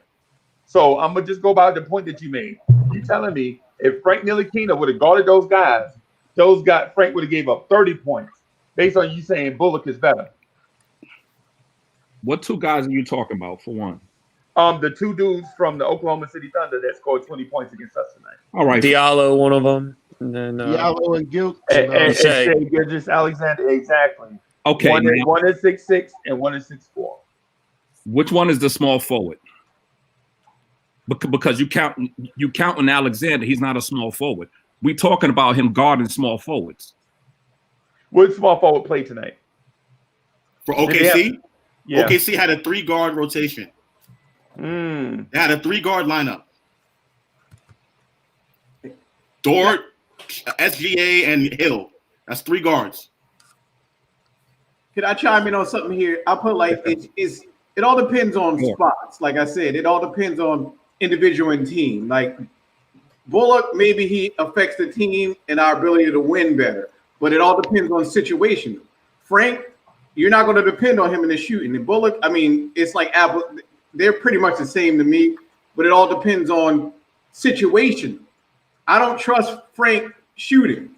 I don't trust Bullock shooting either. You're right. That's what I'm saying. But again, if I had to have a jump shot, if the game's on the line, who's taking the jump shot? Bullock. Neither. Bullock. No, I'm saying you had to pick for 2 of them. Bullock. But obviously, you don't want either one. But who's taking the shot? Bullock. We all got to agree. And to help to go to Josh's point for once, coming off the bench, if you're talking about bench role or bench players, right? When it comes to Knox or Frank, it really comes down to who can hit shots more efficiently, who's going to be able to do it efficiently and then build from there, right? Knox has been getting spurts here and there, but again, he's sometimes clumsy on the ball. People, I think, are overrating his defense. Has some good defensive games or spots, but people overrating it. You have to see what we get from Frank, and Frank has to work his way up, right? And these are the type of games tonight that if, say, Frank came back healthy and he was the one that carried us a victory, Chuck, don't kill me yet. I'm just saying those are one of those games that you like. I forgot who said it, that you level up from. Right, so if they both get these playing times off the bench, whichever one levels up from whichever role they get, you know what I mean, you go with Knox as a big 3 coming off the bench, or you go with more of a small, guard lineup, to say, hey, we need to get this so-called shooter and Frank on the bench. But You don't really have great standing. Right now, Knox has more just because he's healthy and he's playing, decent, okay for the little Spurs, but. And he has a higher ceiling. He's also 6'9", 6'10", and with the ability to shoot the basketball and stretch the floor. Yeah. He has a higher ceiling than Frank Ntilikina. But if Frank came in hitting the shots, I think that they would be like, if Frank's hitting the shots and playing great defense, like lockdown defense, right, on some of the better guards, because again, this NBA is filled. I mean, SGA torched us tonight. Hamidou Diallo torched us tonight. If Frank was able, and this is a question because I don't want people to say I'm taking. If Frank was able to give you top-notch defense and threes, and then versus this Knox now, which one would you take? I would take Frank. Frank. But why would you remove Bullock? But Frank is not able to put that all together. I feel like Knox, with his size, can do that more than Frank Ntilikina. Both of them can't put it I'll tell you why. I'm going to tell you why. Because Frank is a guard. He's going to have the ball in his hand. It's his responsibility to actually do something with the ball. Knox, on the other hand, is not going to be on the ball as much. He's going to be off the ball. His role is simple. You go out there, you stretch the floor, you shoot it, and then you use your size to get rebounds and play defense. Frank's mostly played off the ball recently. When he has played, though, he doesn't play on the ball. No, exactly, and that's what I'm saying. And also another thing with Frank is what is he listed as 6'4"? He's taller than 6'4", and he's a lot long. He's long too, yeah, so he might be able to play. He's not really a. No, he's not a 3. But I'm saying against teams like OKC, he could play positionless ball like that. Right. So OKC ran the jumbo guard package where they basically ran out 3 guards and a small forward in Lou Dort that played power forward for them tonight, right? You telling me? No. Dort was the 3. Dort was the other guard that played the 3, and they had Baisley and Horford. So they ran a 3. Not Dort. I'm sorry. I meant to say Baisley. Yeah, you're right. You're right. I meant to say Baisley. I got the names mixed up. I'm sorry. And I don't look like no damn Dort. All right. And thank you for that too. But you telling me that Frank Ntilikina could not have guarded SGA, Lou Dort, Darius Baisley, and Hamidou Diallo? I like my chances. I like my chances with Frank guarding all 4 of those guys at the same time, right? No. No. What about I don't like my chances with not guarding all 4 anybody? Of those guys. Right. Not guarding anybody. No, come on. All right. So he was okay. He was good in that the Bucks game, man. It's just Knox has to put it together mentally. His hand-eye coordination is not good, right? So he has to just like get the ball. I don't know what it is about his body, his fast twitch. I don't know what's wrong with his body, but hey, look, don't you know since he got to be a pro, he grew 3 inches? He ain't got the coordination together yet. Fair enough. But the clock is ticking. But Rob, someone else, another team, because again, you draft or you bring in a free agent, right? They might, given that he's not starting and he's in that weird precarious position, he may be a guy. So maybe another team might be able to enjoy the fact his maturity and all that stuff is just, he give it, then he take it. He had that one easy dunk that he had on a catch. It should have been a dunk, and he fumbled it. Not say that was the worst play of the game. I'm not saying that. But hey, but you see where the pass came from? The pass came from the baseline side, and he cut off the other side. The ball came like at a weird angle anyway. Still was in his hands. I'll tell you one thing, though. The Knicks drafted Frank Ntilikina to be a point guard, and he barely even cracked the point guard rotation this season. Yep. Right. So because he's not a point guard. Frank is not a point guard. Yeah, he was a point guard when he got drafted. Phil Jackson forced him to be that. Yep. Frank is a wing defender that maybe potentially can knock down wide open 3-pointers. Kevin Knox, on the other hand, versatile, can play the 3, can play the 4, can stretch the floor, and he's 20 years old. He's young. You know what I mean? So he's still developing too. What does he do on the offensive end? He's versatile. Yeah. Hey, he can shoot, and he can be able to run. He can run the floor. He can run. Uncle Fulio, I can sing a little bit, and I'm light skinned. That don't make me Chris Brown. I promise you, I can sing a little bit, and I might be light skinned, but I'm not Chris Brown. But you do look a little bit like Chris Williams, though. I ain't going front though. Any old school people know Chris Williams. But the point I was getting at is the things we know about Frank are this: we know he's going to bring intensive energy on defense. Whether you say he's a good defender or not, you know the energy and the willingness is going to be there for Frank, right? The thing about him is his offense is inconsistent. But you know who else's offense is inconsistent? Uh-oh. Kevin Knox. You know I thought what you want to say somebody else, but never mind. No, we ain't going. Nah, man. Hey, listen. It's done. No, it's done. It's done. I'm not Okay, gonna go all there. right. Yeah, I'm just saying. I'm just saying. Hey, Freeze, I was thinking something else. I'm sorry. Can I just say something? Like I said, as Knicks fans, and I mentioned it earlier, we're stuck on the numbers. Like I said, we're not looking at what they're doing on the field. We're hurting on the draft picks. We drafted 2 role players in the lottery, period. That's what everybody's stuck on. Oh, they were lottery picks, and they didn't work out. It sucks. We drafted 2 role players with our lottery picks, and it hurt. I know it do, but it's gonna happen next year. It's gonna happen next year. It's gonna happen in 2021. Everybody's gonna draft a superstar in 2021, and we're gonna draft a 1 role player and be mad and have the same conversation in 2022. It's a cycle that don't end, Freezy. That's not true. I don't agree with that we drafted 2 role players because number one, he's 20 years old and one is 21. What? You need But time. right now, he's a role player. Hey, look, your man just got $60 million. Grant. Grant just got $60 million, and he in his 7th year. It takes some people longer. But Jeremy Grant's not with his original team, though, right? Right. So But it doesn't matter. It doesn't matter because you're not sitting there. You're not sitting there for 7-8 years for your original draft pick to hit. You trade them all. And the reason why some of these guys improve is because that's a point, Guillermo. I'm not saying that. What I'm saying is, my point is, you got slow development. This man is in his 2nd year, and he grew 3 inches in his 2nd year. Chill out. Just chill out. Well, if you have a team, minutes, and it's also look, and 15 minutes a game, and see where he go. Yeah, but okay, they signed him for a contract extension for next year, right? But if he's still giving you the same production this year and next year, you sign him to another extension to see where you can? No, we're not saying that. No. Let's give him the first contract. That's all. No, I'm not against it. It's just when you mention guys like Jeremy Grant, a lot of these guys who improve 7-8, that's because they went to another team. They may put him in a different role, and then they expanded from there. Some guys be like, "Oh, this is my NBA mortality.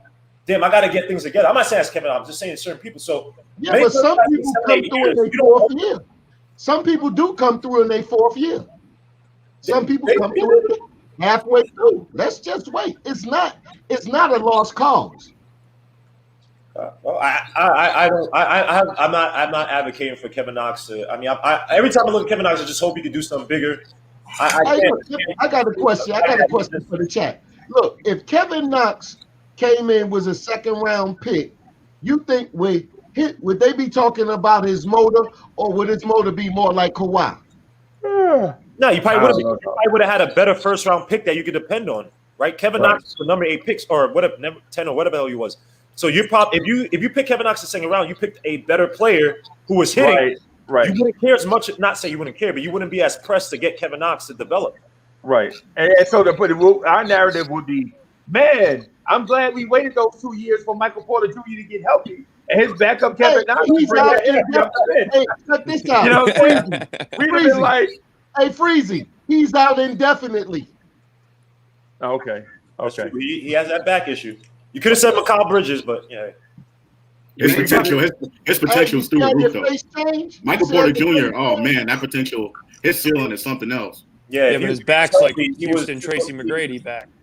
Yeah, his sister has the same thing. I think his sister's like, she has it even worse, which came like it's bad. Yeah, but it's genetic. Yeah, his sister has 5 torn ACLs.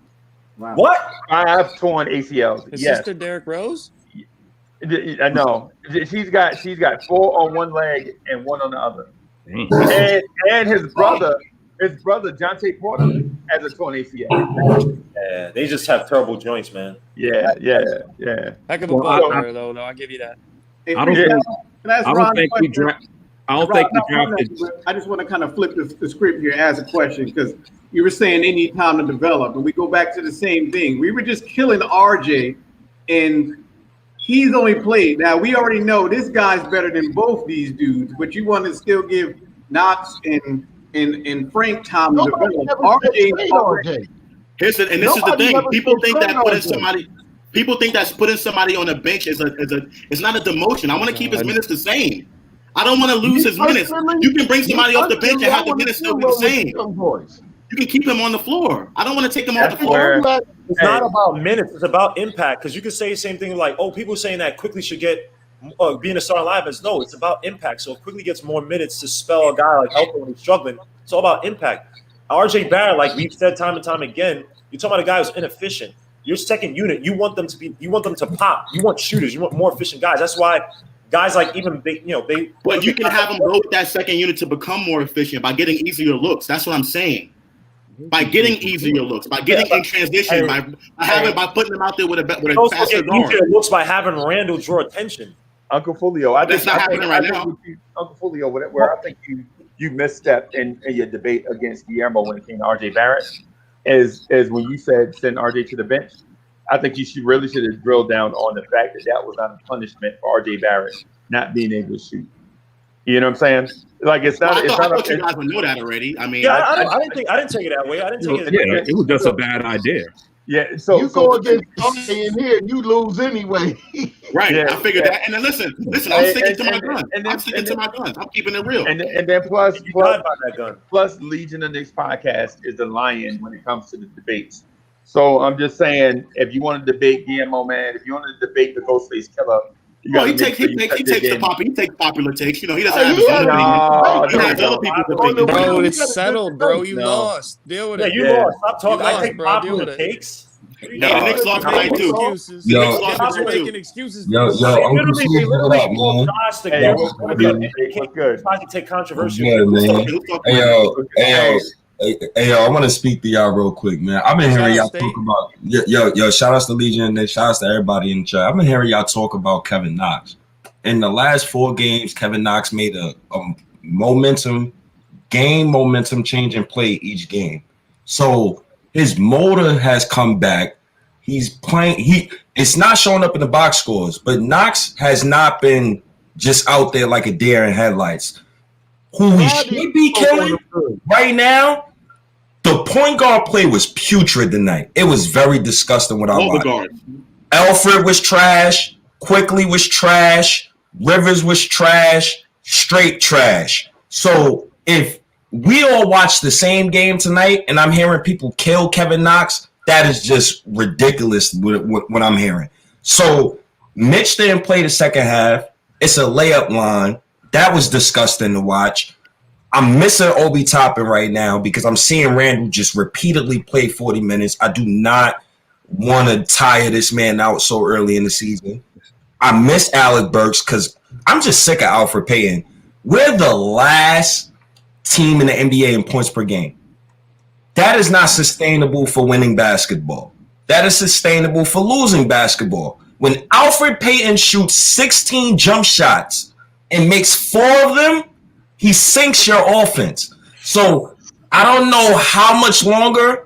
And then everybody, are you watching the chemistry between Elfrid and RJ? Because it looked like they fighting each other on the court. Like I don't know what am I watching with this backcourt. It is disgusting to watch.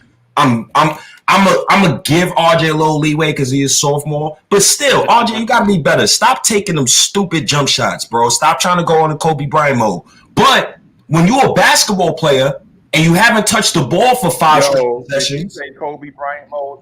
No, like RJ Kobe Bryant in year 2. Yeah, but RJ Kobe Bryant. No, what I'm saying is RJ won't touch the ball for like 5 straight possessions, and then he'll get the ball and shoot a dumb jump shot. Like, why did you take that jump shot? And I think that his mentality is, I don't know when I'm going to get the ball back. So I'm just going to take – I don't know, but that backcourt, I hate it. Randall has been playing good. What problem do you have with Elfrid Payton shooting the ball? What problem do you have with Elfrid Payton shooting the ball? Bro, I don't give a damn. I'd rather my mother shoot the ball than Elfrid Payton. That is the worst point guard I ever watched. That made me miss. I missed everybody. Oh my god, I miss Alex. Got emotions in the line, right? What do you think about Elfrid Payton? Hey, Raphael, what do you think about that? Elfrid Payton. Hey, you muted. You're muted, bro. I'm here now. He had a bad game. I can't disagree. I can't disagree with everybody. But State made a good point. Austin Rivers too had a bad game too. I was trying to say that a lot earlier today, but I didn't get a chance. But yeah, Alfred Payton. Sometimes look, you get a good game from Alfred Payton, and then you get a bad game. And until the situation gets better, until we can make a trade or sign somebody or draft somebody, we've got to work with the situation. But my whole thing, the only thing you guys are criticizing about his 15 shots, hopefully, if DSJ gets on the floor, gets minutes, I don't know. I mean, we don't have another point guard. We don't have another point. DSJ is unplayable, brother. Stop mentioning DSJ. Listen, man. Listen, I think DSJ. Let me let y'all talk. That's uncalled for. Payton is missing right at the rim. Yeah. Come on now. He's missing at the rim. Right. Good point, Rob. That's crazy. You can't do that. Right. Good point, Rob. Hey, so what it is these young guys that people be holding dear, when they gonna step up and do something? Cause they ain't young no more. But Reggie take 9 shots and Knox take 8 shots. Come on, OG. Let the young boy run the offense through the young boys and Julius Randle. That's who I want to see run the offense. Randle had 0 points, OG, and he affected the game. In the first half, yep. Hey, no, fact. And can you ask State if you could say Julius Randle? The state of the New York Knicks podcast just say run the offense through Julius Randle, because that sounds that sounds like it's already happening. Run it through Randle, run it through RJ, run it through them young boys. Just no more Alfred Payton. Just stop. It's annoying. Alfred Payton is shooting 50% from the field. I don't give a damn. I got eyes. He can only operate right next to him. He can't operate away from him. Yo, Josh, he is so bad. RJ has a better field goal percentage than Randle. We're last in the NBA in points per game. I know, but it's not a point guard issue. The Knicks are getting good shots. The Knicks are getting good shots. Goodness. You guys don't think the Knicks are getting good shots? They're getting bad shots. Yes. Wait. The third quarter. Let me explain. The reason why the Knicks are last in the NBA in points per game is because they're last in fast break points. And the reason why they're last in fast break points is because they don't take that many shots to begin with. They're last in the NBA in shots per game. Why is Alfred Payton walking? But you just killed your own point. You just killed your own point. Slows down the pace. If you want more shots, right? Don't you have to push up? That's the coach slowing down the pace. No, that's the point guard. The Knicks play like this. The Knicks got to replace like this. During halftime. The Knicks got to replace the rims because Alfred Payton's line drive shot bends them every freaking game. Hey, guess what? He's shooting more efficient than RJ Barrett, but no one says anything about that, right? No one says anything about that, right? So Alfred Payton gonna have 1 assist and not pass out of drives like Moody. Yeah, and RJ Barrett had 2 assists. You say RJ's not a playmaker. It's like, come on, dogs. Like, Alfred Payton has more assists than RJ Barrett on the season. No, I said tonight. Quickly would have had a better game had he got. You can complain about the fact that so-called playmaker had 1 assist tonight. Your boy Alfred Payton. You just complain about pace, but you want Alfred Payton to play. And he's a slow pace point guard. That is disgusting. That makes no sense. I didn't complain about the pace. There's a lot of Hold on. No. I complained. I complained at the fact that the Knicks have. Hold on. Last in points, and one of the reasons because we rank because of a lack of transition points, right? And what's transition points? That's because of the coach. That's because of the coach. Yo, let the champ speak. Chicago. Yo, who is this guy, Zach? Zach, what are you like? Come on, go somewhere, man. First of all, Thibodeau has traditionally a slow coach.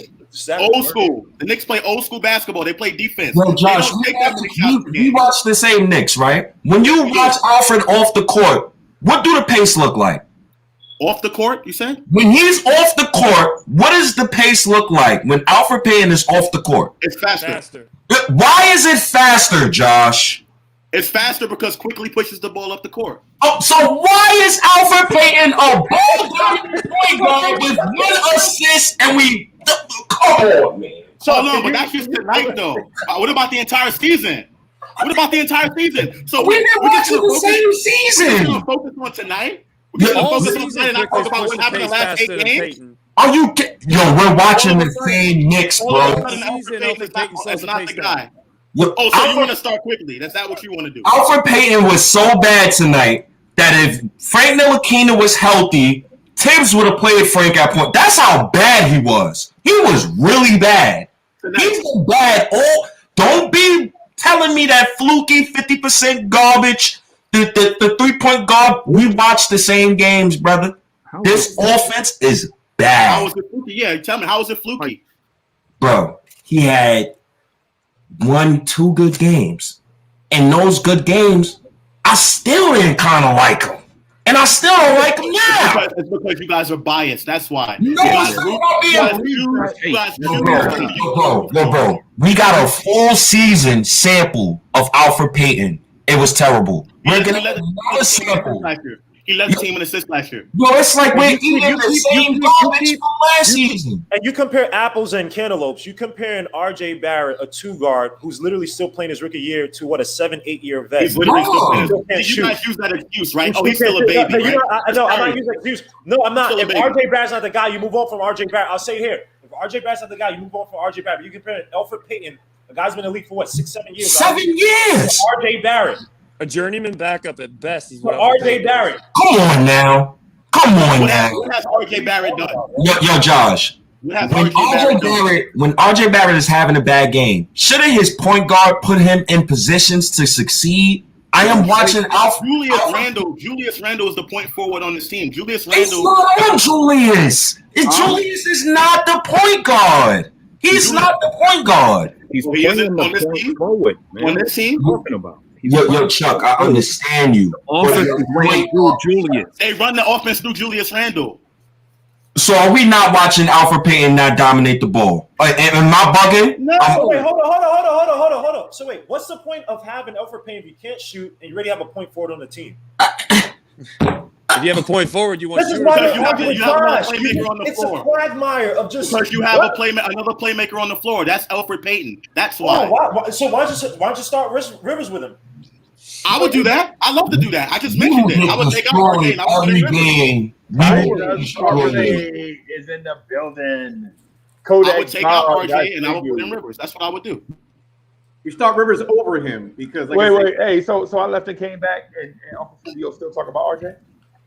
I never sure what's happening. What's happening? I thought we was gonna respect the arena. You know what I'm saying? I respect the arena, but it's just guys are biased. People have their favorites. RJ Barrett's a favorite. Emmanuel Quickley's a favorite. It's not biased, bro. Your points don't make sense. You complain about how? I gave you stats. You complain about pace, and then you literally validated Alfred Payton saying he should. But you complain about pace, and then State literally just said, "Why does the pace look a lot?" I gave you numbers, bro. I gave you numbers. Your numbers. We can give you numbers. Yo, bro, we watch the Knicks every day. You can tell that to somebody who don't watch the Knicks. I watch them. This is garbage what I'm watching from the point guard spot. Hey, you my man, 50 grand, but we ain't gonna put nobody else in that arena. You know what I'm saying? Because your Legion of Knicks podcast is just like murking people in that debate. Whoa. Freezy, stop this. You're trying to set up a battle with me and State. Stop this. No. I'm doing it. You think you're slick. Stop, Freezy. I'm actually doing the complete opposite. I don't want Cats to get in this thing with you and Chuck B because their game ain't tight enough. You know what I'm saying? Cats got to get their weight up. People to fight. Why can't you have to give us a 10-day resting period, man. I've been through wars. I don't want you doing this at all. No, you keep bringing it up on purpose. I'm looking at your face. You're smiling. I know you, bro. You're not slick. You're Machiavellian. You're trying to set up proxy wars. I don't want to do it. Would I like you to do it? Let's take fight Josh. Let's take fight. No. I don't want Josh in that arena no more. Josh needs 10 days, like what you just said. Oh, man. Only the winners get rested. I wish Josh tell me what young player has Alfred Payton made better this season. Fight. Which young player that Alfred Payton made better this season? Mm-hmm. Oh, I don't know. Hey, I got a better question. I have a better question. What young player is going to finally step up We protect them every day. Thank What young player is gonna step up and do something? When you're running offense through the vets, right? We're watching the Knicks. We're running offense through Reggie Bullock. Why is Reggie Bullock running pick and roll? We're not running the offense through Reggie Bullock. Reggie Bullock don't run pick and rolls. So he don't run. We don't watch Reggie Bullock run pick and rolls while Kevin Knox is standing in the corner. We didn't watch that today. The offense is run through Julius Randle, bro. Stay. Sorry to tell you. I'm sorry. You can't say that tonight when RJ Barrett took 21. RJ Barrett was complete garbage tonight. I already stated that. I said garbage. No, not his performance. You said run the offense through, and then you inserted vets as a pronoun as opposed to the young guys, whereas RJ Barrett led the team in shots. So I don't know where you guys are acting like the young guys don't get minutes and they don't get opportunities. They get all the opportunities in the world. RJ gets all the opportunities. When I'm watching Reggie Bullock run constant pick and rolls, and it's tough to watch. Like, you don't see Reggie Bullock running pick and roll. How come Kevin Knox can't beat out Reggie Bullock? No, that is the question. Thank you, Freezy. Thank you. I mean, why would I start Knox now after coming off a 3-game winning streak and Reggie Bullock is a solid vet, knowing that Tibbs trusts vets? I think he's going to take his time with that. It ain't no rush. We got 8 guys who's healthy, who Tibbs trusts. Tibbs only trusts 11 people, and 3 people is hurt right now. And I'm obviously he trusts Alfred Payton more than anybody else, right? I mean, he gonna continue to trust Alfred Payton until he get into a losing streak and then start losing more gray hair. So we're gonna see how long Tibbs allows his offense to be NBA productive. I'm almost ready to say our young core is overrated. Okay. It is overrated. So after 3 games, after 3 straight wins, where everybody was singing "Kumbaya," not everybody. Not everybody. This guy. Chuck, we already know you negative, Nancy. Not everybody. So when I say, I disagree. So when I say overrated, I didn't say they were trash. What I'm saying is they're overrated. By Knicks fans. Yeah. By Knicks fans. So and also what I'm saying by saying the young guys may be overrated, I'm not saying ship them to Cleveland or a second round pick. What I'm saying is they may be overrated. And so you may be just as guilty as all of us in overrating the young guys. What we want to do is see a natural progression from day one when they go shake the commissioner's hand to the last game we played. We want to see a legit progression of at least getting better across the board. And it doesn't mean an uptick in points. What I'm saying is getting better as NBA players every day. Uncle, can I ask you a question? And we hadn't seen that. Can I ask you a question?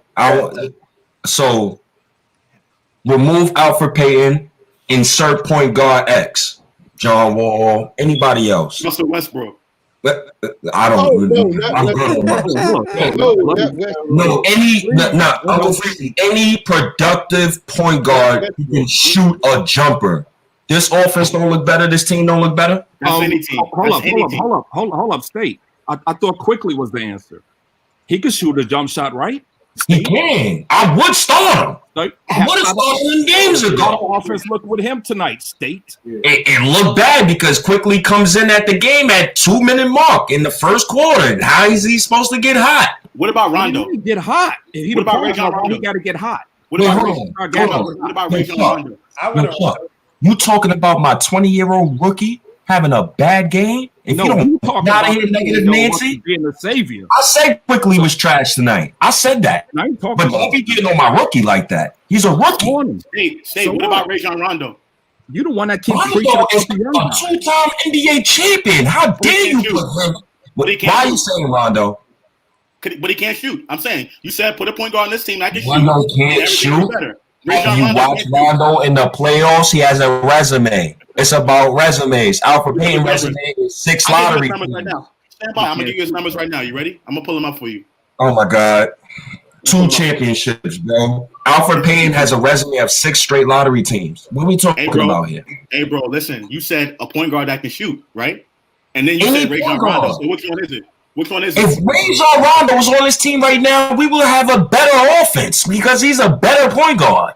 So it's not about shooting. So it's not about shooting. But Rondo can win a game better than Payton. He's a way better facilitator. He's a master facilitator. He's a thinker. Why are you helping State out? State don't know what he's talking about. Oh, stop, Chuck. Oh, stop it. Negative. Let him bury himself. Negative, Chuck. You just mad because DSJ not playing and he not averaging the magic 15 You this don't hear summer. me mentioning DSJ at all. Hey, time out, guys. Listen, look, I'm leaving. I'm good night. It's 4 o'clock in the morning. I gotta go. It's a fight between State and Josh, man. No, Josh just lost to the Ghostface Killer. Yeah, I don't need to debate with Alfred Payton to believers, man. Hey, I'm throwing the towel in. You guys, good night. Have a good weekend. Be safe out there. Wear your mask. Don't catch COVID. See y'all later. Go Knicks. Hey, be safe. Be safe, bro. All right. Hey, free. Hey, so thanks to kind of associate for the super chat. Vets are overrated. Been in the NBA 69 years. Barely better than young players with bad coaching. Stop pumping up those journeymen. TRASH. Can I jump in? Go ahead. Just real quick, y'all was talking about the point guards. I agree. Payton slows it down. Everybody talk about Quickley. We got to remember he's a rookie. I'm not knocking the dude. We got to see more. I think the key factor is Rivers once he gets in the flow. You got to remember Conley locked Quickley down, so he's a rookie. We can't expect him to give him the keys. Colin didn't lock him down. He got 2 quick fouls in the bench. But he couldn't do anything with Conley. That's why he didn't lock him down. But he didn't play him. He couldn't handle him. Tim saw that because he caught 2 quick fouls, and then he put with well, so he didn't handle Conley then. Who drove on Quickley for the 2 fouls? Was it Conley the first one? And yeah, they got him with 2 cheap fouls too. Like it was garbage. The first defensive possession Quickley had, Conley I think beat him straight to the basket. Yeah, right. It wasn't even a foul. I think he just beat him straight to the basket. But he didn't have a good time with Conley. He didn't look good against Conley. And Tibbs saw it, and he didn't play much that game. He didn't see the floor that game because I got to understand he's a rookie. I'm not knocking him, and I got to respect that. I think the key is Rivers. You saying point guard, so he's a cross between. He got veteran experience. He can run the pace, and he can control the floor. So instead of looking about people that we can get, we need to look at him. Once he gets in the flow, he's probably going to be our best hope. Payton, I can't knock it. OG, I'm not interested in Rivers at point guard. I watched it 2 straight games. He doesn't play make enough. Right now, he don't play make enough. Rivers already know the. Hey, look, Rivers already know the offense. His father was around it. That's why he hit the floor running. It's not going to be an adjustment period for Rivers. Rivers already know, but Rivers is not a point guard. I say this: RJ will have more space driving to the paint with Rivers at point guard than Alfred Payton at point guard. Yeah, but Rivers you've seen Rivers give you floaters, layups, tough layups. You see him shimmy, shoot the shot. How is he not a better playmaker than Elfrid? Yeah, but when I was watching the game today, I'm like, I want to see who he make around him get an easy bucket, and I didn't see that today, and I didn't see that the game prior with him as the primary facilitator of the offense. Like I didn't see it against Utah. He was asked to shoot off the ball. Like he was put in a different position. Like Thibodeau, I mean, outside of Alfred Payton, Thibodeau really doesn't have like a prototypical point guard. Like Quickley still not even. He's a combo guard. So he has a bunch of combo guards who run these sets. We don't even run a lot of triangle stuff like as much, but it's a lot of pick and roll, kick out to the. So you just need the requisite pass. Like we don't have an offense where Rondo's dribbling the ball, then KG sets a pick for Paul Pierce, and Rondo makes that pass. Like we don't have this complicated point guard heavy type of point guard predicated type of offense. So what I've seen with Rivers, I take Rivers starting any day.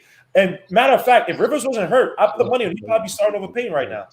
Yeah, he can at least shoot the league average from 3. You got Randall making plays. You need shooters around him. Alfred Payton to space the floor. Alfred Payton's passing is not like high. I mean, it's good at times, but it's not Rondo, Chris Paul level where it's like, yo. Yeah, you can't. Whoever. Yeah, no. Yeah. He be hunting. So shout out to Justice Smith for the super chat. Justice Smith says Payton's game is slow and predictable and may not be on our team next season. Quickly sailing another 10 games still higher. and more promising. I could see where he's going with that. So. And we got to remember that Burks, like Rivers is playing that Burks spot. So when he comes back, now you can rotate him. You don't have to depend on him here. So Burks is hurt. So Rivers is getting kind of that 2-3 spot. Now when Burks is back in there, that opens him up to play the point. I just think in regards to he's a middleman between Quickley and Payton. He gives you a little bit of both of them and some veteran experience. And I'm scared about Burks because every season, I looked it up. Yo, this man's been hurt every season. Like every season. So I'm not even going to put my faith in the Burks right now. I'm going to be honest with you. Well, I think the young guys just got to step up, man. We making 1,000 excuses for the young guys, and they ain't stepped up. It was Knox time to step up tonight and Quickley's, and they didn't. You know what I'm saying? So no matter we could talk about these vets and journeymen, all the stuff, all we want, but the stage was set. We played a very young team. If you take Al Horford off this team, and I'm talking about in terms of age, if you take Al Horford's age off this team, that team is younger than us. You know what I'm saying? I mean, the stage was set for our young guys to step up, and they did. I disagree, Crazy, because wait. So you disagree? So the young guys did step up. I've seen some good plays from Kevin Knox. I've seen some good plays from Mitch. You know, Mitch had a couple of tough putbacks. I've seen a couple of good plays from RJ. A couple of defensive stances. They was playing some good defense, but I don't know. So based off of what you're saying is this. So the young kids that get brownies and Capri Suns at the van after this game. That's basically the argument you're using. Because the young kids, they didn't win, but they showed something. So orange slices, brownies, and Capri Suns at mom's van. I take any little development from each game I can. As far as the vets is concerned, you was brought here to help with winning, and you was brought here to help with making the young kids better. So I judge them differently. Randall played well tonight. You ain't hear me say nothing about Randall because he impacted the game. Are you on a Randall bandwagon or no? Come on, State. Come over to the. I say this. I be lying to the people if I don't give Randall his flowers and I don't speak positive on what this man is doing. The man has 0 points at the half and affected the game positive. I can't say nothing about him. But this Alfred Payton character, it's a fraud amongst the bunch. So the thing is you smashed Randall for like a year and a half. Well, not a year and a half. He deserved it though. But at the same time, he was putting up 20 and 10, right? And so here's my thing. If Kevin Knox was putting up that 20 and 10 that Randall put up, this conversation would be totally different. I mean, we'd be talking about Kevin Knox the superstar is what we'd be saying. I mean, but when you saw Marcus Morris Portis, who was the other guy? Wayne Ellington, just Wayne Ellington, just stealing minutes, regular what he do, brick, and come on now. Knox wasn't put in position to succeed. Randall wasn't put in position to succeed. He had the ugliest 20 and 10 I ever seen watching basketball. Like, it was disgusting to watch. He'd spent in the 4 people. I didn't like his game. He was ball hogging, all of the 9. RJ was clapping for but he's been playing well this year. Oh, you said RJ was clapping for the ball. That's another thing. It was games where RJ was clapping for the rock last season. To do what? Is RJ a shooter? I don't care. Make the right play. That's why you play basketball. If he's open, pass him the ball. Shoot the ball. Bro, I think I'm here to tell you that if I'm Julius Randle facing the double team 4 feet away from the basket, and my other option is RJ Barrett wide open 22 feet away from the basket. Sorry, champ. I like good basketball. I don't like bad basketball, champ. I have to think about that. I don't know. Randall, you're not even that. You're not MVP caliber to think that way. You ain't Giannis. You kidding me? You ain't got no resume to say. Man, Freezy, if you don't stop it, like he that nice.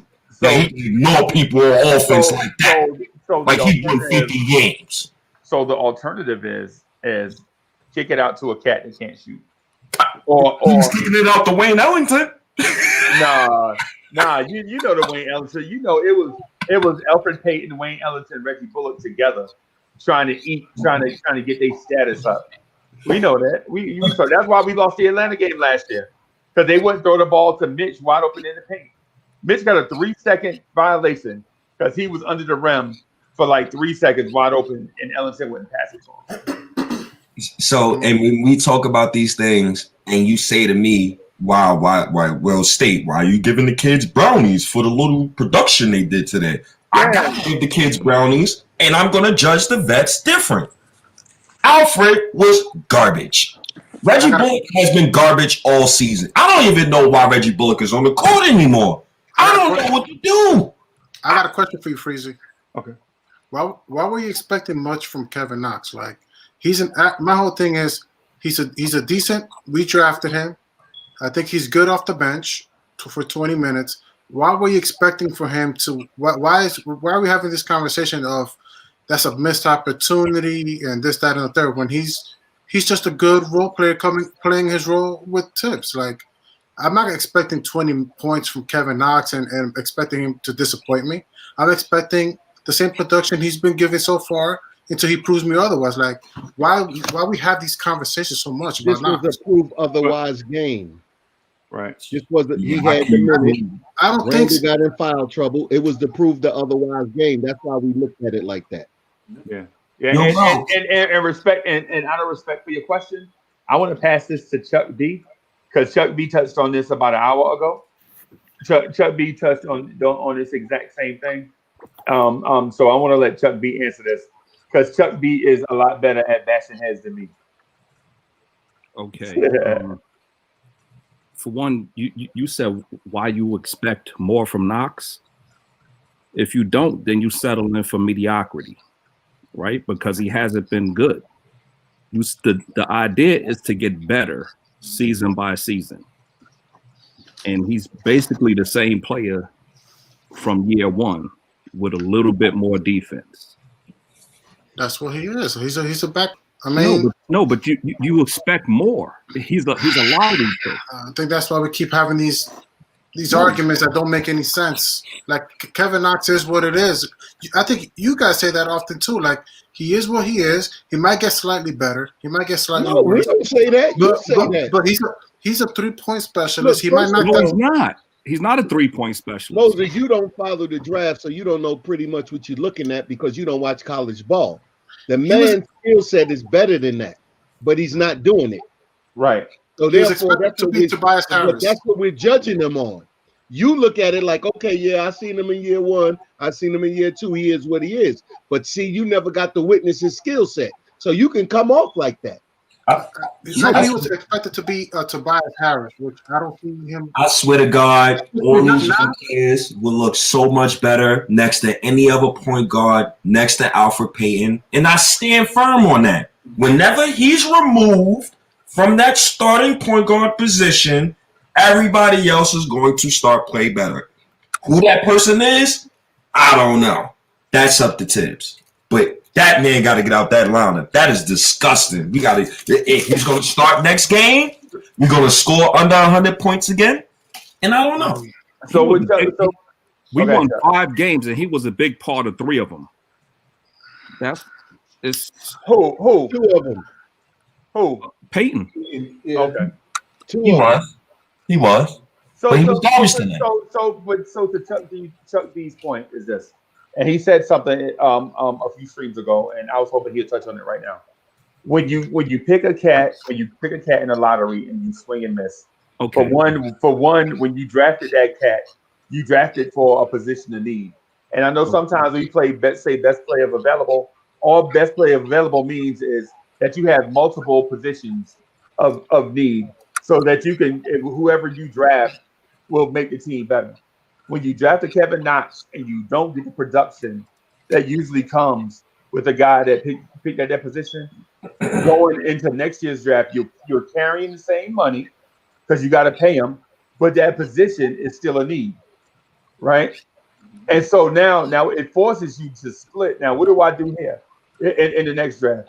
Do I go after this position again, knowing that I still have to pay this cat, or do I draft a different position? This is the thing that I want to touch on. Yeah. Or do I use my resources and sign a free agent for that position, and hopefully he be in the age range of our core. Right. So when you miss, you got to keep trying to replace that miss. Like Frank was the first miss, right? And we still trying to replace Frank. We still trying to make up for that miss. And you paying him. And you paying them. So we're in year 4 and we still haven't recovered from that. So what we do, we grasp onto the hope of Quickley.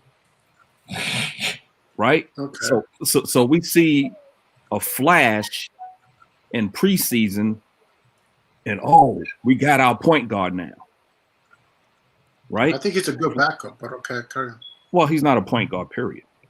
But most fans force themselves to believe what they want because that's where we at. Okay. You know what I'm saying? So Legion of the Knicks, I want to touch on something, and I think you probably will be the best person to go to in this situation for this question. So my belief is that it was not just on the individual players. I think the offensive game plan was terrible from the coaches. Mm-hmm. Right? That's why, regardless who came into the game at the point guard position, got the same result because the game plan might have been trash. Do you think the game plan was trash, or am I making excuses for Payton and Emmanuel Quickley? Well, no, it's not just those two. The game plan's overall plan overall was trash. We should have been killing them in the post. We should have run the post to a fault. RJ should have been in the post. Randall constantly in the post. Knox in the post. We were settling for jump shots when we could have hit, and they would be more physical. How many times they penetrate easy to the basket? Miss a shot, they got their own rebound. With smaller guys. With smaller guys. Mm-hmm. They're gone. Then we could have, and then when he kicked it out to guys, there's no reason for Horford to have, I don't know how many threes he had, or let me see how many attempts. There's no reason for him to have those many free open attempts. You know what I mean? Like, you knew what they were going to run each and every time.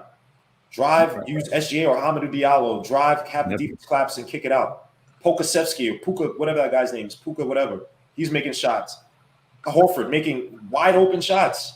Right. You know what I mean? So again, it's the game plan defensively, offensively was poor, and that's where when I say things about like with Knox coming up, this is where I say like sometimes if the system's not working, sometimes it takes one individual, because you've seen it where us, and these are superstars I'm talking about. So obviously I'm comparing apples and oranges, but sometimes you see the system's not really working. No one's really in the rhythm, but one guy is uber aggressive, driving to the basket, drawing fouls. You know what I mean? Hitting big shots or making plays, and you didn't see from any of the young guys. Even Mitch, he took out Mitch for a while, and I was confused because like when Mitch was in there, their smaller guards could not get clean layups at the basket. They were throwing a lot of. Mitch got sick. Yeah, he was sick. Yeah, I didn't know. I don't have the volume, so I don't hear anything. I didn't check the post game. He didn't play the whole fourth. You know what's weird? That's when they stressed. I had no. All right, my bad. I had no idea why Mitch came out. So so let me do the super chat real quick, and I'll let y'all get back to it. So Kaiser Sose says, so what happens when we have another losing record going vet heavy lineups and another year of not playing our young guys? Another year the same. They are playing. Ooh. No. We talking about me not watching Reggie Bullock after the trade deadline play. Like, we talking about that type of play. that's what I'm talking about. Like, let me make a quick point that probably nobody noticed.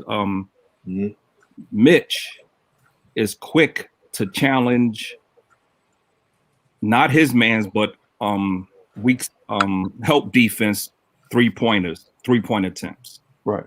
But he sat there and didn't challenge Harford. He let Harford. He didn't expect him to hit it. No, but that's not the point. That's not the point. He's quick to challenge other people's threes, whether he expect them to hit it or not. He's in their face. He's making an attempt, but he was standing there. He wasn't aggressive. He wasn't aggressive with Horford. He gave Horford space. Because I think that's the game plan, though. That's on the coaching. How is that the game plan? Because it's a young player. You got to drill that in him that Al Horford could take that three. But you know, also real quick on Mitch, hold up. I say to your point, State, and to, when Tibbs likes that ice defense where the center kind of like holds position and gets back until the point guard comes around the pick. Many times when you have that, and we've seen it where like Elfrid Payton doesn't get around that pick quick enough to recover on a point guard, right? And then he just kicks it out to somebody outside, and that was Mitch's guy. It happened so many times tonight where the guy, again, fast break or whatever, or transition offense, and he run that, and then he run the pick. SJ's still going, and he kicks out to Horford, but Mitch was holding it for Payton to get back. So that's on Payton, and that's also on Mitch too. They have it's on Tibbs too. That's the style of defense. He likes that ice pick and roll, but the ice ain't working. It's melted right now because Payton's not quick enough around his guys. Who was guarding SGA? This is the first time this year they faced that. And like I said earlier, Mike Miller had a lot to do with that off the OKC bench. He knows these players. Just like when we played the Jazz and that we had their number because of the person that we picked up, Mike Miller was on OKC's bench. That meant something. Who was guarding SGA? I need to know who was guarding SGA because he was running amok. It was different people on different plays. Quickly.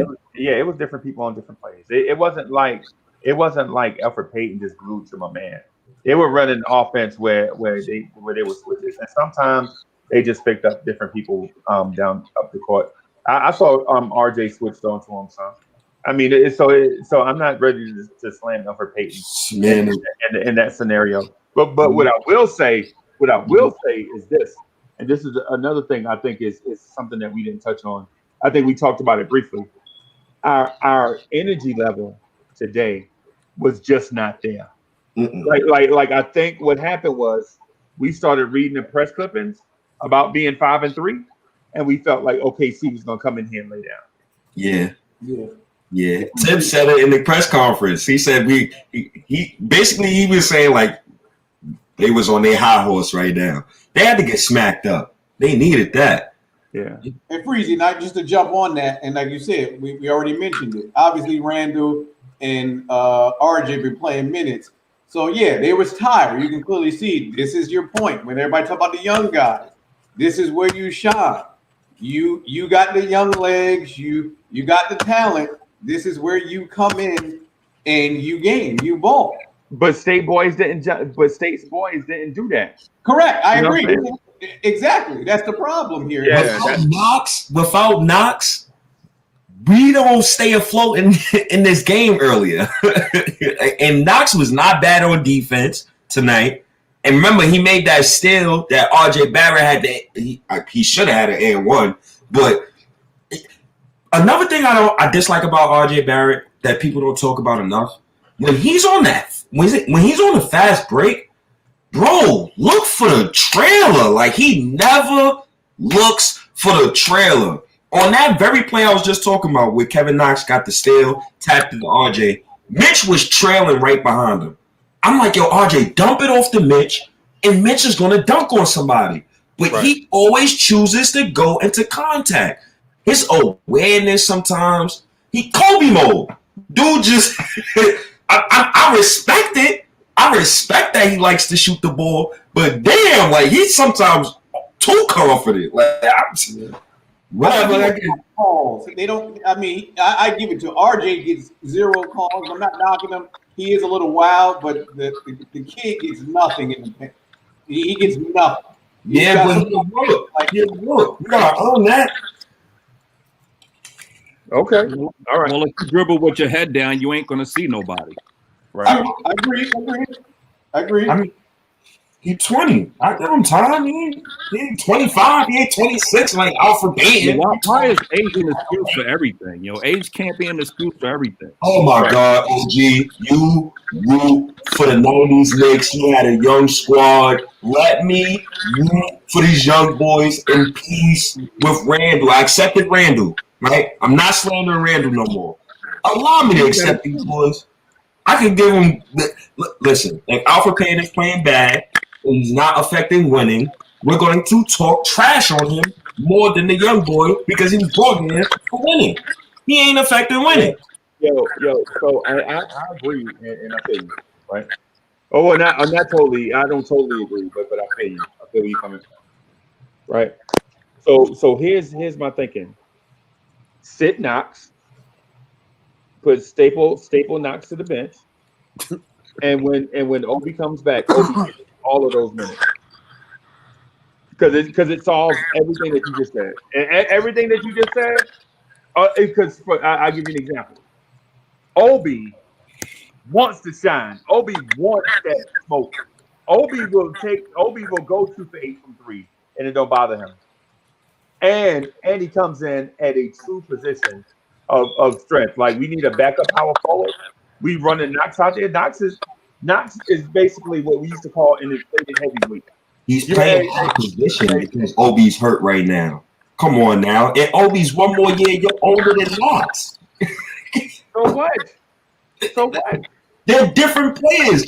All your babies don't grow up the same. All your children don't grow up the same. Come on now. Obi solves that issue. All that stuff you just said, outside shooting. And Obi's defense is terrible, right? Mm-hmm. It's terrible. It's terrible. But at least he's a bigger body. I like how you bring up Obi. But so here's the thing. Him and Kevin Knox are the same size. But Knox is a 3, Obi's a 4. But I like how you bring up Obi Toppin. And I keep thinking about Obi Toppin while Randall is playing well. Like, everybody want to sit on this high horse now and don't want to talk about the real conversation that's going to start happening in about a month. Right. That should Knox be on the bench. No. Knox should be playing. Reggie Bullock right now is just taking air on the court. He's just getting his calisthenics in. So I don't know what you've been watching, brother. When Frank Ntilikina gets back, when Frank Ntilikina gets back, I think a lot of these arguments that we had, like these splinter cell type arguments, are going to go away because Frank is the Swiss Army knife of this team. But Frank could play off ball. Frank and Knox don't even play the same position. Yo, Freezy, you started some. Freezy, how did you become a Frank fan? What the hell? Don't do that, Freezy, because don't be trying to pin these young boys against each other. Oh God. We want Frank. How did you mean Frank? Listen, the way them point guards played tonight, I tell you right now, I was thinking about Frank Ntilikina third quarter. I was wishing he was good right now. It ain't Obi Toppin. I'm tired of Randall playing 40+ minutes. That man needs a break from carrying these boys, man. He needs a break. You're gonna find out that Obi's not a true power forward. I know. If you don't know yet, he's an oversized small forward. Just like Dennis Smith Jr., 15 and 7. Think about Ingram from the Giants, right? The tight end. He's a big wide receiver. He's a small tight end. Yeah.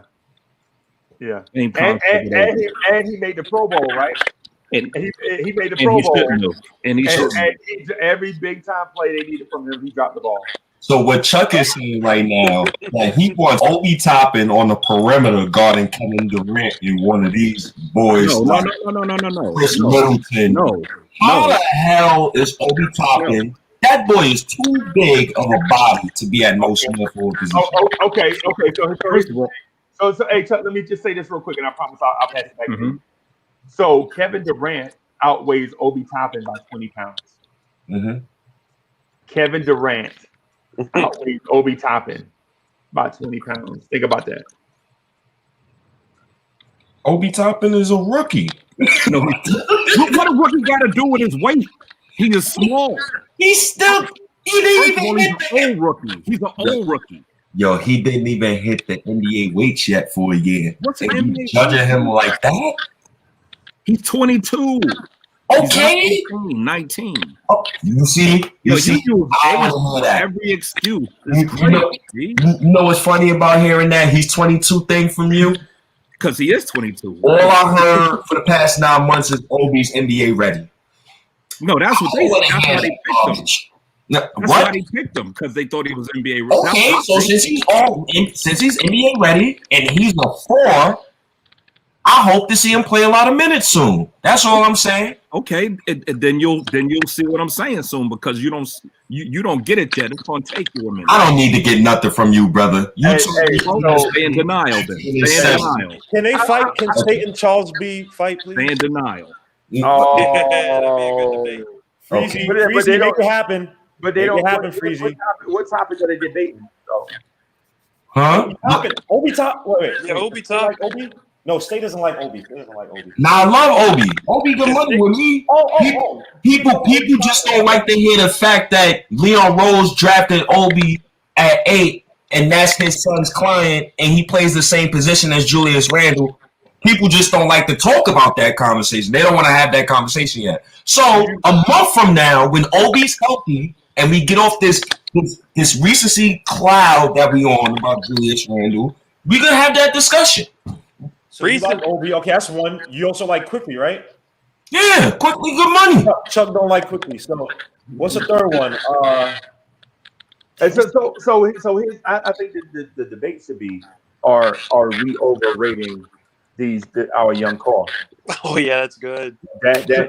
You know why but you can't, Fleazy.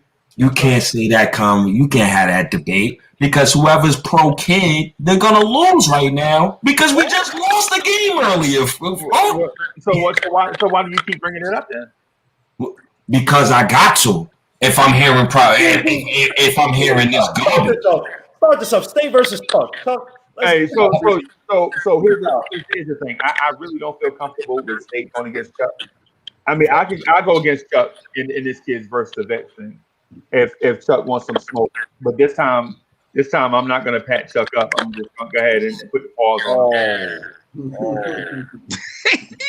Oh damn. Yo, Freezy, I can do the timer for you, baby.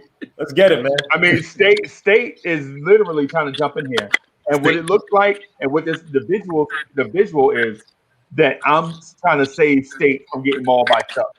Let State fight Chuck. Freezy, he like Knox. Hey, Freezy, he like Knox. No.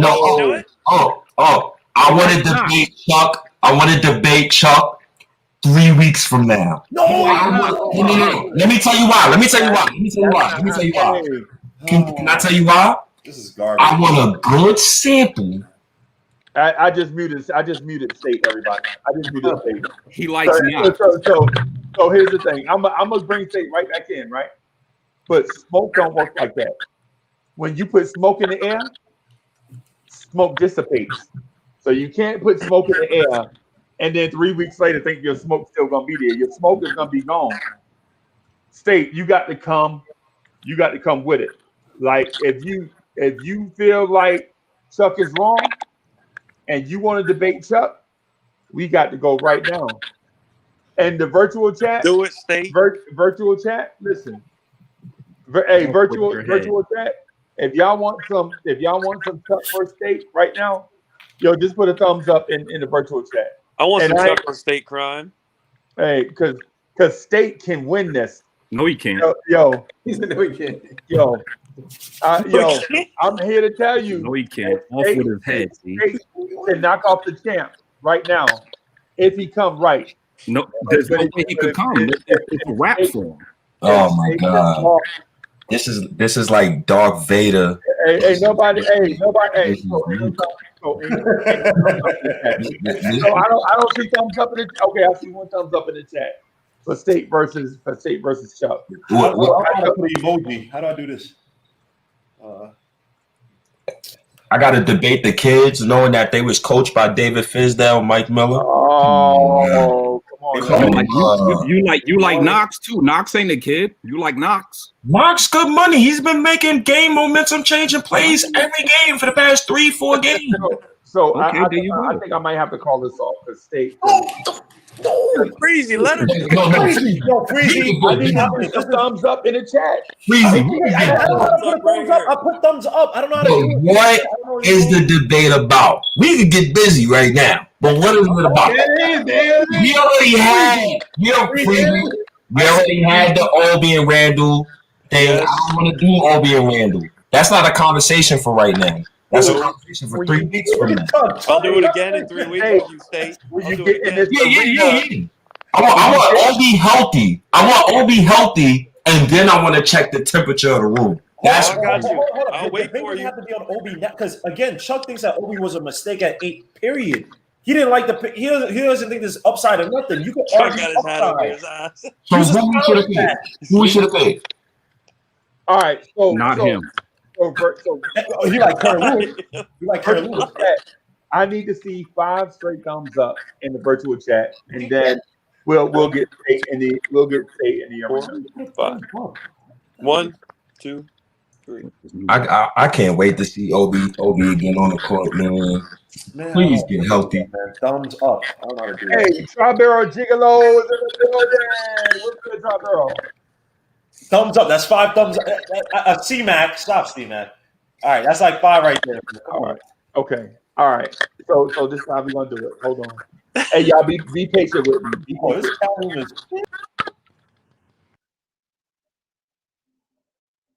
Yo. So State calls out Chuck B. Y'all know Chuck B is he's not the universal champ, but he does have a championship belt, right?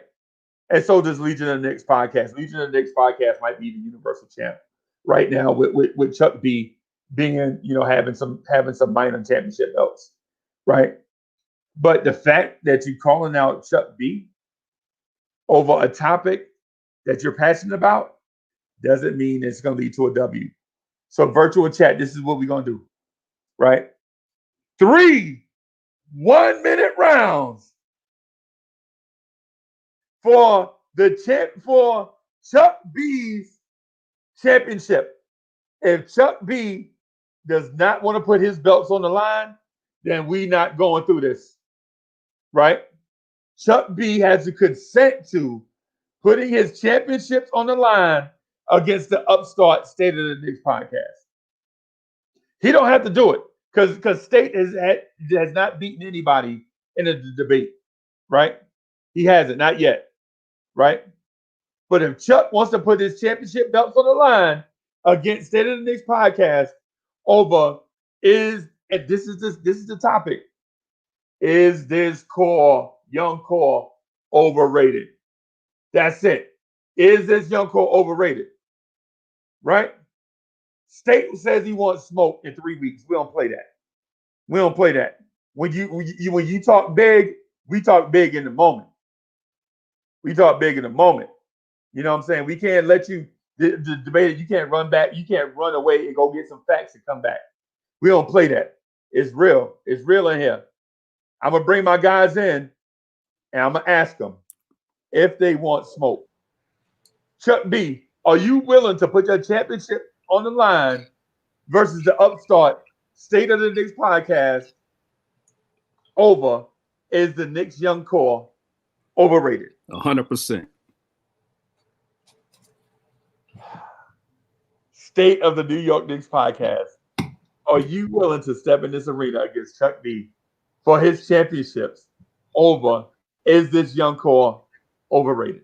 Damn, get this old man. Hurry up, man. Stop the timer, man. This guy killed me. All right. Y'all know how this goes. Virtual chat. Y'all the one. Y'all the judges. Y'all are the judges. State of the New York Knicks podcast versus Chuck B. Over. Is this young core overrated or not? Let me get the timer started. Let me get this timer started. Let me reset the timer. Let me pull out the book so that we can keep score. Chuck B, the champ, versus the upstart State of the New York Knicks podcast. And this is live, by the way. This is live. This was not conjured up. This is live. State stepped in here with the smoke. against Chuck B. And here we are. All right. State, you the upstart. That means you go first. Right? I'm gonna give you 60 seconds and an open mic for you to state your claim that the New York Knicks young core is not overrated. All right. On 0. 3, 3, 2, 1, 0. So shout outs to Mitchell Robinson because he's second in the league in total blocks and steals, right behind Miles Turner. He's a great defensive anchor. We got a top 10 defense with Mitchell Robinson leading it. We got RJ Barrett, who's a respectable defender. He already is showing signs of growth in his second year. He has great coaching now. None of our young guys had good coaching in the past 3 to 5 years. Kevin Knox, rookie year, 13 points, 125 threes made, 34% shooting. It's talent over there. We can see it with Kevin Knox. Each game, he has a game momentum change in play. Couple of blocks, couple of steals. He's not showing it up in the box scores. Cool. We got Frank Ntilikina. You know how I feel about Frank. Love Frank. He was a mistake to some people. I think he was a good pick. We'll see in the future. Emmanuel Quickley, good pick. Love him. Obi, love him. Love what the whole organization is doing. Time. All right, so we gonna mute the upstart so that we can bring in the champ. Champ, you got 60 seconds on 0. 3, 2, 1, 0. Mitchell Robinson haven't made a 5-footer in 3 years. 1. Kevin Knox can't score without being assisted and wide open. Quickley don't have a position. Who else is young? Who else? Oh, Toppin is a tweener, a stretch 4 that can't stretch. No post game, no base. Who am I missing? Frank. Oh, Frank. Frank don't have anything. He's terrible at everything. And he's going to lead the team in DMPs. Time.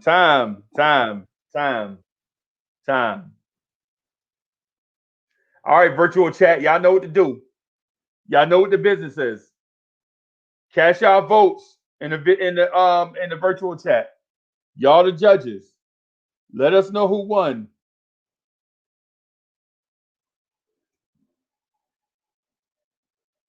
One vote for State. One for Chuck. 2 for State. Chuck. Okay. 1, 2, 3. State.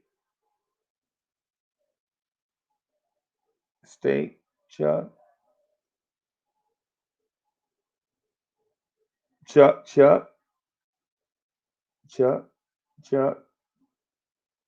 State.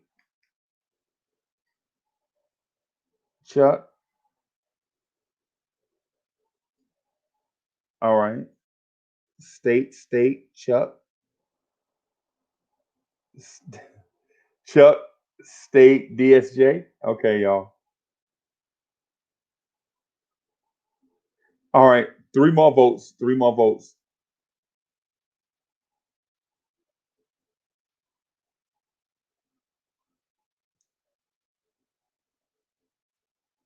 Chuck. All right, 2 more votes, y'all. We just need 2 more.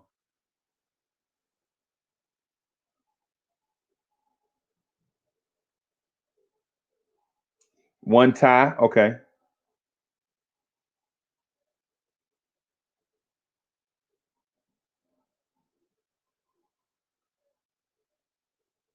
All right, all I need is one more, everybody. Okay, tie. All right. So this round goes to Chuck B by 3 votes.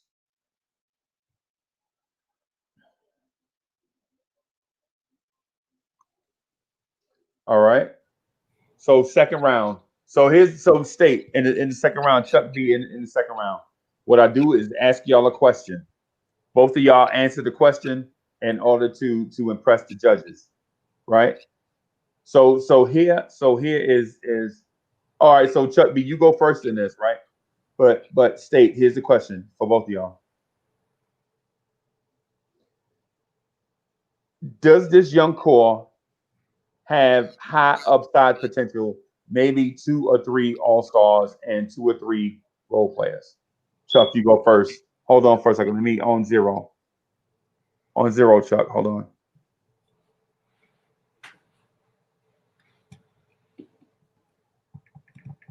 Three, 2, 1, 0. Okay, you said 2 or 3 all-stars, right? Right. The closest thing they would have to an all-star is RJ, but I don't think he's consistent enough to become an all-star. I don't think Quickley is going to be an all-star. He's not versatile enough. Obi, I don't see an all-star in him either. He has he's a power forward from the waist up. 30 seconds. And a small forward waist down. And he's going to be relying on jump shots because he don't have the power to play inside besides having hops. We counting Frank, definitely not an all-star. Knox, definitely not an all-star, too one-dimensional. 10 seconds. 10 seconds. Who am I missing? Everybody else is not young. Time. I think I got everybody. Time. All right. State. So at 0. All right. Give me a second. All right. 3, 2. So you know the question. You understand the question? Yeah. All right. You said 2. Yeah. 3, 2, 1, 0. So 2 role players I think could be, for me personally, I think Frank Knox could be a good role player, Jane Posey type if he never reaches his high ceiling. Frank, if he reaches his ceiling, I think he's a high-end role player or close to a Marcus Smart type, but hopefully we'll see. Emmanuel Quickley, I like Quickley. It depends. I see him as a 6-man, so another role player I see. RJ Barrett, I see all-star, superstar potential. Mitch, it depends on if he affects winning. He's in the East. New York got the biggest market. He could probably get the most fans. So probably Mitch and RJ most. Obi Toppin, it depends on how the Randall situation is. And Randall could probably be an all-star too. So he could probably be one this year if we playing fire in the ball. So, Mitch, RJ, Randall. Time. We go into the virtual chat. Who wins the second round? The incumbent champ, Chuck B, or the young upstart with the fresh take, State of New York Knicks podcast?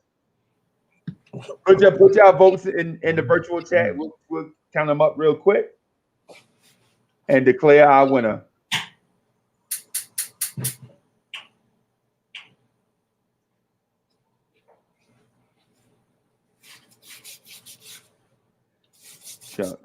Chuck.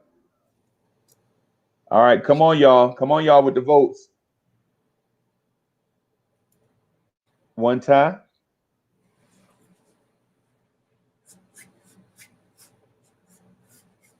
State, Chuck, tie. State, Chuck, tie. State, Chuck, State.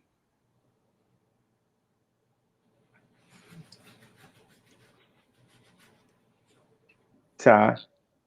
Chuck. All right, y'all. I got it even right. Now. I need 5 more votes. All right, one more for Chuck.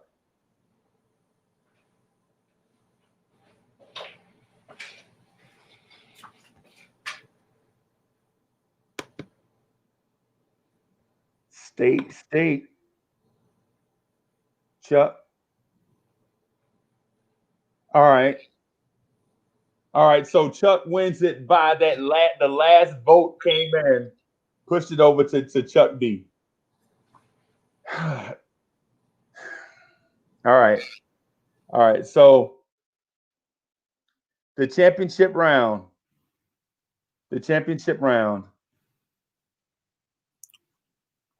All right. So the championship round, y'all go for what y'all know. State, you go first. You got 60 seconds to knock out Chuck B. At the count or at 0, 3, 2, 1, 0. So Freezy's having this debate after we lost. You know, a lot of fans don't like Kevin Knox. A lot of fans don't like a lot of our draft picks. You know, a lot of people didn't want to pick RJ. So, you know, it's a lot of negative Nancy's. So we're going to have to wait and see and be patient. It's people like me who's willing to be patient with the young core. And let's just wait and see. We don't know what's going to happen. All these assumptions that we don't have no talent or the young boys is trash, I think different. I think Thibodeau got these young boys playing. I've seen them all progress each game, small increments, but we're going to see something soon. I'm going to just be patient. You could be a negative Nancy if you want. You can follow Chuck if you want. That's on you. I'm not choosing to be miserable. Time. All right. Chuck B, you're on the clock. And hold on. At 0, 3, 2, 1, 0. Okay. State don't use context with anything. To him, you play whoever's under 21 or 22 because Obi is 22 now. He don't care about talent. He care about youth. So that's why he used age with everything. Talent over everything. So you play your best players, no matter the age. The name of the game is to win. Right? Let me see. He don't know the difference between a guard and a power forward. If you leave it up to State, he'll have Obi at center and Quickley at power forward. I try to help State, but there's no help for him. 10 seconds. Let me see. He's a Kevin Knox fan, and he's been a Julius Randle. Time. All right, so round 3, championship round. Virtual chat, what y'all got? Virtual chat, put those votes in there for who you think pulls this out. You got the incumbent champ Chuck B with his belt on the line versus State of the New York Knicks podcast. So you got Chuck B versus State of the New York Knicks podcast. Votes in the chat. So we got Chuck. So we got State. Okay, this is Keyshawn B said, what kind of debate? Hey, Chuck. Okay. So, all right, y'all. Come on, y'all. State. Okay. Legion of hater.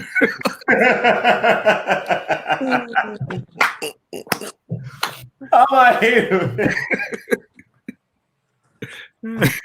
Oh man, you guys do man. All right. So Trizzy Trey said, okay.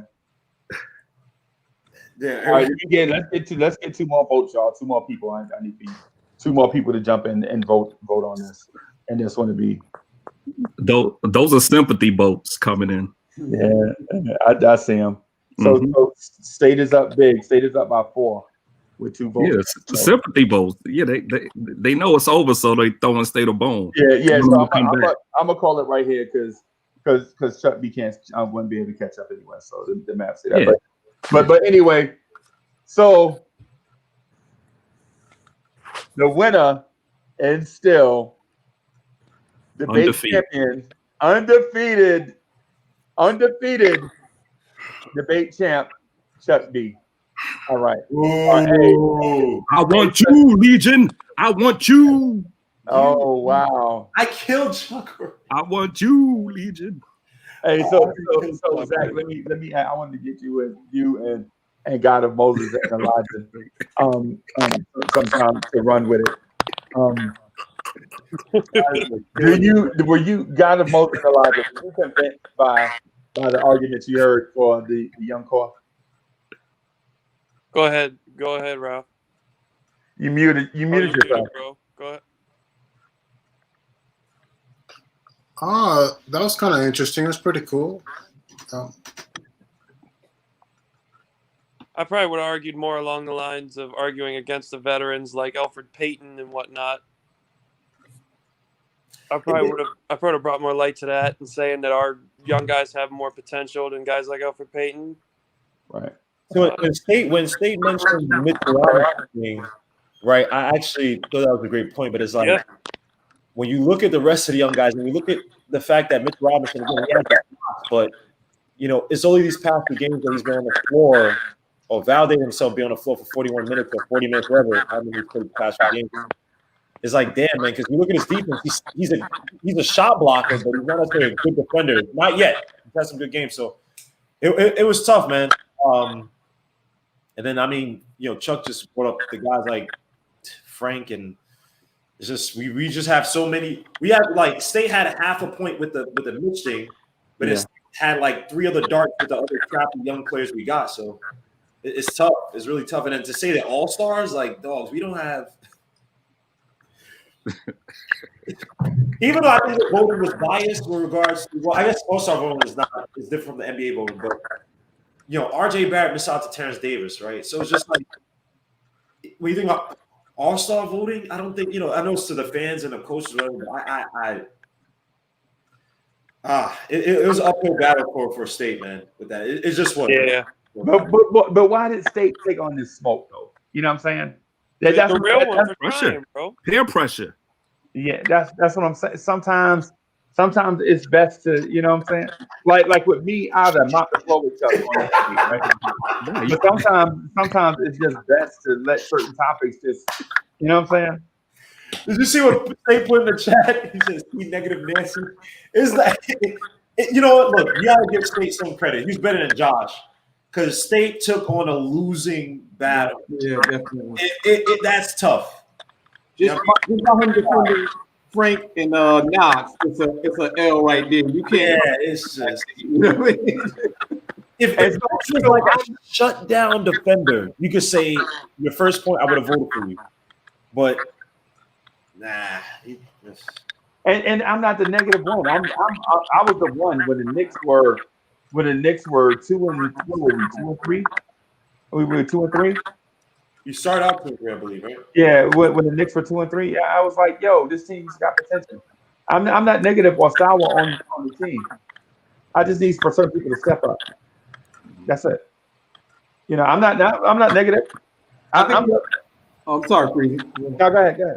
I think we all in agreement. Like, if at the start of the season, in the preseason, at the end of 10 games, we all said we're going to be 5-5, we would have all signed up for that, like no problem. Like, I don't care about them winning games, just be competitive. I would like to win, make the playoffs. And to go about the debate, when I say to me, the young core is, I count Mitch, maybe the jury's still out on him. To me, the young core is Obi, RJ. You see what you got with Quickley. Like I said, the whole Knox and I'm a hater on them. Knox and Frank, that was the old regime. We need to pack that bag and send it away and focus on what we got now. To me, the young regime is Mitch, RJ, Obi, and Quickley. And let's see what we got there. Yeah, see, I didn't count Randall in that. That's why I didn't mention him. Yeah. Oh, no, not Randall. Randall is I think he's at this point, until we see more, I can't even talk about Randall. I think he's just a mainstay. We got to see it for another year or so. But right now, you let him be. We can't hate on that dude. I got nothing to say about Randall. They could have mentioned RJ and just said, if RJ, you take his rookie year numbers, improve his free throw shooting, right? He'd probably have all-star-like numbers, right? I mean, he's already averaging 17 now. I think he's shooting better from – and if you say, okay, if you take convert some of the 3-point attempts he's making and put him driving to the basket. Even now, he probably averaged 20. Take a few of his 3 points. I forgot what he's averaging from how many attempts a game he's averaging from 3. Well, if you convert that into more high percentage shots, stuff like that may warn you, okay, he could easily be an all-star in this league, or on a trajectory to be a young all-star. Right. And so I think the state had the opportunity to knock off Chuck in the second round. If he would have brought up names like Giannis Antetokounmpo, James Harden, I would have got destroyed. I would have got destroyed. The thing is, when you look at their numbers, year 1 and year 2, they're in line with RJ Barrett, except RJ Barrett's some numbers. RJ Barrett is better. So year 1 numbers like Jason Tatum is comparable to RJ Barrett. But see, if I throw Jason Tatum name out there, everybody gonna call me crazy. Shaq gonna call me crazy because not a lot of people's crazy about the young core. And I'm saying when you come to these battles, you have to lay out the thing for people to see. That's how you sway them. You can't just say RJ Barrett is Giannis. That's how you lose. But if you say year 1 RJ Barrett is better than year 1 Giannis, people would say like, hey, listen, well maybe there's something to this. Year 2 RJ Barrett is better than year 2 Giannis Antetokounmpo. And people are like, okay, wait a minute, he ain't Giannis, but at least I can see where you're going with your argument. But when you first thing you say is Mitch Robinson, people are like, yeah, it's a 7-foot dude who don't even average a double-double. Yeah, but you gotta understand, Freezy, like not everybody values the same thing when they watch the Knicks. Like I don't really value box scores like that. People bring up, oh, he doesn't average this amount of points, oh, he doesn't get this amount of rebounds or this amount of steals. I don't care about that. I care about impact on the court. So until the kids show up in the box scores, for the people who like box scores, which is a lot of Knicks fans who watch them differently, then they're not gonna never agree to people saying, "Oh, Knox got an all-star center." It sounds stupid. But you don't use box scores to project future box scores. You would use box score as a unit of measure. Like after this year, this is what this player was, and after year 2, this is what this player was. So if you use it as a unit of measure, and in terms of what you project, then people can follow. But if you say RJ Barrett's going to average 45 points a game and 20 rebounds and 19 assists, ain't nobody feeling that. So all I'm hearing from you right now is the coaching was just, listen, I could say as many excuses as I want for these kids, but at the end of the day, they all had horrible coaching. And it's been horrible for like 6 straight years. So this is the first time where I got drafted and I got a good coach in the same setting at the same time. I didn't have no matter of fact, when Porzingis was here, we didn't even have draft picks to draft to help him, from what I recall. Man, stop spinning your wheels on that. Stop spinning your wheels on that, because Kobe Bryant first coach was that dude. What's the dude from the Naked Gun? Remember that dude from the Naked Gun movies? The dude that looked like the Naked Gun, I forget his name. Dale, whatever his name is, Coach Kobe. Dale Harris. Yeah, Dale Harris. Yeah, the dude that looked like the Naked Gun. Mm-hmm. Are you saying that he impeded Kobe Bryant's growth? No. What I'm saying. And Giannis had Jason Kidd. Mm-hmm. So are you saying Jason Kidd? Are you saying Jason Kidd is one of the great coaches of all time? Jason Kidd is no longer a head coach in the NBA. That's understandable. That's understandable. All I'm saying is when teams win championships, it's always a formula to how they win their championships, right? It's all across sports. Lakers, they always get a free agent. That's how they win their championships. How did the Knicks win their first 2 championships? They drafted the 2 main pillars. You got to get back to that. I didn't have that in the 2000s or the early 2000s. We could have had Jamal Murray. No, we traded the draft pick. One of our other draft picks was used in the Kawhi trade for the Raptors, so we helped them out on the low. Come on now. Like, right. But that don't have anything to do with Kevin Knox's progression. Yeah, but Kevin Knox's progression had something to do with David Fizdale coaching him. Right. You get what I'm saying? Like, you see how the narratives flow differently from different angles? You can say Knox is trash, but his coaching was more trash. And you could say that Jason Kidd excuse, but I mean, what coach that we had was better than Jason Kidd? None. Jeff Hornacek was trash. Mike Miller was trash. Fizdale was trash. So how is these boys learning anything from trash coaching? Please inform me. Okay. So y'all going down that hill where coaching prevented our guys from becoming superstars. No. So if Frank Ntilikina, if Phil Jackson had came out of the booth and came down on the court and coached Frank Ntilikina, he would be a superstar. Phil Jackson coached Kobe and Michael Jordan. So if Phil Jackson, first of all, if he wasn't fired the day after we drafted Frank Ntilikina, maybe Frank Ntilikina would be on a different trajectory. But no, he wasn't. He was fired the day after he drafted Frank Ntilikina.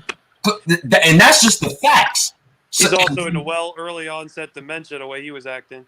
Come on now. So did that team also not bring in Clay Anthony early? Where's Clay Anthony early at? But Phil Jackson made mistakes. He made mistakes. I understand that. But he did not trade our draft picks.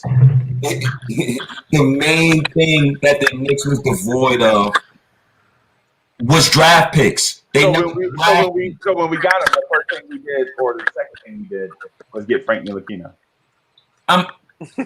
Listen. We played. Hold on. This time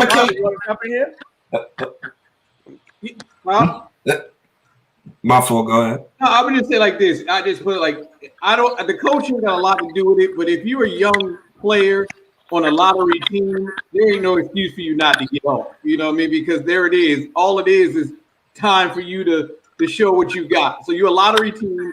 You're on a bum team, and you got potential. So all they're doing is looking to see who can get off and who we're going to keep. And the Knicks been bumming for a while. Like I said, I made it a point a while ago. How many lotteries we've been in as opposed to playoff runs? You know. So you got all these lottery picks that we banking on, and we've been in the lottery for quite a while, and we ain't had a playoff run. And how many of those lottery picks hit? But here's the thing. When you draft Frank Ntilikina and you start Jared Jack, you end up with Kevin Knox. You get what I'm saying? No. If you would have started Frank, you probably would have tanked harder. You start Kevin Knox with Moutier, that got us RJ Barrett. We didn't get a top 2 pick. The top 2 picks went to the Pelicans and went to the Grizzlies. Yeah, true. If we would have played our draft picks, we would have all this losing. Nobody would complain about losing if them draft picks played all these years. You would never hear about it. They did play. They just didn't deserve it. No, Jared Jack played. That's what I remember playing. They played. Yeah, I agree with Chuck. No, I remember DMPs for Moutier, and Moutier is out the league. Are you kidding me? Frank averaged 20 minutes a game off the bench. Yeah, but when we drafted 4. Moutier out the league, and Jared Jack is retired. Look, hey, leading the next podcast, let me ask you this. What's more important in having a player become an average to an above average player? Development or opportunity? Development, because a lot of these kids aren't ready to come out of college. You got kids who are coming in a lot earlier, a lot more unprepared than what we've seen in the 90s, and in 90s, even early 2000s. When was the? I guess after 2000, right? That was when that terrible draft year where all those young kids were coming in. But again, I mean, the whole 4-year thing was kind of out. Kids weren't staying in school, so you had a lot of undeveloped talent. And you can develop players, right? They don't have to get necessarily starter minutes or crazy, but you put them in a certain position, right? Hey, give me 10 minutes a night, rebound and do this for me, right? Then we expand your role. You expand your role and you slowly build from there, right? That's development. Getting playing time. You saw with Fizzo, guys got playing time, and we're still trying to see if Kevin Knox is that guy. He got playing time his rookie year. You would think that a kid who got that playing time his rookie year. Now, obviously, his second year, Marcus Morris came, his numbers dipped, but Kevin Knox never really got development. Period. Through those 2 years, he never really got development. So now he's still an unfinished or unpolished product. I'm not saying he'd be polished by this time, but in terms of like Kevin Knox doesn't look like a typical third-year player. Like it's like, all right, I see trajectory of this kid. All right, year 1, year 2, or you know what I'm saying. You see, it's like, all right, we're still trying to decide whether he could get past certain rookie mistakes and certain rookie faux pas. So to me, man, especially with these guys, it's development. Gammo, can I ask you a question? Yes, sir. Who is the better coach, Earl Watson and David Fizdale? Before I get into why opportunity is. Earl Watson was with the Suns, right? Yes. Who's a better coach? So he was in 1 year with Booker? Yep, I think so. I don't remember. I just know he said he wanted to draft a few people. He said that the team went another way, but I don't know about, So the reason why I asked you that question and I say opportunity is because I was watching the Gilbert Arenas podcast and I was watching Earl Watson talk. And Earl Watson said his first day when he walked in the locker room, he said to his locker room, we're going to give Devin Booker 15 shots a night. I don't care about anybody else. We're going to give him 15 shots a night. That's opportunity. So he put the ball in his hands and gave him an opportunity to flourish. When y'all bring up Jason Kidd, real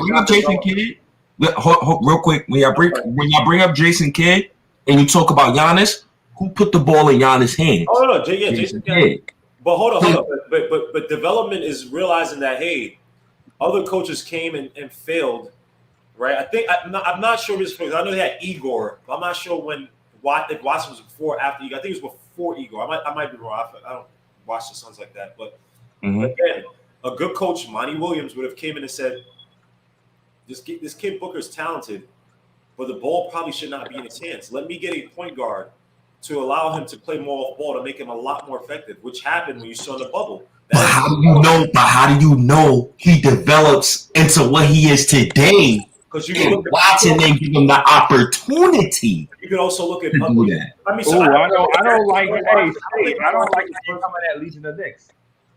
No, stop. Oh, stop. It's a well thought out conversation. I just don't remember when Earl Watson was the coach. It's a trap state. And you look at other players in the league. How many other players that you can think of that have been like the whole team has been successful, right? Yeah, actually, you might kill me on this. I'm just trying to think of all the other guys because Harden's the only guy that comes to mind that's been a ball dominant 2-guard, masquerading as a 1-guard, and his team has been to the play. I'm not challenging. You might be right. You could think Gilbert Arenas, Iverson. See, you got to go way back. Look. You want to know what's so crazy about what you just said? Because the guards that was in the 2000s impacted the game more than the guards right now.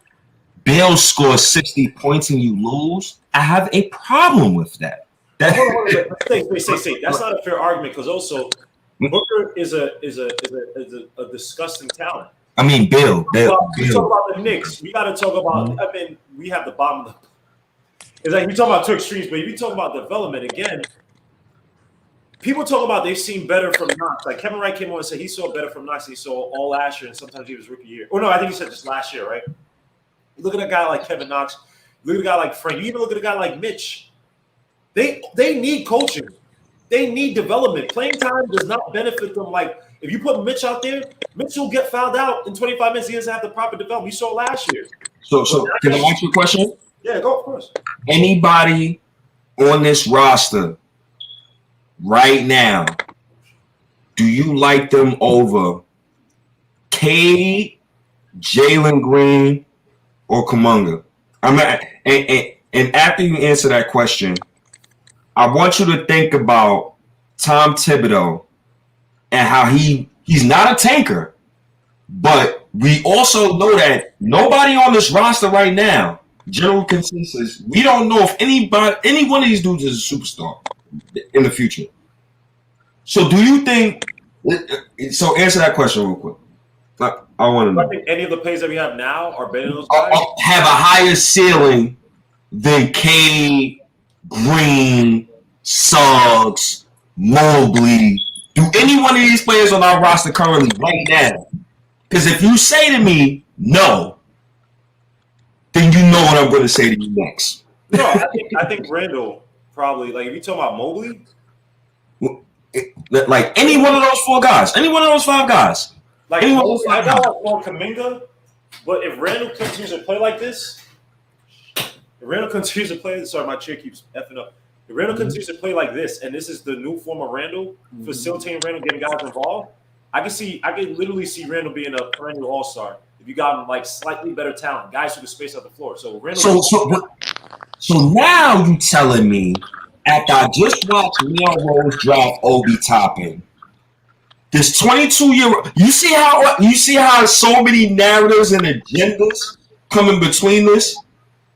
Figure this Obi Toppin thing out, New York Knicks. But that's a Leon Rose pick. Hold up, but I think Quickley was a Tibbs pick, and this is me personally. I think that Obi was a Leon Rose pick because I think the point guard that Tibbs would have salivated over would have been Halliburton. Halliburton is a Tibbs point guard through and through. But shoot, that's Obi Toppin. I think. But did you see Tibbs when we drafted Obi? Tibbs was jumping up. That was Leon Rose. Yeah. Oh, that was Leon. Ooh. So Tibbs wasn't. Oh yeah, then you probably right there. Also, Devin Vassell would have been a better Tibbs pick. Devin Vassell, that's a Tibbs type of guy. And Aaron Nesmith. You know what? Yo, Freezy, you know what? You're disgusting. Stop with this Aaron. Yeah. Has he even played yet?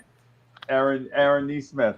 This guy's he would have played for anyway. Yo, I'm gonna wrap it up right here because we could probably go all the way to the KMD, the Knicks Morning Drive, based off the stuff that I've been hearing. But we'll wrap here, man. This has been awesome, man. Thanks to everybody for coming through and participating. Hey, Chuck, congratulations to Chuck B for defending that title. Congratulations to the Ntilikina and Knicks podcast for defending that title. Everybody, all the wannabes that want to get in this arena and put something on the line, y'all welcome to do it. You know, the only way you can get in here and win is to get your weight up. So get your weight up and come in here. You know what I'm saying? Don't be afraid. So anyway, hey, good night, everybody. You're gonna wrap it here. And yo, hey, so I'm gonna see y'all in about 3 hours for the Knicks Morning Drive. Dude, take an hour. Dude, get some sleep, bro. I'll see y'all soon. Hey, State, thanks for coming through too, man. I appreciate you all. Hey, you my dog, man. Hey, anytime, man. You know my man. So, all right, y'all. I'll see y'all in about 3 hours. All right. Peace. Yeah.